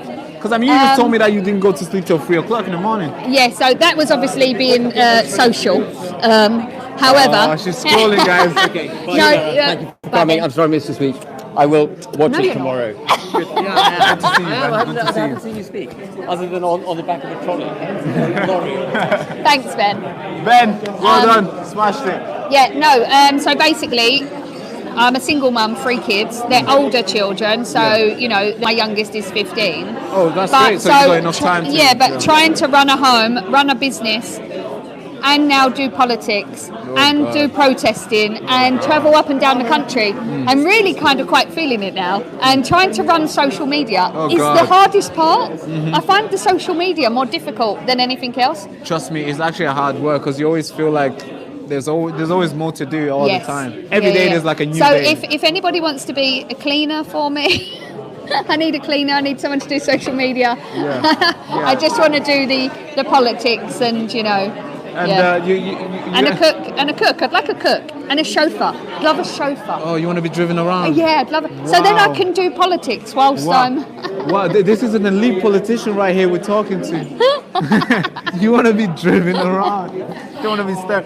But you gotta. And you're doing all that. Not because not because you're gonna get paid on Friday. No. Not because there's a salary promised. Nope. You're doing all that because you need to do it. I care about the future generations. Because you could easily choose to. You could easily choose to stay where you are. Easy. Where you were. Easy. I run my own business. You could easily choose to just focus on your business. Yeah, 100%. And since doing this, I've had my own business for 6 years. I've never lost a customer in 6 years. Since I got arrested and since people got to see who I was and what I stand for, I've lost 6 to 8 customers. Now people are like, how can you not? I stand up and want protection for women and children in our communities. How can people be against that? You know, standing up and speaking the truth, why would you? Why would you be against it? Why Yeah. would you be against that? So Yeah. are they paedophile protectors? Are they Trust rape me, there's a lot of them protectors? here. There's a You lot know? of them here. Yeah. So it's not right. It's sad how we've become where, I mean, we all know like politics is very divisive, activity to play, to participate in. As soon as you make a comment, any sort of political comment, you almost lose half of your friendship. Definitely. You almost lose half of your customer. Obviously, I've just said 6 customers just left, and most of these customers probably agree with what you're saying. But they just don't like this, the how far, where you're standing. Yeah. Because I'm sure most of these customers agree that children needs to be protected. Yeah, of course. Because when I call out, when I'm at a protest where there's people from the left, and I hate saying left and right because which it is should so be divided, what is right? right. Yeah. We should stand for what is right, and that should be all it accounts for. But when I say to them, okay, like I try to have actual adult conversations with these people, and I say I'm standing for the protection of women and children. Like, surely we can agree that children are the most precious. That's and right. they try to argue, and I go, just answer that simple question: are children the most precious? Are children the most vulnerable? And they'll go, well, yeah.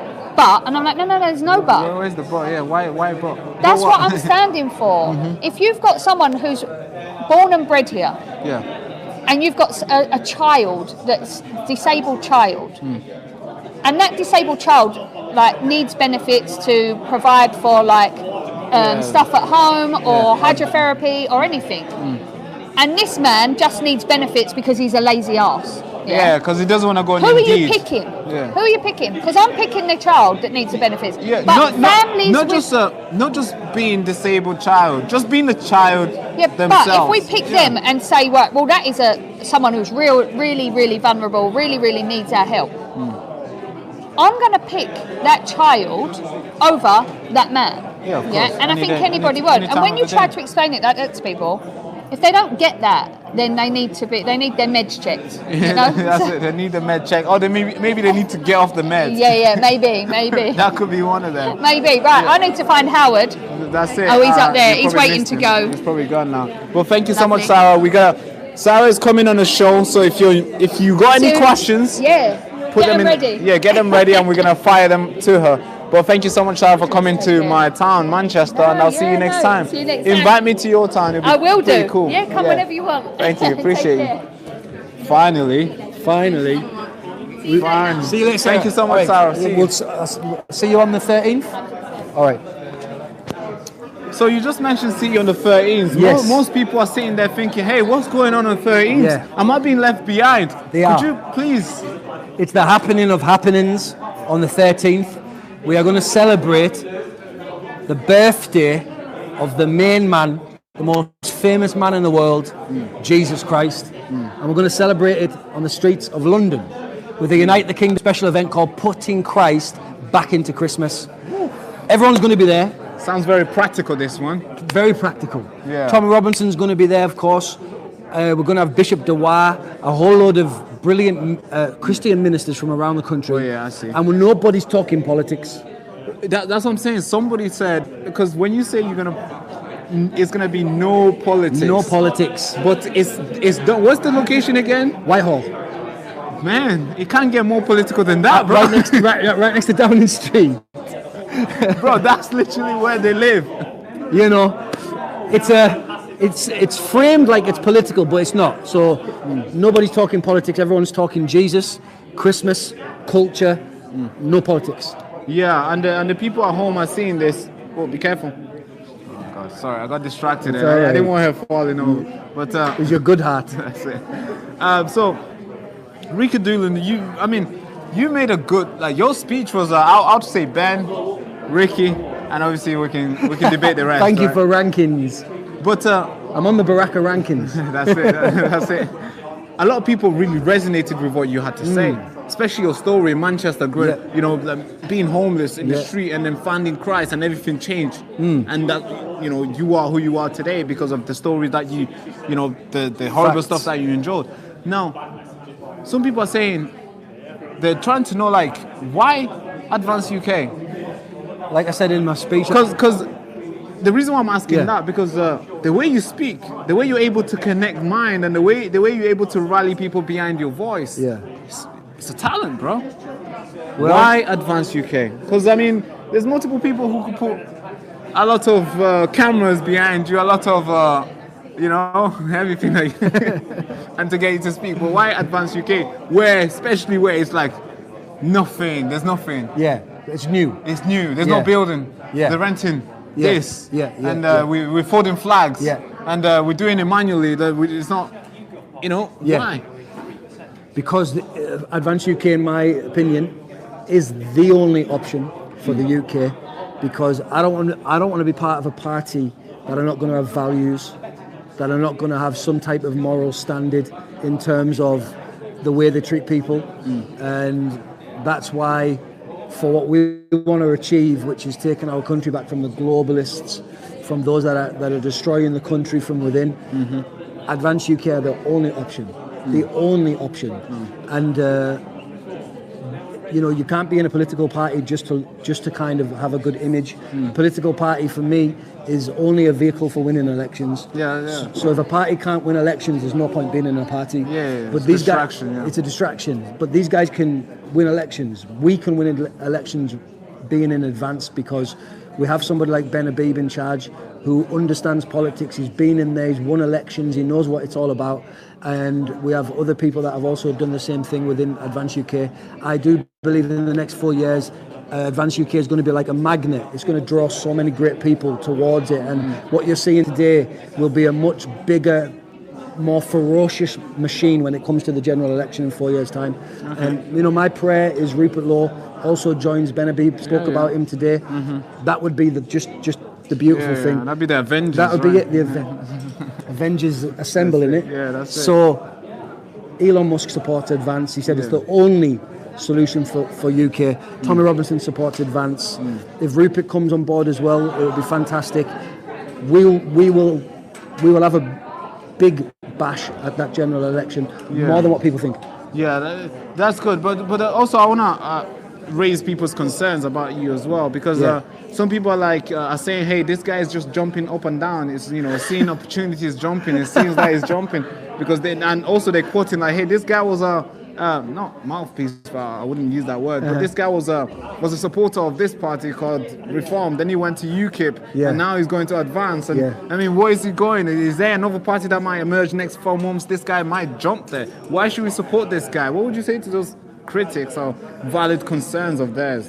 It's a good way to put it. The critics are valid concerns, one or the other, right? So basically, I couldn't care less about party politics. I honestly don't care about party politics. I see political parties as vehicles, right? And the vehicle is used to get somewhere. And the place where we have to get to is taking back the Parliament. And taking back Parliament and bringing our country through legislation and policy back to some sane way of thinking and operating, and back to its greatness. So I think if you follow my journey in politics, it's probably a great analogy or a great example of exactly what's happened in British politics, where we're all looking for the answer, and we're searching for the answer, and we're trying lots of different methods. And obviously I was with UKIP. I've never been with Reform though, but I was with UKIP for a while, and I'm looking for the answer, and I found the answer with Advance UK. That's what I can say. But if Advance UK decided to change all of their policies into some nonsense and started throwing people under the bus like what Reform do, I would leave Advance in a heartbeat. Okay, well, that's valid. Because guess what the order of play is for me? God, which is Jesus Christ. That's right. Country, which is Great Britain, and then party at the bottom of the totem pole. Party should always come last. The country is first, Country's first, and God, no, God is first. Of course. Party should never be, because party is more like a concept, a group. That's it's a vehicle. It's just a thing that, hey, we're getting together under this color. That's There's too much tribalism on parties these days, man. Yeah, it's like a brand that gets used to get to the big picture. And you see with these other parties, they'll be attacking people online because of party. Back and forth. It's like, no, are we for the country or we're not for the country? Because to be for the party is too small. To be for the country is too small, but to be for God is the ultimate. You win multiple. You slay multiple dragons with one weapon of choice of yours, which that was The really Holy good. Bible. that was really good to start. Now, so you probably have your own vision of what Great Britain should and ought to look like. And of course, obviously, many other people who came here today have their own version. Could you tell the viewers, what would you like? Let's say Advance UK wins a general election in 2028, 2029, whenever Keir Starmer decides to call... To allow it. Yeah, whenever he decides to allow it. What would be your vision of what you would want to see in the country? Right. Well, I grew up in the 80s and the 90s, so a little bit older than you. Oh, God. And so I lived long enough to see a Britain that was proud of its identity, a Britain that was proud of its heritage, a Britain that had immigrants, but was within it all was proud of who we are, and immigrants came in and became a part of that, assimilated to the British way of life. Where now it's completely the opposite. Like Ben explained in his speech today, it's almost like they've moved British culture in Britain to the bottom of the pile.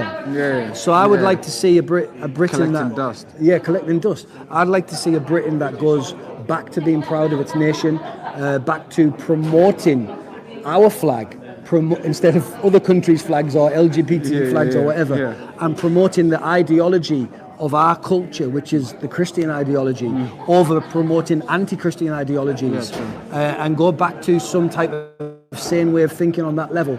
Secure our borders, remove people that are not supposed to be here, and get back to a country where people feel safe again. Can you imagine? People I've just talked to today said they don't feel safe walking around Manchester. Bro, I'm like, telling won't you. even pull out the mobile phone. And I'm thinking, is this where we've got to? You know what I mean? Yeah, that's it. It never used to be like that. So, you know, Jesus Christ is, to me, the most important thing for my life, and I like to bring the light into the darkness, and we're going through a season of darkness right now, and so we're going to bring the light. It doesn't mean everybody's got to convert to Christianity, but at least we bring the light from within the political sphere, you know. Some people, because when they see this, when they see or hear that, a lot of thank people you so much, Alex. Appreciate it, man. Thanks. When they see and hear that a lot of people are calling for Jesus Christ, you know, God, Christianity, and politics, they're like, how are we gonna separate the religion and politics? How are we gonna remove the church away from the Well, Starmer's trying to do that, isn't he? Are you in favor of keeping church and politics separate? They can't be separate. Politics is tell us. Politics is a fruit of Christianity. Really? Oh, really? Sure. Yeah. I didn't see that coming. Now I would like to be educated. Tell me. Yeah. What would you suggest? Our democratic way of life, the democracy that we live in, comes from Christianity. Yeah. So our forefathers that created this democratic system, where the power is supposed to be with the people, they created it, birthed from their Christian beliefs. And even if you go back to documents such as the Magna Carta, which was obviously key in setting up government in this country, but also around the world. Yeah, true. If you go and read it, they're referring to the Lord all the way through the document. Which Lord? Jesus Christ. So everything's set up on Christianity, and because of Christianity, the basics of our morals, the basics of our legal system and our laws comes from Christianity. So everything comes from Christianity. So there's no separating politics and Christianity when it comes to Britain. You just can't do it. You can pretend to do it, and that's what they're doing right now. They're separating so much that they're acting like God themselves instead of honouring the God that put this country in such a wonderful position. And that's why a lot of their policies are anti-Christian in their essence, such as abortion all the way up to 9 months, as giving people the power to kill people with assisted dying. They're anti-Christian, right? Supporting Sharia law and some fake Islamophobia thing, all that stuff. So it all comes from anti-Christianity in its core. So we have to get back to Christian heritage. Yeah, and let's say a Muslim is watching this, or maybe a Hindu, or maybe a Jewish person is watching this and be like, oh man, God, they're going to try to convince me to join this religion. God, I mean, how are you going to get their vote as well? Well, for anybody watching out there, we are all brothers and sisters in humanity. That's the first and foremost thing. But anybody who's a Hindu or a Muslim or a Rastafarian or earlier, or a Harry Potter, Harry Pottery. There is.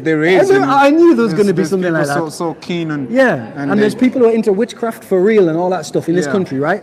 But we should be able to unite on the fact that this is a Christian country. Doesn't mean that other choices or freedoms or liberties are going to be taken away. No, everybody's got to have the freedom to choose, freedom of choice. Everybody's got to have the freedom to worship whatever God they want or not worship God at all. Okay. And these liberties come from Christianity because God created the world. He created man and woman, and then he gave them choice. It's called free will. Now, what's happening with this anti-Christian government, because, like I said, they moved away from Christianity so much, is they're taking liberties away. Instead of giving us more freedom, they're taking freedoms away. And that is not God's way. That is not the Christian way. That's why, it's another fruit of their anti-Christian behavior. So for all of those watching who are not Christians, we're together in this country. We want a good country for our children to live in. We should be able to unite on that fact, but understand that whenever we are talking about Britain, it's a Christian country. That's just the way it is. Yeah, just a quick one. Obviously, before we wrap up, because I'm sure a lot of people want to go home now. She wants to go home. You want your dinner, I know. She wants to go home. Yeah. She's tired. Now, obviously, we want to end on the 13th and what's taking place there. Because I got the sense that the people who support you and Tommy Robinson and any of and the movement will come. Oh yeah. That's like I know that's another these are like season ticket holders, right? Yeah, that's a good way to put it. But you gotta convince the people who are on the fence. Yeah. The people who are thinking, oh, it's gonna rain. God, oh, Arsenal's gonna play. All these sort of things. Yeah. How we getting them there, bro? Because obviously we try and put Christ into Christmas. That's very practical, and we need everybody there, right? Yeah, that would be the best thing. Yeah, and plus, the momentum is really key. Because when you're at the top, especially when you're referring to Tommy Robinson, there's always a lot of people who want to tip you down, and they only have to do it one time. And if you are at the top, you always have to do it and deal with that, and be able to stay at the top. So the momentum is key in that sense, where the last event he did, millions of people. Yeah. And obviously the next one, we don't want 10, we don't want 100. There won't be 10. We want big numbers. Yeah. How are we getting the non-converted ones to come? Yes. So obviously this is a bit of a last-minute event in terms of announcement-wise. Oh yeah. But no matter who turns out, it's going to be a wonderful celebration of Christmas, our Christian culture, and of course Jesus Christ. It's his birthday. So it's going to be Christmas carols that we all grew up with. It's going to be the message of the Bible of the Nativity. It's just going to be beautiful. So I would just encourage everybody to come out to it. If you're worried of the cold, there's a thing called thermals, right? Just go on Amazon or Google or wherever, type thermals. Yeah, thermals. Guys, yeah. You put them. Make sure you get it next day delivery. You don't want it coming on 14th. Yeah, you're gonna be prime. You need prime next day. That's it. Yeah. So it's like you ever seen the movie The Iron Man? Yeah. When you put on your thermals, you move around like the Iron Man. The cold cannot harm you. That's it. You stand on faith. You stand on faith, right? That's it. So. Yeah, the cold shouldn't bother us, man. I mean, this is once a year. It's the King of Kings, the Lord of Lords' birthday. That's right. We can face a little bit of cold to celebrate that. Yeah, and I don't think that's too much to ask. Not too much, man. Thank you so much, man. Love you, man. Always. Thank you, pleasure to have you on. You've heard it here first, so if you are making your journey, make sure you get thermals, all right? Thermals. Thank you so much, Ricky. God. Now, as you can see, the room is cold. We've been here from the start. And, Church tomorrow. Church. Send me more details, please. Did I have water here? All right, guys, we're gonna struggle into town. We're gonna go into Piccadilly Garden and see what's happening there. But let me say bye to the guys, and we're gonna make that journey. No, it's okay. It's all right. Keep. I don't know how many. All right, boss. I'll see you. Great work, man. Good luck assembling all this back together. I know it's a huge thing. But thank you so much. See you. Yeah, it's definitely coming. I'm sorting out an election channel. Take care, bro. Bro, good to see you, man. Good to see you. Good to see you. Nice to meet you, Barry. Yeah, well, I'm walking you outside. handshake. Strong handshake. I don't want to squeeze your hand too hard. All right, guys. I'll see you guys. Thank you so much for coming. I hope you guys enjoyed it as much as I did. Thank you.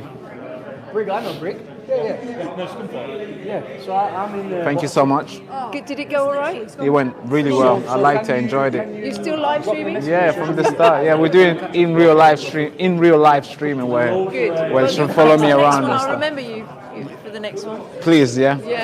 Please remember me, all right? It was very tricky to convince him that I'm meant to be here. Well, that's his job. That's so my you've job. got to forgive But him. that's really good. Yeah. That's really good. Keep it to yourself, brother. No, I mean, it's you all are always welcome. The Yeah. point I made is I didn't have the okay. No, it's all right. To let you in filming. Yeah, totally. This lady came, give it. You're more than welcome. Thank you so much. But I've got to make sure everybody's safe. No, it's all right. It's all Okay, right. I know it sounds stupid. No, do that all the time. Even if you see me again, do it again. Because my twin might Next time come. you will have a press. Yeah, my twin might come. He's not a good guy. No, I'm Next time you playing. come, we will send you a press bracelet that you will clip on and you'll walk straight past it. Yeah, that's as professional as we're dreaming, right? Send him. It costs money. Wait. Give you. No, But we can we'll just have a register. pick it up on arrival. We'll have a register. Well, thank you so much, Got a guys. complete list of media coming. So. You're working here as well, right? You've been doing a lot. Yeah, I am now. You are now. You just took the role. Like, yeah, I'm going to do this. Yeah, it will be slightly different next time. If you come to us, it will be register, press, fantastic. You're allowed to film. Thumbs up, you'll go straight in. All right. Thank you so much, guys, Okay. and have a lovely. Look after yourself, and I hope Pleasure we to do meet. see you again. Thank you so much. Appreciate you guys. All right, guys. Thank you. Bye-bye now. Thank God you. bless you. God bless. Bye. Bye now. Talk to you soon, boss. Oh, damn. I was going to leave the jacket. This is how quickly we're running. Hope it's not raining. If it is, I'll just dodge it. It's fine. So where you coming from? Coming from Manchester. I'm local. Oh, you're local? No way. Are you guys from Manchester? Yeah, I'm from Manchester. I've never gone anywhere else. But do you ever go to Tanzania? No, I've never gone back. Well, you guys were born here, right? No, I wasn't born here. You said bye, now we're together again. Oh.